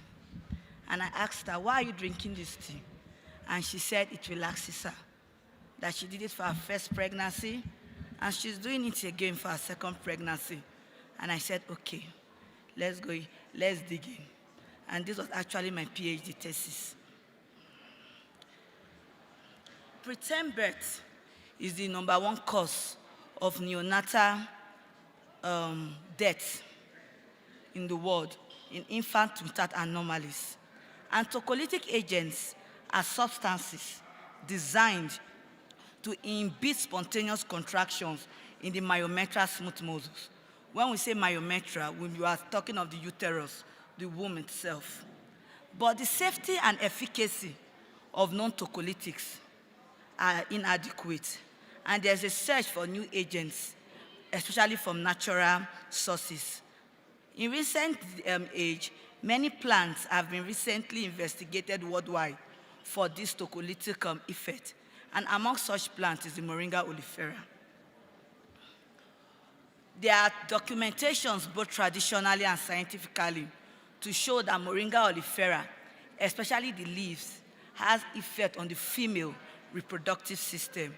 However, there's a scarcity of information on the exact constituent causing or having this effect on this female reproductive system. And alkaloids is one of the phytochemicals that is known in almost all medicinal plants. It has been shown to have pharmacological effects.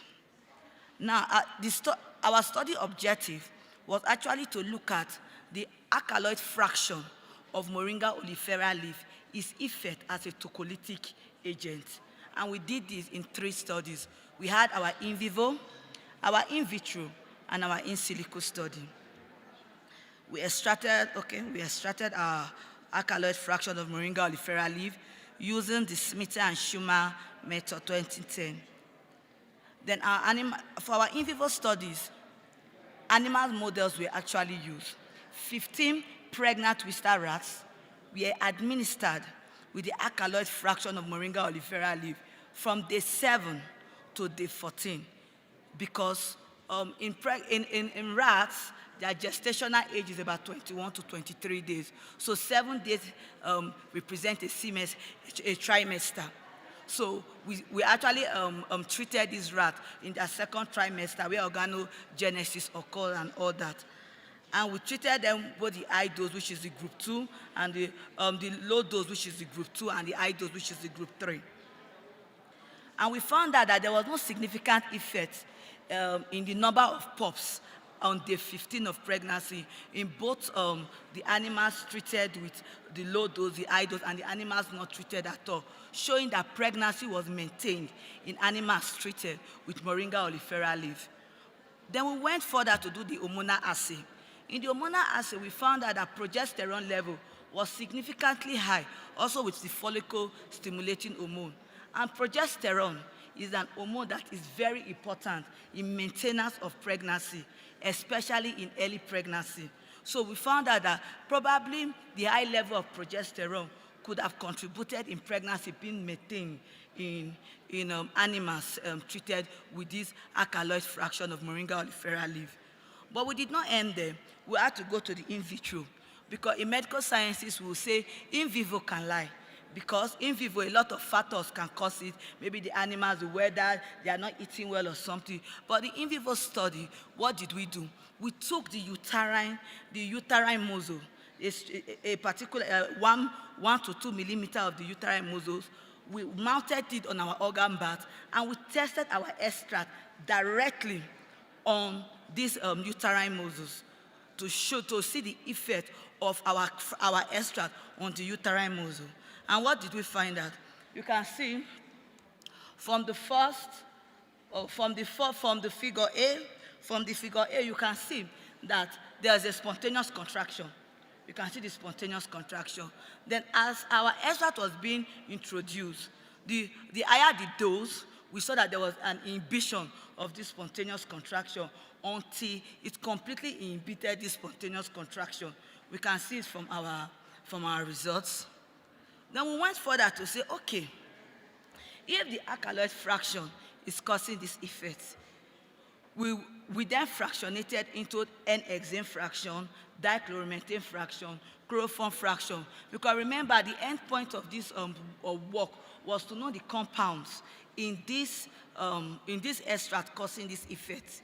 So when we did it, we found out that the chloroform fraction of the Moringa, of the alkaloid extract, had a very effective inhibitory effect compared to even the alkaloid whole extract. You can see the effect of the inhibition of contraction occurred earlier compared to the last slide we just saw, portraying that the compounds causing this said tocolytic effect is more in quality and quantity in this particular extract. But we did not just stop them. We wanted to know the mechanism. What mechanism is this action?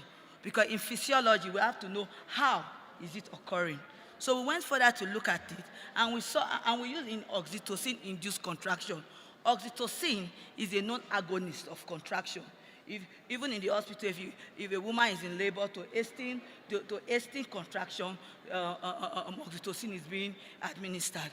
So you can see in the control, when oxytocin was introduced, you can see the increase in the spontaneous contraction. The oxytocin was washed away, then the contraction continued. The oxytocin was introduced again, but immediately we introduced our extract, we noticed that there was a reduction in the frequency of contraction, although there was no reduction in the amplitude. And oxytocin works by binding to oxytocin receptor, activating the second messenger system, and causing the release of calcium.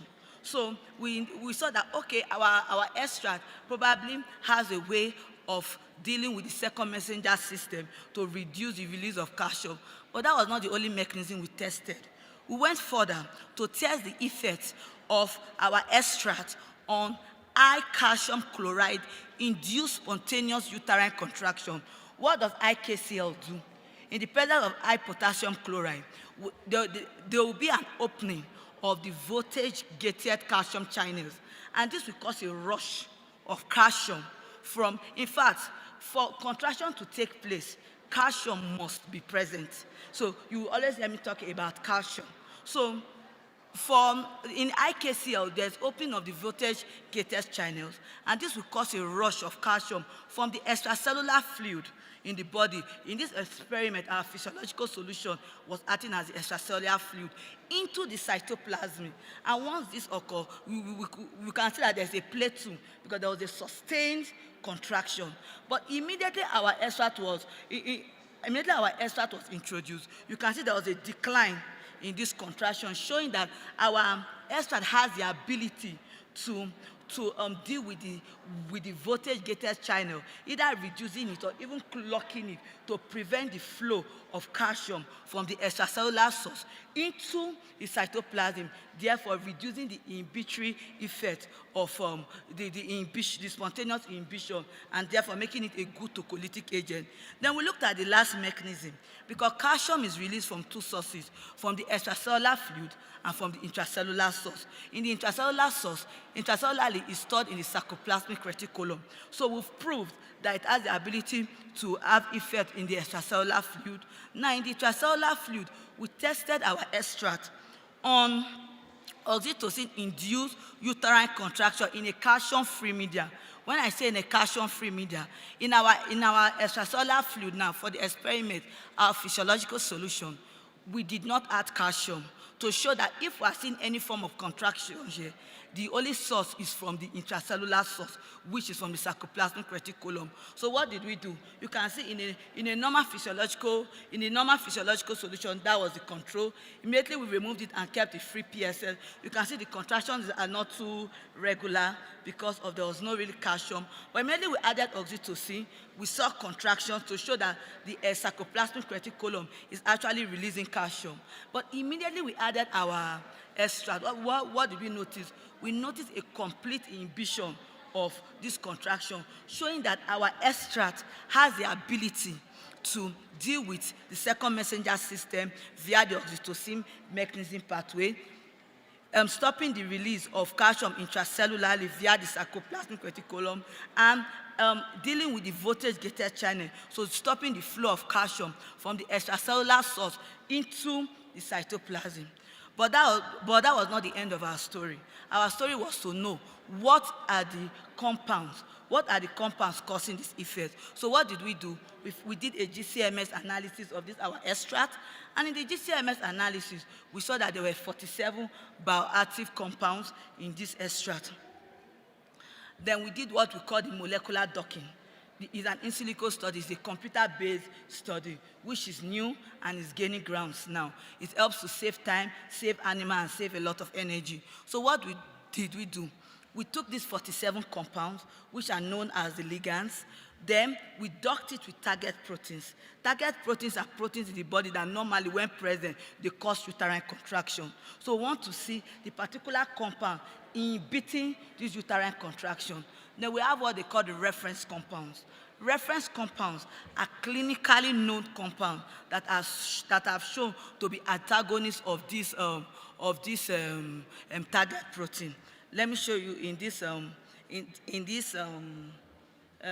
table. Retosiban is a known antagonist of oxytocin receptor. So when it binds with oxytocin receptor at minus 10.2, it actually causes, stops the effect of oxytocin receptor to cause contraction. So we saw that in our extract, there were 6 compounds that were able to bind.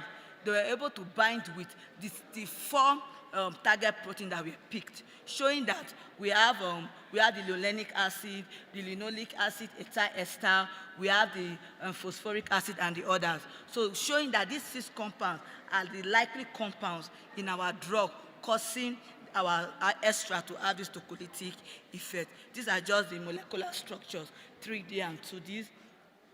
And this is also, we also looked at the pharmacokinetic properties of these compounds.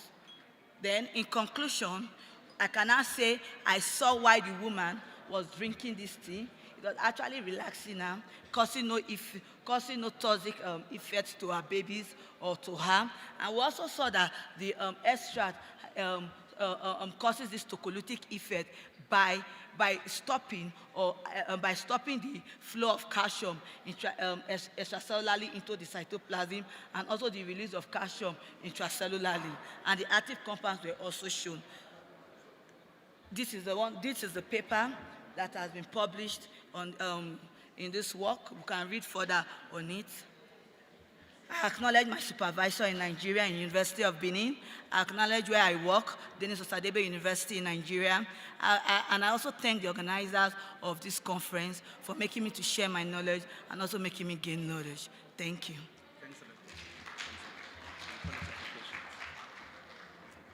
Thanks a lot, Doc, for your wonderful presentation. We have last speaker in this program. Thereafter, I'm going to invite my speakers to come in front to engage with questions and discussions. Thereafter, we'll take a comfort break. Oh, it's here?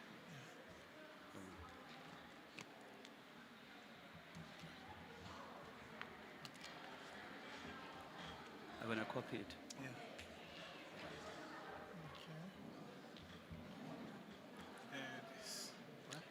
This, the bottom one. Yeah. It's 10 minutes, no? Yeah.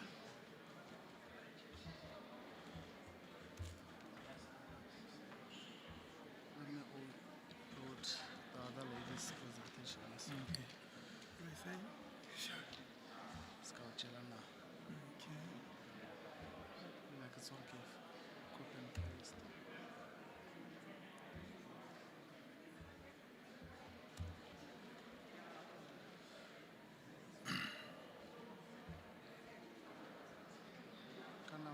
Yeah, I can. Let's make sure we do this.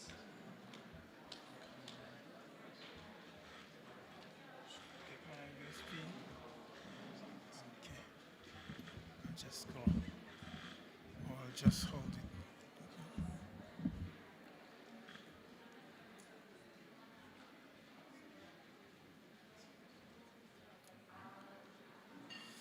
Good day, ladies and gentlemen. My name is Wanda Shekwa. Can we request people that side to keep quiet, please, because we are interested in applied research. Can you please keep quiet or lower your voices in your engagements there? It really disturbs us to hear what our speakers have to say. Good day once again, ladies and gentlemen. My name is Wanda Shekwa, and the title of my presentation is the assessment of the antibacterial mode of action and antibiofilm activities of selected South African medicinal plants. Medicinal plants have been used over the ages in the treatment of microbial infections and have emerged as a lead in the quest to combat the problem of antibiotic resistance. This is due to the molecular diversity that plant extract possesses. And it is through this molecular diversity that many phytochemicals can bind to target receptors, multiple target receptors at the same time, and inhibit crucial survival and virulent vectors in microorganisms, including protein synthesis, biofilm formation, and quorum sensing. It is through this multiple binding of phytochemicals to multiple receptors that makes it difficult for microorganisms to develop a genetic mechanism of resistance.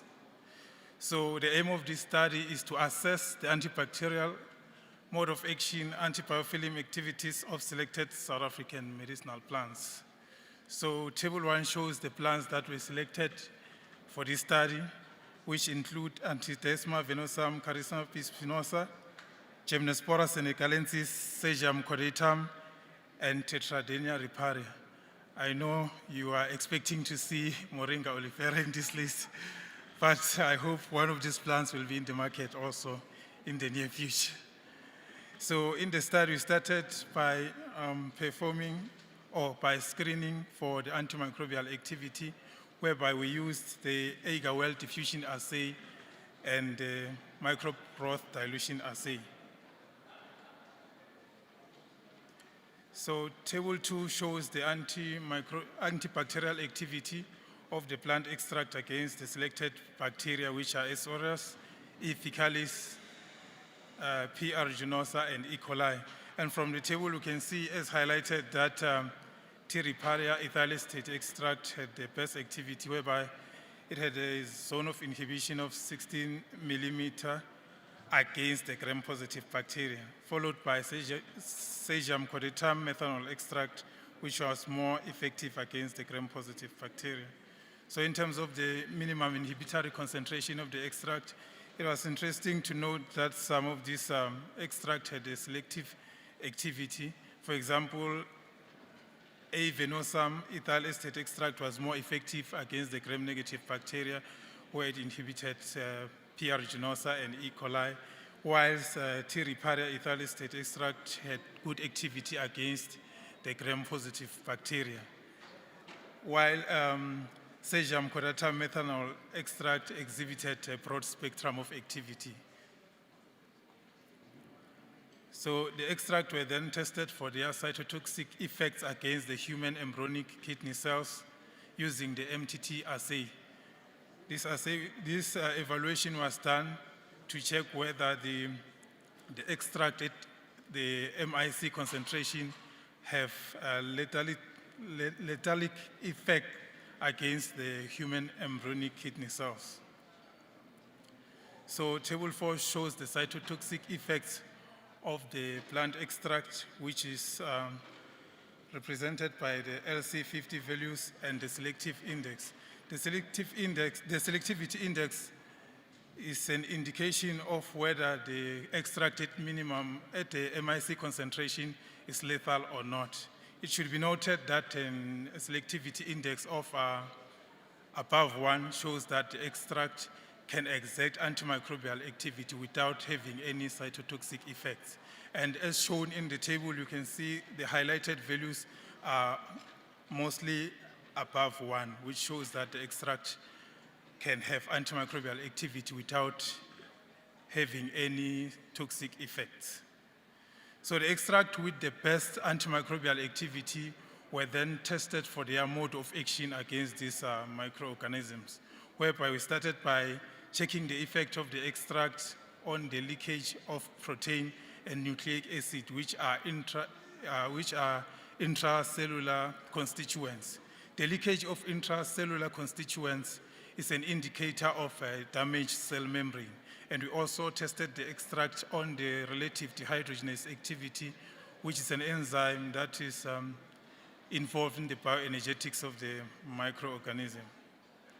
So moving along to the results, figure 1 shows the effects of the plant extract on the microbial DNA leakage. And from the figures, you can see that the Cesium cordatum methanol extract had the best activity, whereby it resulted to more than 10% of DNA leakage in all the microorganisms. This was followed by the Carisapis spinosa methanol extract, which was more effective against the E. coli. Then in terms of the protein leakage, the same extract, Cesium cordatum methanol extract, had the best activity, where it resulted to up to 40% protein leakage compared to the positive control that was used in the study, which is gentamicin.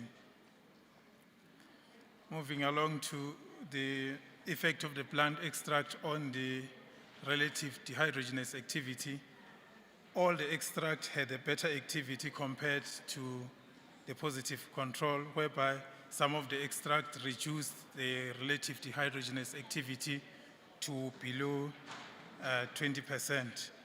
Most notably, the Tridentata riparia ethyl acetate extract is shown here, which reduced the relative dehydrogenase activity of S. aureus to less than 20% at half MIC up to the 2 times the MIC.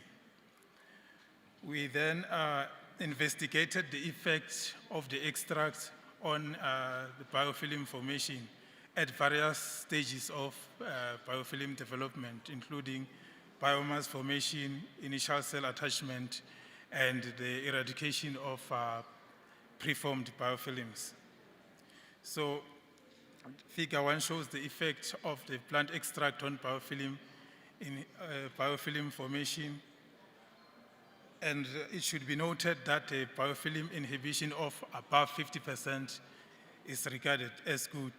And from the figures, you can see that against all the microorganisms, at least one extract had a biofilm inhibition of above 50%, showing that the extracts have good activity in terms of inhibiting the formation of biofilms.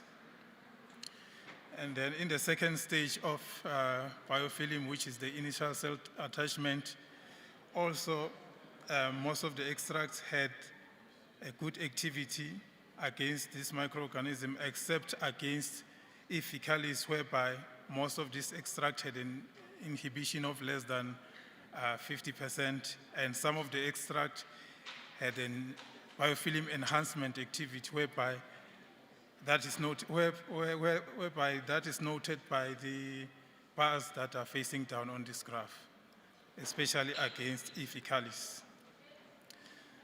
In this study, like in many other studies, the eradication of preformed biofilms is very difficult. So the same is observed in this study, whereby most of this extract had an inhibition of less than 50%.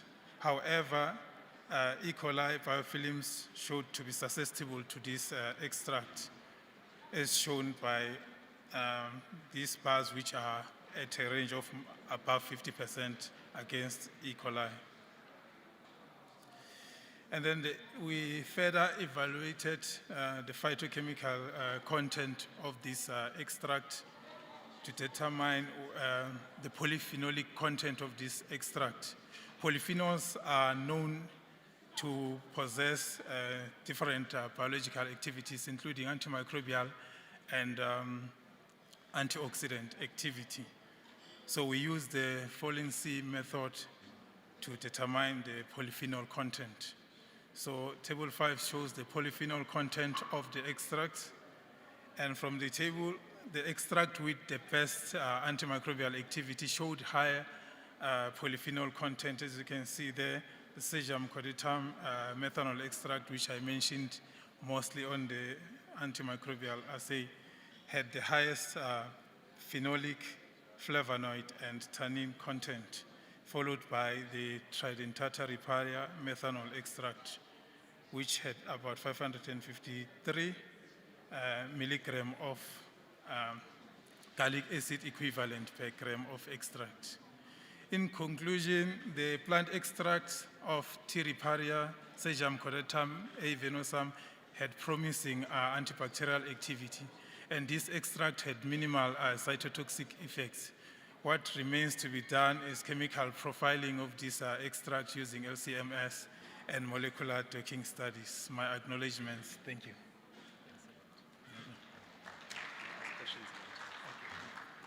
Thanks a lot. I have almost forgotten the last speaker. Thanks a lot, Wanda, for a great presentation. May I request Priscilla to come and share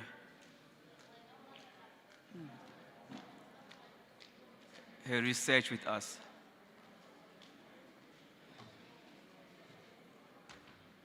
Oh, this is the one.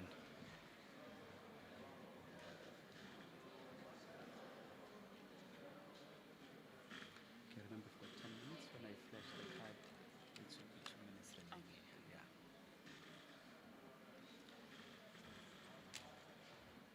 Come again. It's Priscilla. No, oh, it's this one.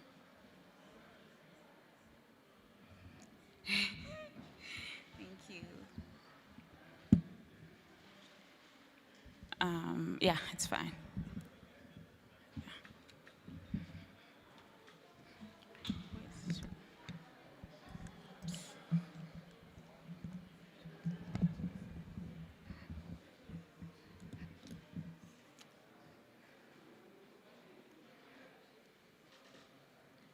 Good afternoon, everyone. My name is Priscilla Mukwebo.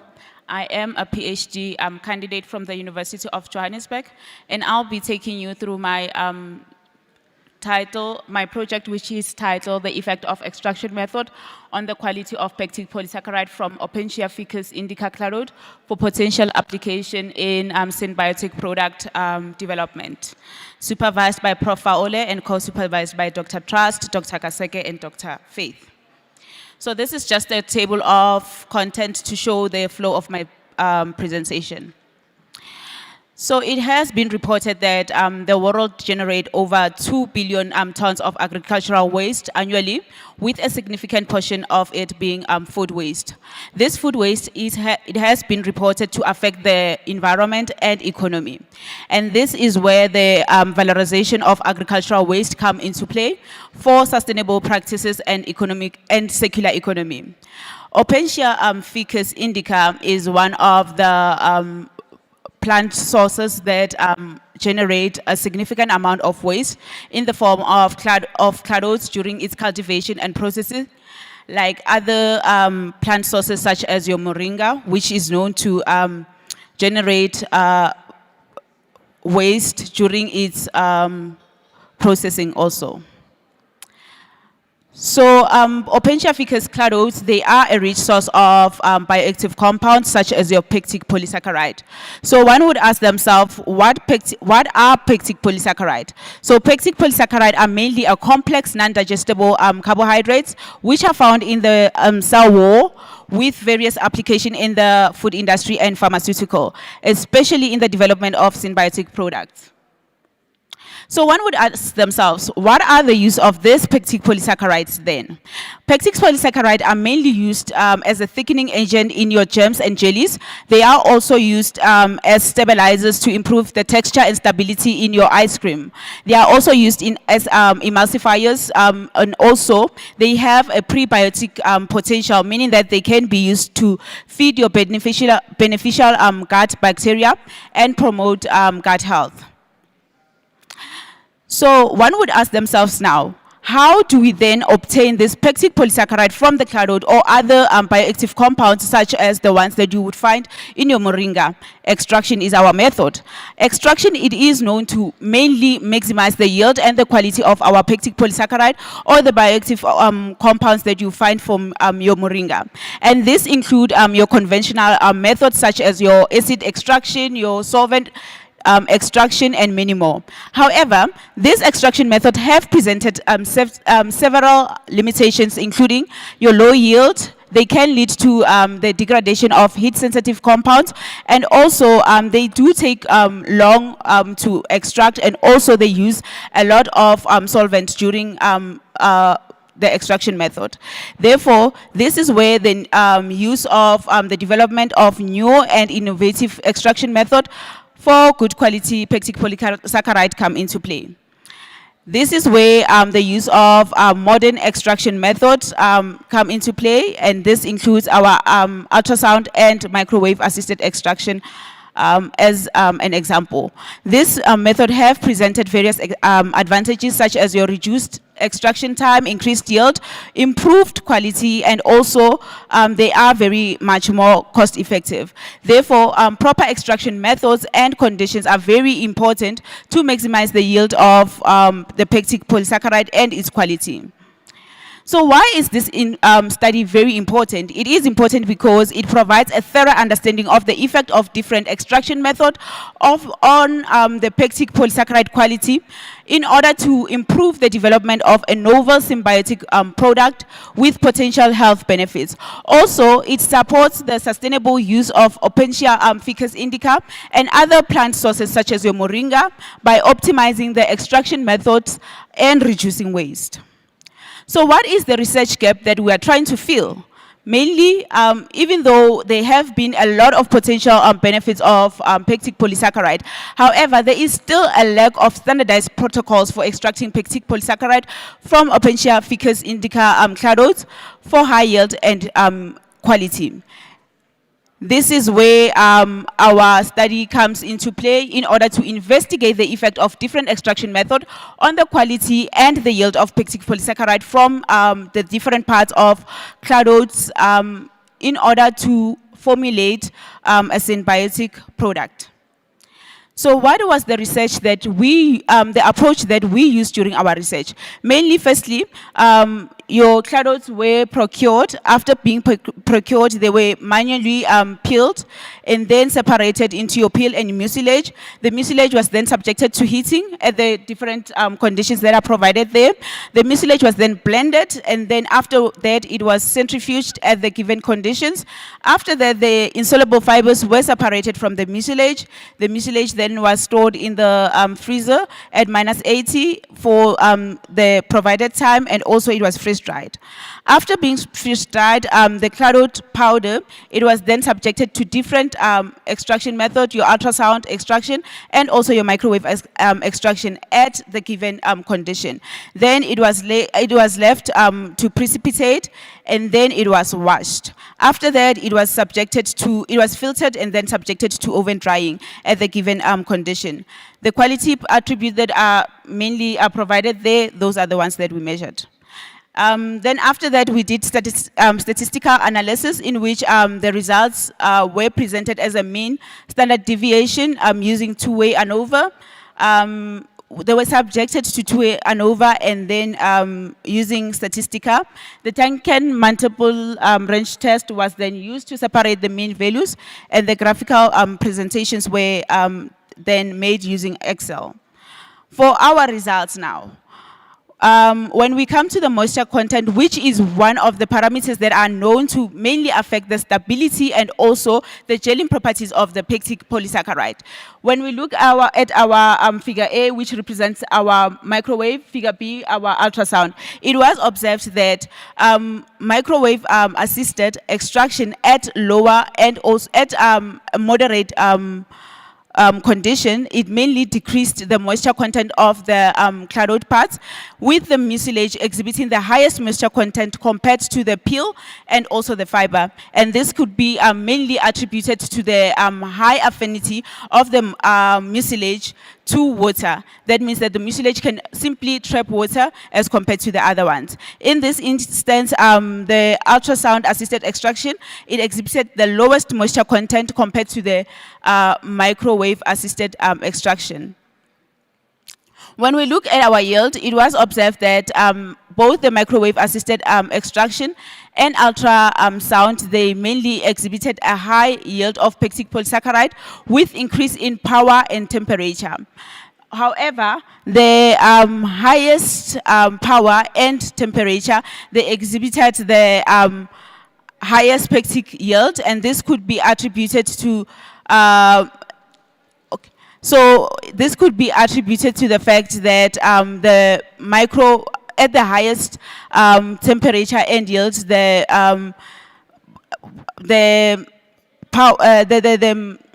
pectic polysaccharide was able to be extracted more efficiently. And also, it was observed that the mucilage exhibited the highest yield of pectic polysaccharide compared to the other parts that were tested, and this is because of the mucilage. It is the pectic polysaccharide from the mucilage, it is readily available, and therefore it can be easily extracted.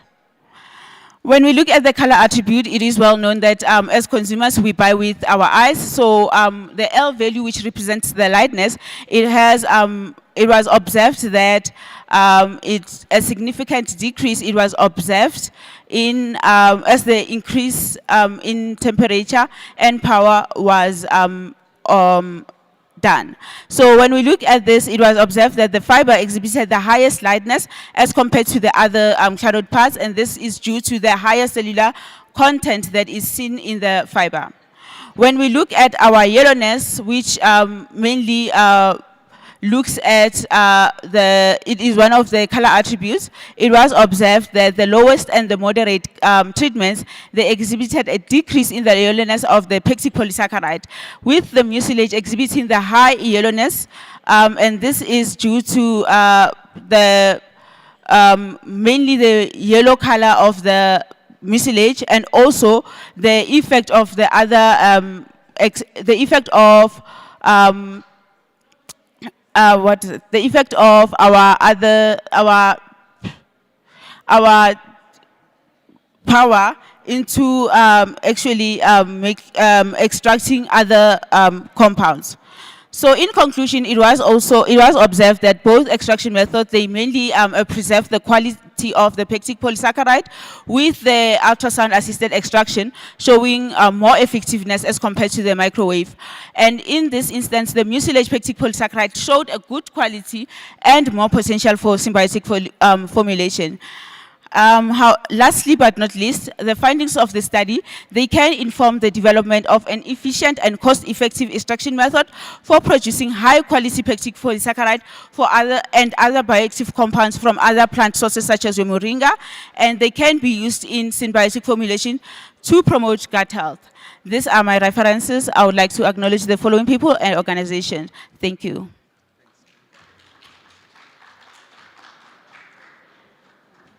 Thanks a lot, Priscilla. May I request our speakers to come in front so we can engage them with questions?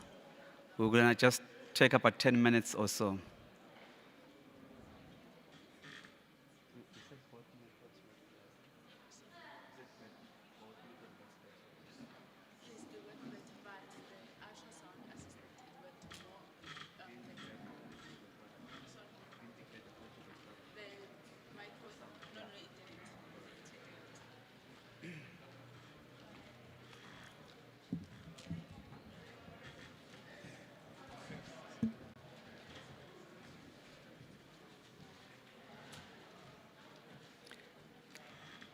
Now it's open for question time. Any questions from the floor?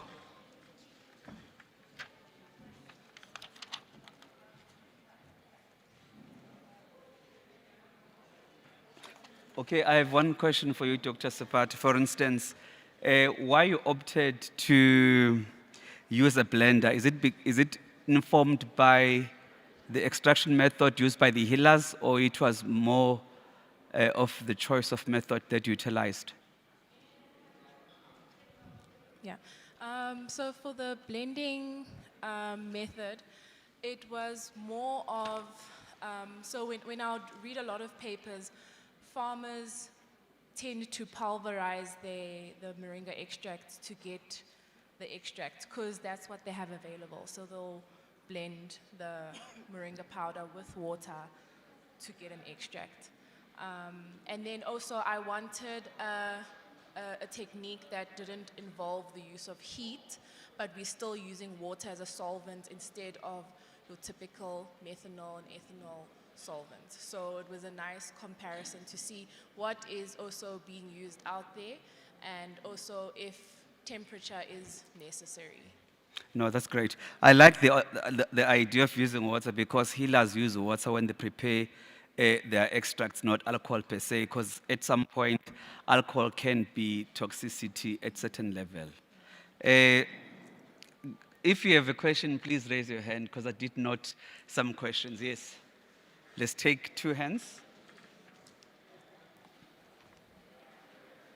I don't want to be my show. Thank you. Okay, the third one here. Right, thank you so much. I've got a question, very interesting work that was done by both the presenters, but my particular question goes to, as a doctor of Fulwe from Nigeria. I found your work quite interesting in that you presented something that basically was not aware of with the uterine contractions. So I want to know, with the work that you've done, have you seen any product that exists currently that solve that preterm labor, or is it something that you think is a first? And if so, have you gotten to a point of protecting the IP or intellectual property of that research? And are you also looking at the aspect of venturing into product development from there? Because I want to see, are you looking at what's next? And one of the other questions that I have is, I was also interested in your in silico studies, the docking that you use, which is really great because you are avoiding the use of animals, and I think it's also something great. I was introduced to it when I was still doing my studies, and I never got to it, but I'm seeing the impact of it right now in the part of AI. So I just want to see the modeling, how you're seeing that it has helped you to ensure that you need to use more animal studies, or you think you're done, can this go already to clinical trials from where you are? So mainly the next steps and particular products that you think you can make out of this, because I know tea can be out of it, but also the pharmaceutical part of it. Are you looking at it becoming a drug that gynecologists can use as yeah, medicine for those. Thank you so much for that. Thank you. All right, you can take it. Thank you very much. The first, you asked so many questions in one. Okay, like the first question, you said, you said if I've been able, if I've seen it being used. Like I said at the introduction of this presentation, I actually saw a pregnant woman drinking Moringa oleifera tea. It was produced by like an healer, specially produced for her to be drinking. So that was what gave birth to this study. And when I went online for my literature reviews, I saw a lot of contradictory literature. Some said it was abort efficient, some said it was okay, and so that was why I decided to go with one of the most abundant phytochemicals in Moringa oleifera leaf, which is alkaloid. And this is actually the first work done on alkaloid fraction of Moringa oleifera leaf on the uterine smooth muscle. No work has been done on it before. Then, no, I wanted to translate this study. I actually wrote to a placenta lab in Germany, and they gave me a spot to be able to translate what I did in the animal models to humans. Like during the course of the study, I said we worked on in vitro. That is the uterine smooth muscle. So where myself and Dr. Udo Market in Germany, we are seeing if we could actually translate it and work on the uterine smooth muscle of a woman, because it's going to help not just preterm, even dysmenorrhea, had measles, but unfortunately the grant we were applying for did not come true. So that study is actually on pause. So I'm actually thinking of translating it into human study. And no, I've not done anything about protection of the IP or anything. Thank you. Thanks a lot, Doc. We have a hand there. Okay. Then the last one. Thank you. Okay, my question is for the biostimulant experiment conducted at Wits University. Okay, I believe that, Doctor, your study is in reliance with the avoidance of using chemical growth stimulants on plant, like your synthetic cytokinins, auxins, and you are now going the biostimulant route of using plant extracts, right? So I just want to find out, how did you produce your moringa leaves? Was it organically produced as well, or you purchased it? So your question is, how did we get our moringa powder? Yeah, how was it produced? How Was it organically produced, since you are now doing the biostimulant extracts for the bean plant you are working on? Was it synthetically produced or organically produced, the moringa? Okay, so we actually got our moringa from the ARC in Roodeplaat. So actually, that's a very good question. I didn't ask exactly if they had any sort of pesticides or any fertilizers that they did apply on it. But however, when it comes to, so for the application study, I used one type of moringa powder, but when it came to the phytochemical studies, I tried different types of moringa powders, just to see if there's basically a trend. So I got moringa powder from different farms, just to see if the trend is still there for the phytochemical studies. But when it came to the application, that I didn't do. So that's actually a good Yeah, I think it will be interesting to know whether it was organically produced as well or synthetically produced. And my next question, which is last, what is the next step? Are you going to commercialize the product, because it is now more interesting in the agroecology space, which now farmers are moving towards? Yeah, honestly, by the grace of God, it can get commercialized. Let's see how things go. Yeah, let's see how things go, because I know that Bob Ernest this morning was very adamant that we need to, especially as a scientist, stop saying, oh, moringa has this and that, and now we actually need to now start doing instead of like, experiments and all. Now we need to start producing and supplying and all. So I'm really hoping that now we are at a new phase where we can actually produce such extracts and products, yeah. All right, thanks, Doc. There's another hand here in front. My question is for the pectin lady, Priscilla. So you are a PhD student. Yes. So you are aiming to be publishing your findings, right? Yes. So my first question relates to sampling. How did you sample the cladodes that you used for the extraction? And was it just one sample, or you did in different spots? It was actually it was not in different spots. It was only on one. And the cladodes that we got, actually, we got it from Ubali Farm. So they are the ones who actually handle all of that.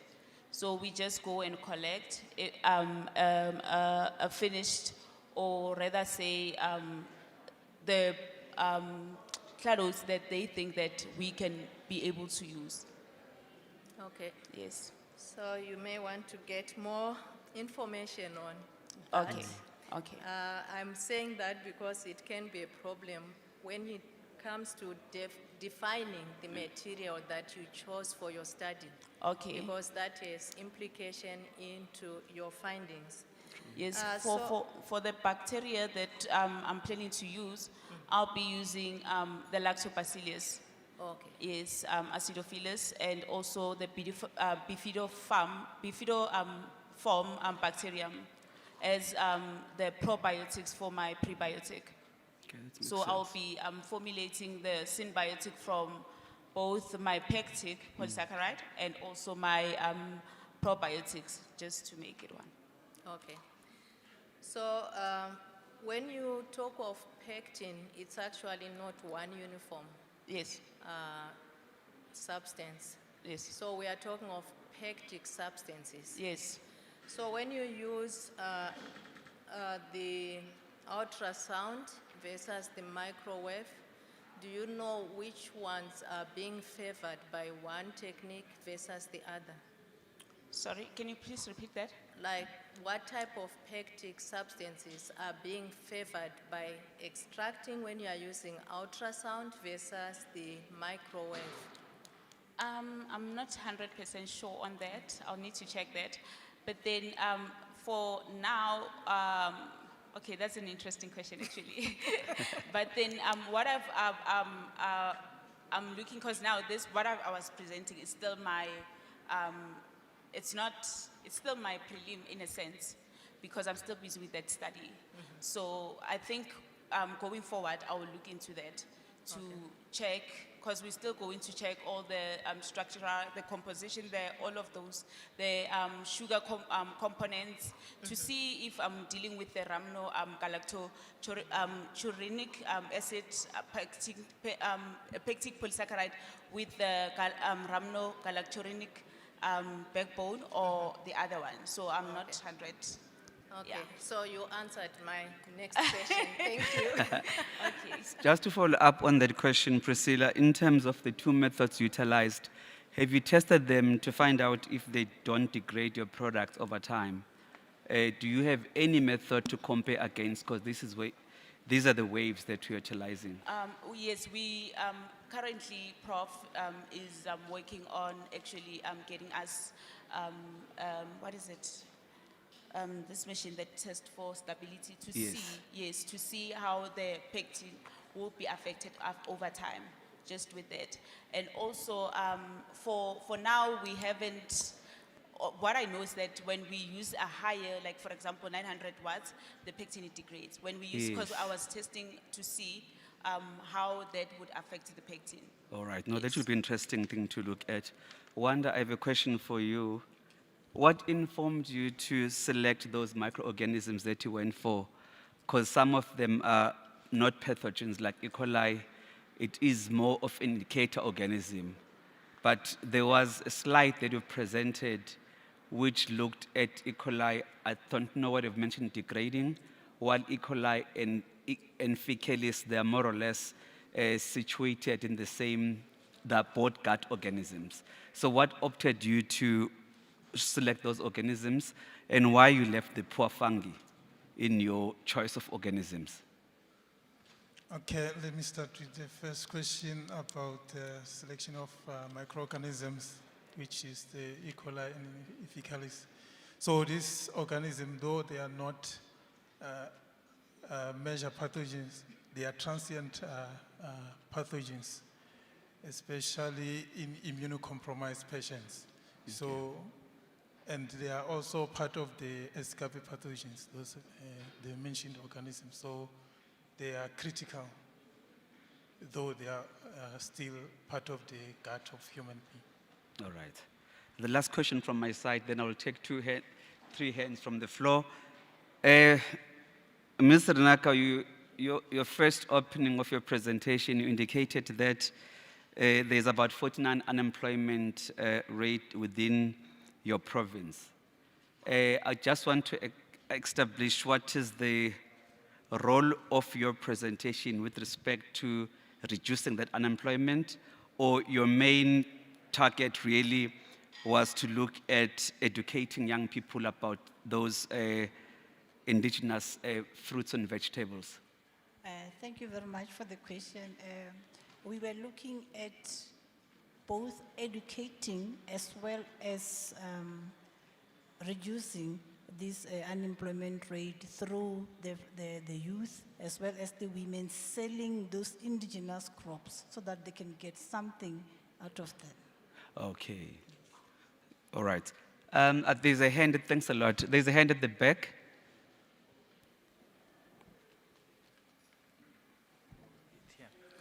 Thank you. My question is for the gentleman there who was using several plants. I see you're using different extracts or extractants. Why didn't you use the essential oils of those plants? Because my understanding is that the essential oils are more potent than those extracts. Okay, we use various solvents to try and make sure that we extract various phytochemicals from the plants. That's why we use non-polar, we use intermediately polar and polar solvents. We were trying to find or to extract all the types of phytochemicals that are within the plants. And of particular interest in our study was the polyphenol. I think I mentioned in my presentation that polyphenols are known to possess various biological activities, including antimicrobial and antioxidant activity. Follow-up question? Yeah, no, it's just a follow-up. But what I'm saying is the essential oils, they contain most of the most active compounds. Do you agree? I do agree, but also... Yes, but so my question is, why didn't you use the essential oils? You could compare the essential oils with those other extracts. Okay, we are looking at the polyphenols because they've been shown to have the particular activity that we were interested on, especially on the cell membrane of microorganisms. Polyphenols are known to exert membrane damaging properties, of which we were looking at the mechanisms of plant extract in our study. So that's why we have chosen to focus mostly on polyphenols than the essential oils. I'm not sure if you are covered.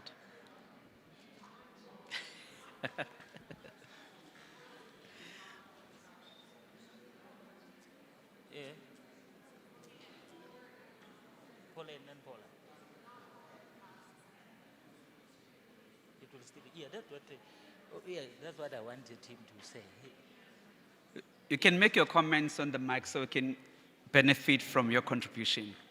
No, yeah, she was just helping, not helping me, but helping him.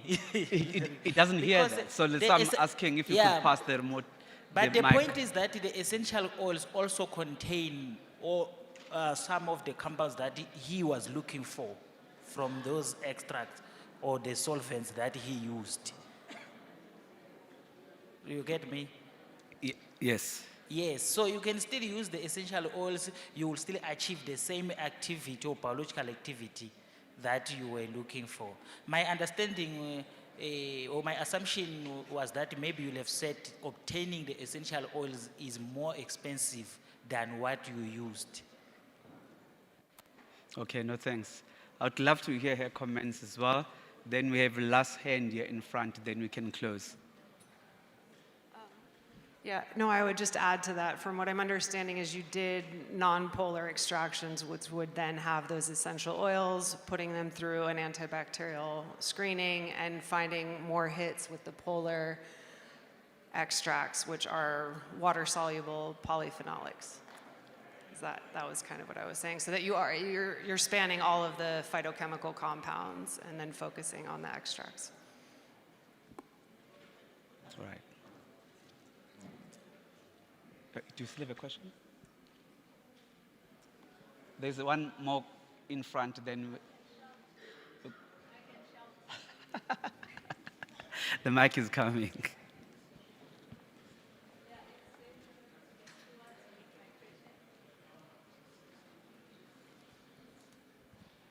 So I just wanted to find out from your approach in terms of explaining the mechanism, because you did nucleic acid leakage, protein leakage, and the biofilm formation.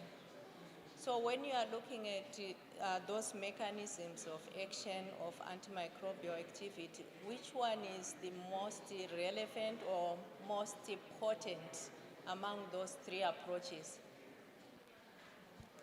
I think the most important one would be the inhibition or eradication of biofilms, because these biofilms have been shown to be a huge barrier and more resistant to antibiotics. So if the plant extract can have eradication abilities, and then it will be great replacement of antibiotics, which have shown to have poor biofilm penetration abilities. So if you were to run out of time in terms of screening your extracts, you go for biofilm? Yes, I would go for biofilms over the other mechanisms. Okay, thank you. Thanks a lot. Let's give a round of applause once again to our speakers. We may take the floor. I've been informed that when I take 10 minutes comfort break, then we come back to this venue to finalize the talk that is remaining, which is I think there are two topics that are missing to be covered. Panelists, we're going to combine them. Some colleagues are online. Let's take 10 minutes break. We're going to come back after 10 minutes.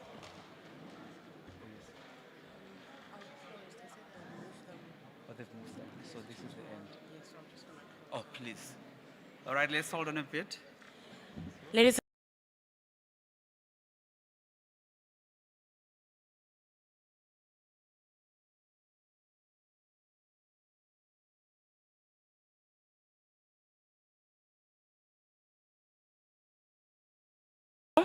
and I work at the Technology Transfer Office. I just wanted to say thank you so much to everyone that came. We're closing today for day one. The sessions for innovation, there was a panel discussion, there was also a workshop, have been moved to tomorrow. And the reason being that we started late and we're behind on time, and we don't want to just do it for doing it. We want you to actually be attentive and to be involved in it. Please do join us for cheese and wine by the Lapa. Otherwise, this is the end of day one of the first Regional